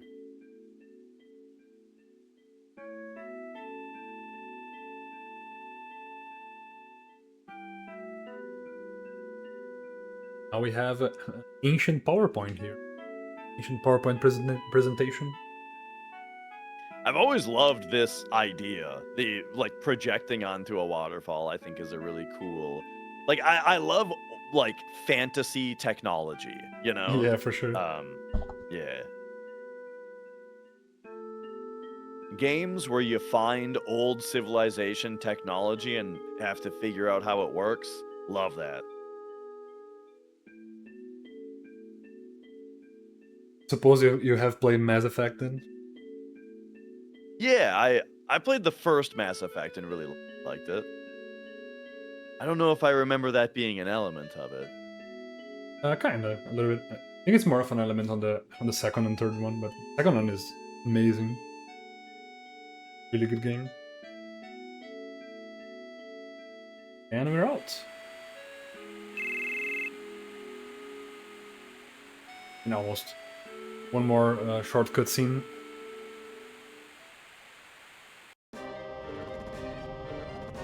At this point in the game, we have Kate Sith essentially feeding us information from Shinra and all the things that they are up to.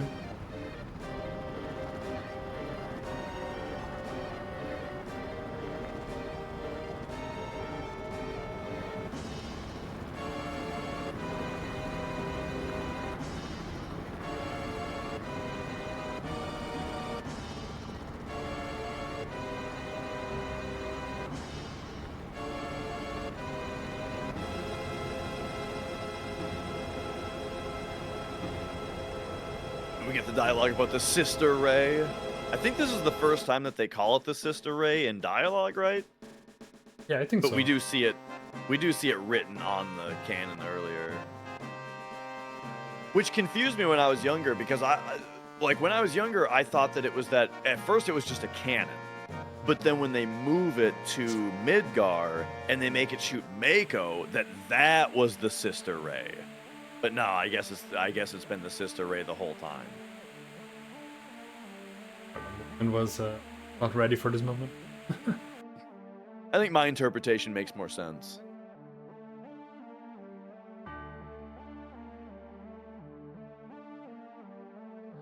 Maybe Hojo wanted to do the sister ray by shooting it twice.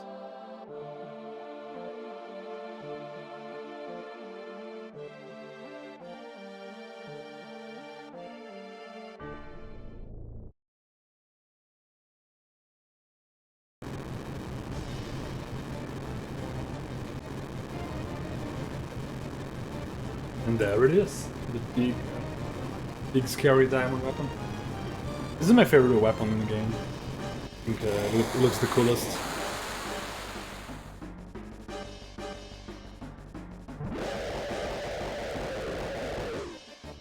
I love that roar also. Yeah. The overworld model doesn't look that good, but battle one is amazing. All right, so we're going to be coming up on yet another cloud surf. So once again, remember the steps, right? We need a certain triangle to be loaded into Cloud's last 6 triangles. Then we need to get on a chocobo specifically and move it around in a way that loads the world map chunks in such an order where when we come back and we get off the chocobo, the game first looks at our last 6 triangles to see if any of them are standable. It's going to find the corrupted triangle, that has 0 area that says, oh yeah, we can stand on that one. And then while we're on that one, we can move anywhere within that chunk. So that's the basis of the Cloud Surf tech, and we get to use it in a bit of a more interesting way here. I mean, it's very interesting the first time we use it to get all the way to City of the Ancients. The second time it's very interesting to get through the mountain to avoid the soft lock problem. And then this time it gets used for yet another totally different reason. So grabbing the Chocobo now to use it in a moment. Our good friend. I'm gonna be saving here though.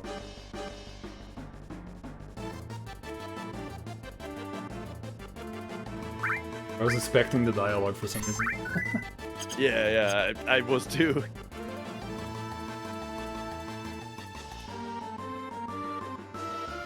Alright, so there's the little movement on the grass that he did. Loaded the triangles or stored them. Now this is the movement that unloads and reloads the world map chunks in the order that we want. So now that that triangle that the game is trying to remember is now pointing, it's pointing to the same spot in RAM, which is pointing to a different chunks triangle, which now gives us free movement. And so what that lets them do is run out to the edge of the ocean here. Because the thing is, usually we have to wait. We have to wait for Diamond Weapon to walk all the way to the shore to be able to fight him. And it takes a long time.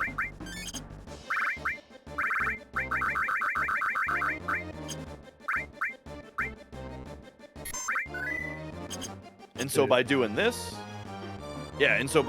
we don't have to wait for him to walk all the way to the shore. We just have to wait for him to walk to here. And why don't we go any further? The reason is we can only go so far with the Cloud Surf. And secondly, if we get into a fight, then we lose all of the time of having gotten into a fight.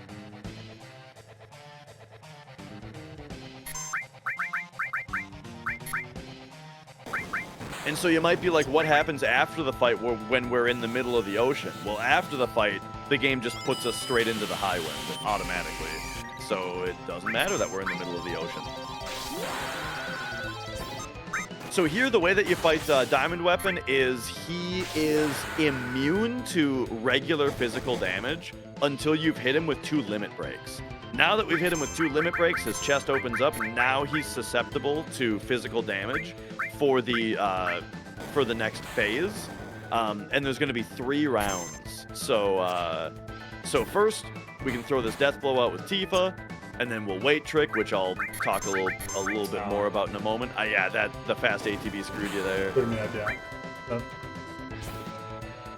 So this is the wait trick, is we do 1 Tifa attack while we're sitting in a sub-menu, then do a couple defense and hold circle, and we can send out a second death blow. So once again, check this out. During Diamond Weapon's turn, we release time, we allow Tifa to fill all the way up, and then queue up a death blow with Tifa, and then hold time by sitting in a menu. That locks Diamond Weapon's ATB down to 0. And so now we can get a second Tifa turn in per 1 Diamond Weapon turn. And now, yeah, because of the 1 wait trick mishap though, because it's really tight. The wait trick is super tight on this fight. And so because of that, now we need to either hit him with a couple more limit breaks, or we need to hit him with magic in order to finish him off. Actually, if I did 1 magic breath, I think I would have been fine. A bit scary. I think we can do it.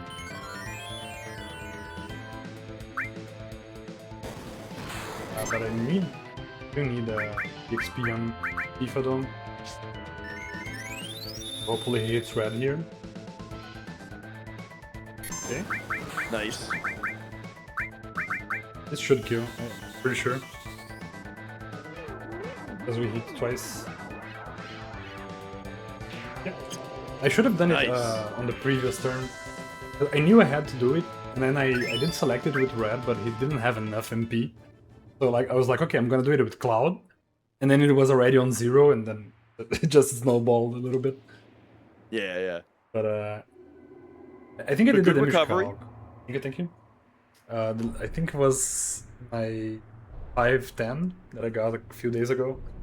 I did miss a turn because I potioned with Tifa accident. Then I did a magic breath and it killed. So I went to calc the damage and it's just enough. Like both limits and the magic breath with 2 hits is just enough if I miss a turn. The AP on Tifa there is important, not on Cloud.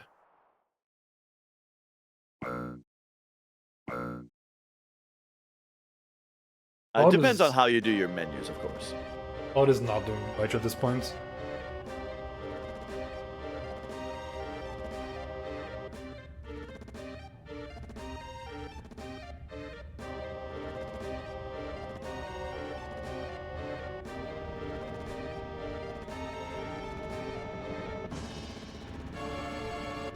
All right. So yeah, for the next little bit here, we have kind of a significant cutscene here.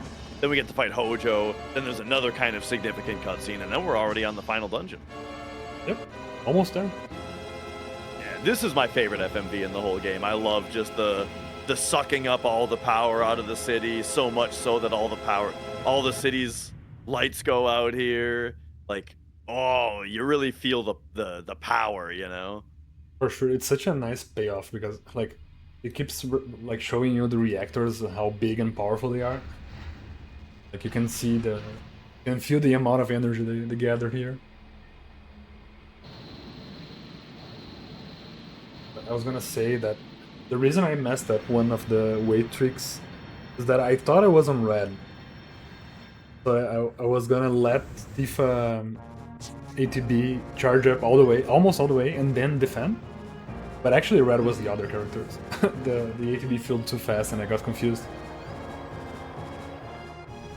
And yeah, the other thing to do there too is if you do a row change instead of a defend, then that kind of delays it even more. Their ATB starting to fill. That was probably the play. It's just tough, especially on 15 FPS menus. Doing fast changes like that is kind of weird. Yeah, we haven't really talked about that very much. This game's frame rate is kind of weird. Like in the menu, the game is 60 FPS, but on fields, as in like the pre-rendered backgrounds running around with cutscenes and stuff, or in talking to people, that's 30 FPS. The world map is also 30 FPS. Battles are 15 frames per second. And the PlayStation version, though, allows you to still have a 60 FPS menu, even though the battle action is happening at 15. But the PC version, they weren't able to split it up like that. So on PC, the menus in battle are also 15 FPS, and it makes them feel very yucky. Yes. That's why one of the reasons we try to buffer essentially everything, because going manually to the option you want would leak a lot of ATB. So Yeah, then, especially when you're trying to avoid double input glitch. yeah, that's it. It's 15 FPS plus the double input. So if you want to go just to the second menu option, you need to be very, very careful.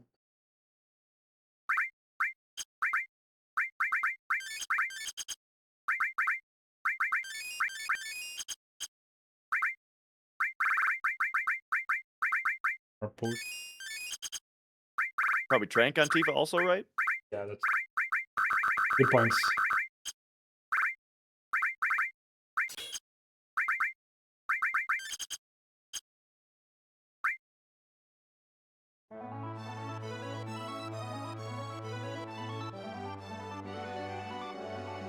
So now we're coming up on like probably the funniest major skip in the game, which is that what we expect normally to happen here is we have to go back to Midgar. We have to go through that last. There's the part where you can go back to the Shinra HQ and do stuff there. There's like the other kind of reactor area that you go through. You fight the Proud Claude, then you climb up the big tower, and at the top of the big tower is Hojo, right? And Hojo's like the last boss of that sequence. Well, the cutscene here is about to show us Hojo. And what's really funny about it is that this is another spot where they didn't quite freeze our character in place properly. So if you just hold right and run as this loads in right now, oh, we just hit the boss trigger and now we just fight Hojo right now in the cutscene. So it's funny because you actually only have control of Cloud for 1 frame, but they put Cloud 1 frame away from the boss trigger. So as long as you're holding right and X as it loads in, you just hit the boss trigger, we skip all of that, and we just fight Hojo right here, right now. So yeah, it's a great great major skip in the game because it's so easy that like you could do it by accident, you know? You could easily do it by accident.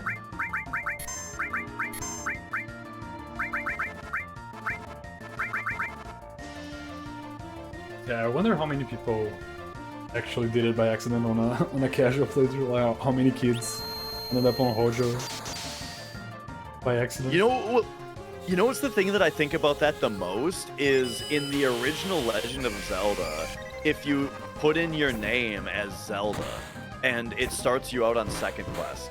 I wonder how many people, how many kids, when they were told to enter their name, entered Zelda and played second quest without knowing it.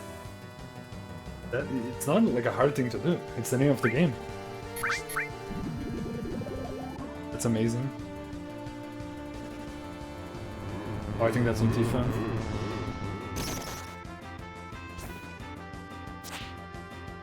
So here, we use the vaccine on Tifa. What that does is it gives her the resist status, which prevents her from getting status ailments. This boss does a lot of status ailments, and all of our damage is going to be from Tifa. So yeah, Tifa, keeping her from getting status ailments here is very, very necessary. And as you can see, she's just wailing on him. What's funny? Well, except for the... Yeah, all the missing. But I think I just did like a 3 death blows in a row. I'm not mistaken. I don't know if he skipped a turn or something. Or if the potion helped me. I'm not entirely sure.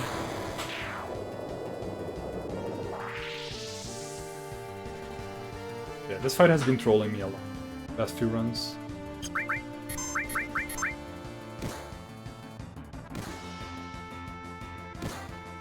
Alright, in phase 3, I think you only need to hit 2 death blows.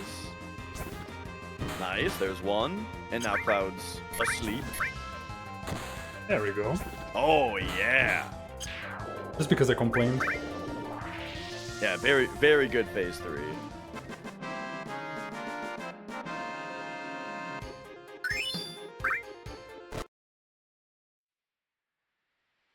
All right, so with Hojo down, that means that besides a pretty lengthy cutscene here, we just have the final dungeon to do.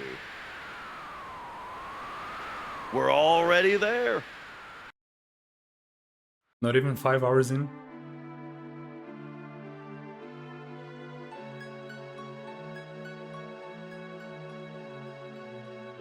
Another cool thing about the PC version, something that I am a big fan of, is you actually keep the music here. Because on the PlayStation version, when you do Hojo, or not Hojo Skip, but when you do the Midgar raid skip, it just breaks the sounds. The music is just gone.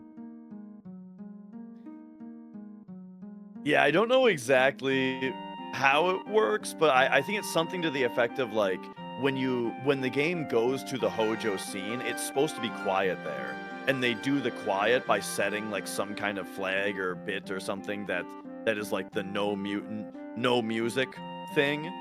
And then because of Hojo Skip, you end up like teleporting out of the fight. Normally you would go to the next scene of the cutscene where it would turn the music back on, but instead we warp out from the fight. And so then it's just left that way for the rest of the run. But it's funny the way that battles can still trigger music normally. So like when you finish a fight and it triggers the victory music, then the victory music triggers correctly, but then when it goes back to the field, it doesn't properly untrigger the victory music, and then it just plays for however long. Yeah, keep hearing the fanfare for a while.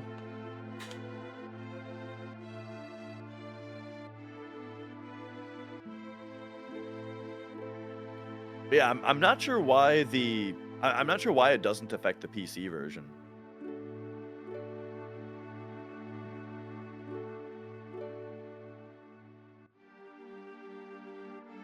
Sadly, we also don't have Vampire Tifa in this version. Yeah, she's kind of got a little cat mouth instead.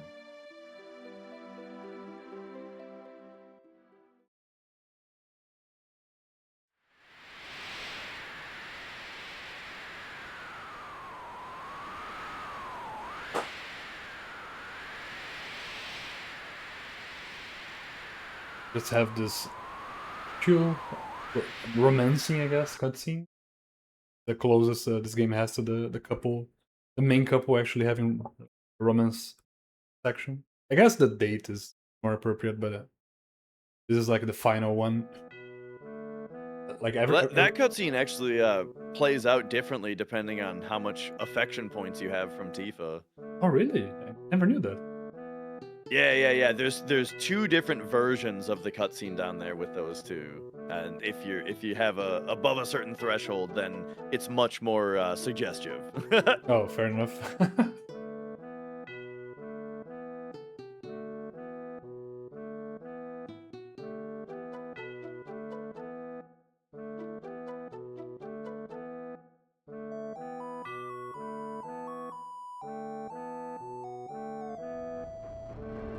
Another thing I'm going to be doing here, I am going to be saving the game on the disk swap again and resetting. And that's to set up a final descent manipulation, or to try to, not super proper manip, but it helps to lower the encounters in the final descent.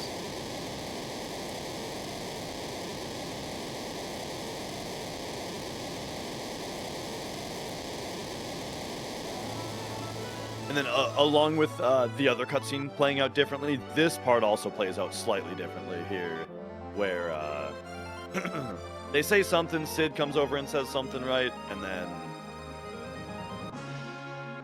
Yeah, and then here Tifa says, "You were listening," and then now she's kind of embarrassed. If you got the more suggestive version with the higher Tifa love points, she says, "You were watching," and then she like falls over to all fours in embarrassment over there instead of just a little foot tap. Yeah, that makes sense. I remember that cutscene. Never noted, like I never paid attention to the speedrun that it's a different one.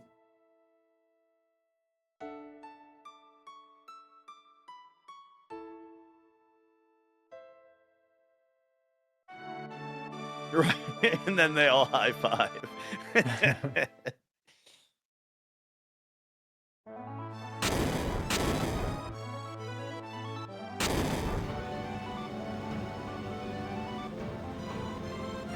Yeah, since we skip a lot of the triggers, and most of them we actually don't choose her option.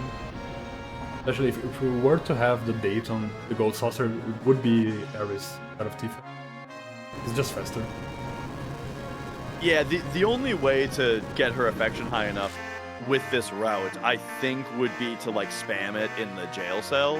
Because I think if you say like leave it to me, to her, or whatever, when you're in the jail cell together, that gives you points with her, and I think you can repeat that. So if you sat there and did that for a while, then you could make it work. But otherwise, yeah, the speedrun route just simply doesn't have the opportunity to get enough points.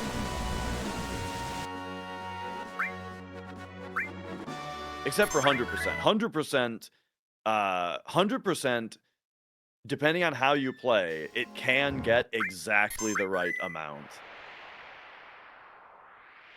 But it's like exactly the right amount. So if you were to do one thing different, like say talk to Aris before Tifa in the sewers, then that would make you not hit the threshold.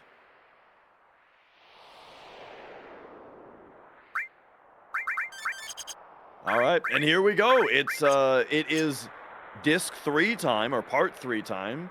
And yeah, so we saw one more save and then Alt F4 of the game. Once again, what that does is it zeroes out the RNG values. And that is going to be very significant for the final descent, which is the part of the game where right at the end where you jump down all those 13 rocks, and each one of those rocks has a chance to spawn a battle. Remember when we had giant red arrows? Hey, the difference is you can turn the giant red arrows off. The difference is you have to opt in to the red. You specifically have to opt in to the red arrows.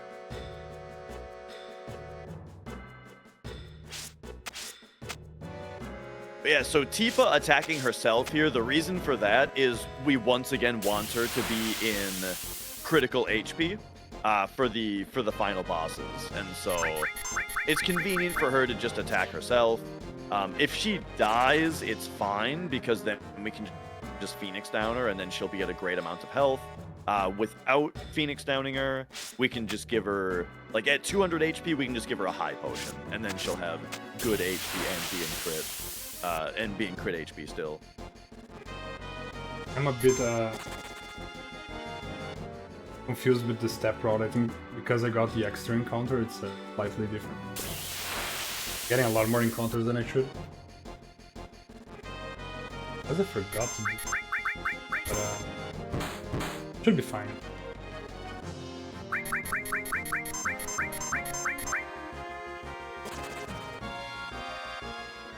Taking the steps is too good because of the RNG manip.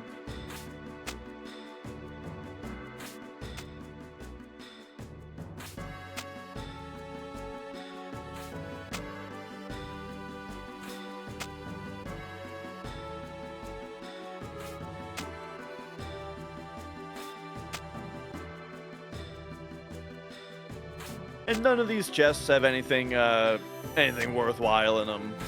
It's just things like a source here or there, a remedy, you know, a bunch of stuff we don't need. Mm-hmm. We're already set up.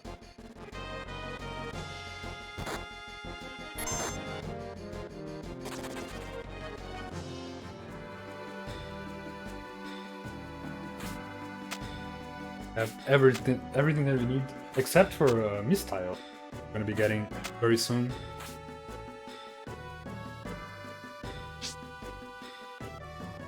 Yeah, so here we do the save crystal glitch. We're menuing right next to the ladder, and then when he hits save crystal here, he's gonna hold circle. And what that does, holding circle, is it selects the save crystal, and then the held circle then grabs the ladder, which this ladder, unlike others, it auto climbs Cloud down the ladder and begins the cutscene, which then allows us to say no to the save crystal once the cutscene has started, which breaks our paralysis. You know, saying no to the save crystal then allows us to move Cloud during that cutscene. So once we've selected where everybody goes, left or right, because if you don't select where everybody goes, it makes bad things happen. So once we select where everybody goes, left or right, we can immediately then leave that room without watching the rest of the minute-long cutscene. I think it's 40 seconds, right? I just saw a run the other day where they screwed it up, and I believe it was like exactly 40 seconds it costs to not do save crystal. I'm not sure. We have a giant mecha. Oh.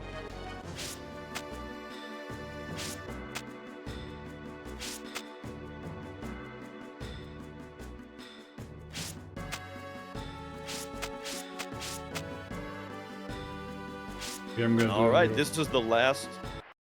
Bit of fade in, fade out, real quick. Oh. For Final Descent minute. Yeah. And then that's the end of the step route. So yeah, there are no more hostile screens. Instead, because we sent Tifa to the right and then we went left, when we talk to Tifa, she gives us the Mistile.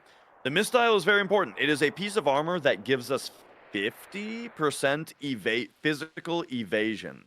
And the big thing about evasion is that evasion in this game is flat, directly added to your hit chance, chances as well. And that is even after the accuracy penalty on Death Blow. So Death Blow, I've been saying, is a low accuracy attack that always crits. Well, they achieve low accuracy by dividing its hit percent at some point in the function, but it's at some point in the function before the evasion is added as a flat percent. So the 50% evasion from Mistile is a 50% hit chance on Death Blow on top of its normal hit chance. And then here's the final descent. So every one of these rocks has an RNG chance to give you a fight.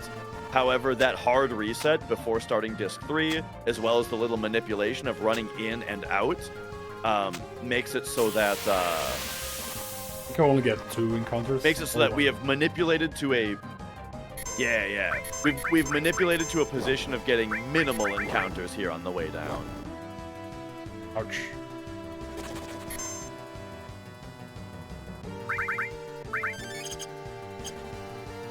Also, I did a little double input into materia by accident. Oh, it was 2, fortunately.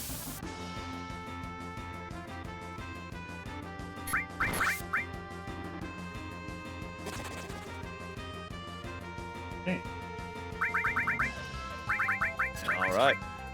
I think the reason for the mistile, or the reason for the evasion adding to your hit chance, I think is because it's supposed to interact with the enemy's evasion. Basically, I mean, here's how the entire function works.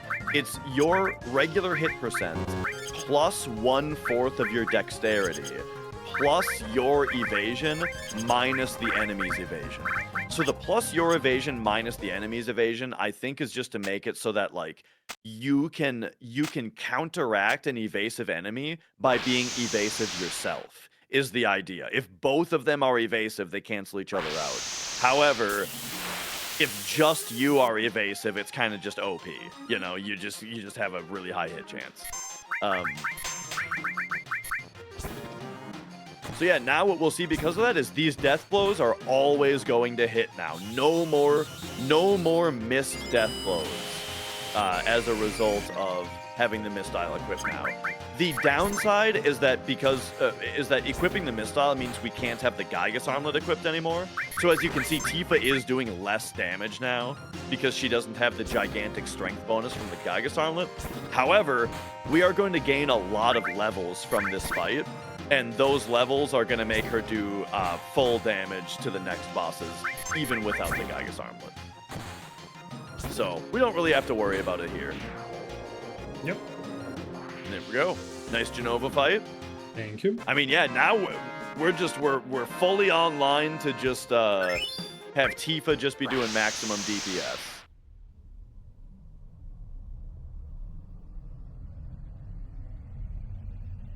A couple of things still left, and I should have used the save crystal actually. Zergo reminded me in chat, and I told him I wouldn't forget to save, but I did. It's unfortunate, but at least we have the save on disc 3, so it's not that far away. But there's one problem that we can face, which is we don't have the long range materia. I meant to grab it for the marathon, but I wasn't sure if it was gonna affect steps too much. And to grab it just before this stream. Yeah, and so the issue with not having long range is that part ways into Safer Sephiroth's fight, he flies up into the air, and if you have long range, you can still hit him. But if you don't, then you have to wait to get supernova. Which is essentially a game over. Yeah, it might be exciting if it happens. I mean, it only does percentage damage, right? So it won't kill us. Do you have a remedy? I don't think I do. Because I think there's a chest that's not too out of the way to grab a remedy also. On the way down Northern Crater. But yeah, so we've got Tifa in the front row so that she continues to do max damage. However, that does make her also a little bit more vulnerable to Bizarro Sephiroth doing a physical attack here. Oh man, I suddenly have the hiccups.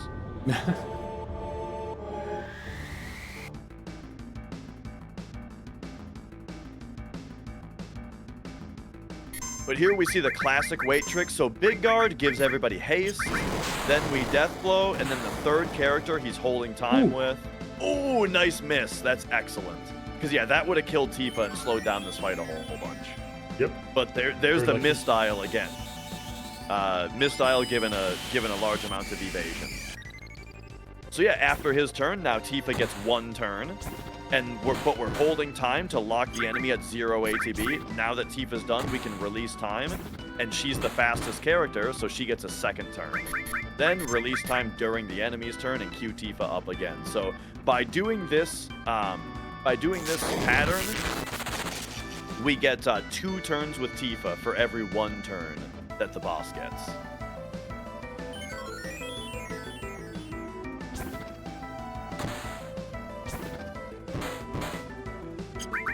Does Cloud have the ribbon on? Red has the ribbon. Okay, gotcha. I was gonna heal him if he got hit by Bolt Tree. Yeah. That's what I was gonna say, yeah, because Cloud doesn't even need to get healed if he doesn't have it. Yeah.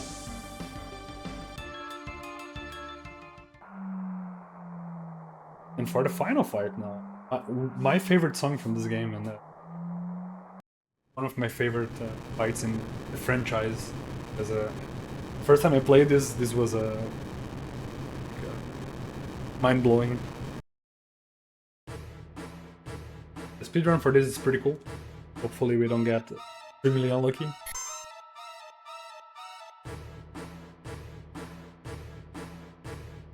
Alright, so yeah, he has a set pattern here where the first thing he's going to do is wall. And so we're going to be doing a wait trick for each of these turns. First one is going to be, as always, big guard to set up haste, because we need haste to do the wait trick. And then we're sending our first death blow. And then with our third character, instead of just doing like the usual defend, we send in a D barrier to make it so that the rest of our death blows are max damage. So here's the D barrier into the second death blow from Tifa that's been wait tricked. So there's our extra attack. Boom. Now, release time, and now we hope that Tifa doesn't get shadow flared. If Tifa gets shadow flared here, it's a big problem. Okay, we're safe. Ooh. Yep. Perfect. And then we wait trick our second Tifa turn, and now his physical attack coming up here always hits the character with the highest HP, so we know it's going to be on Cloud, so we hold time with red. Oh, except for that! Uh-oh. I forgot about that. I also forgot about that. That is a light problem. We get to see Supernova now. Well, should have perhaps I should have, what's the word, healed better in the last turn. It was a mistake. I forgot about that interaction. Oh. Because I usually have the ribbon on Cloud, so yeah. Forgot I had a Cobra on. Should have just taken it off. I think killing Tifa and reviving her, will that take Frog away? I'm not sure. I'm not even sure. Let's find out. We might have to do this whole thing again, guys. Just letting you guys know. That's very unfortunate. But the fight was great into the cover. What I should have done is just not defend with anyone. Yeah, the S mine was maybe better used on Safer. Oh yeah, good points. I don't think we have enough damage to kill though. Maybe I should just reset, or do you guys want to watch the whole cutscene? I think if you elixir someone who can magic breath, we can get a lot of magic breaths in. I think we can magic breath into that. Let's try it. Or maybe Aqua Lung, because so magic breath takes more than twice as much HP or MP, I mean, and I don't know if it does more than twice as much damage. It probably doesn't. So Aqua Lung is probably better, right? Red has the ribbon, so he can be silenced. I'm holding with Tifa though, she's gonna get S-mine. Which is unfortunate. This is a very cool animation, by the way. Yeah, as long as we survive this, it's fun that it happened. For sure. Not as fun if we don't.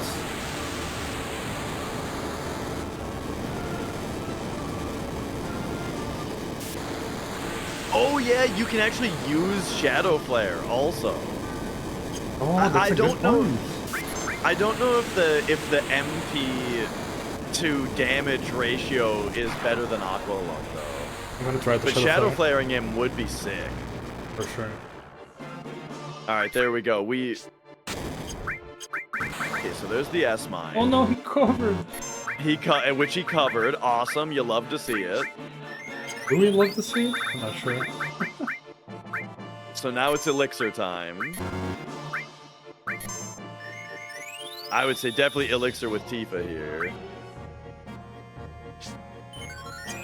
Oh wait, no. You have to elixir with red because red will cover it otherwise. Okay. If you want to elixir someone who's not red, you have to throw the elixir with red. Otherwise, he'll cover it. Even if I elixir myself? If they elixir themselves, that's also fine. Oh? Maybe? We might have a chance, boys. Boys and girls, are we doing this? Oh man, that was gonna be funny if... Oh! I thought No, see, that's what I told you! I thought told you that would happen! I thought it was the cloud, no! It's fine. I have a Yeah, smile. so for some reason in this game, I don't know whose decision this was, but cover Oh, we can did cover elixirs. Oh yeah! All right, there we go. Easy game.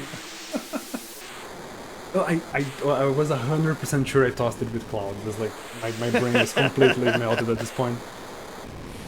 So, oh my god, that was funny. See, I told you guys, he covers when he doesn't need to.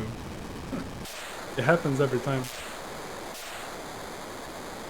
That is actually something I did lab out. Like, I thought about it. Oh, if red gets Shadow Flare and then covers, that's really bad for the fight.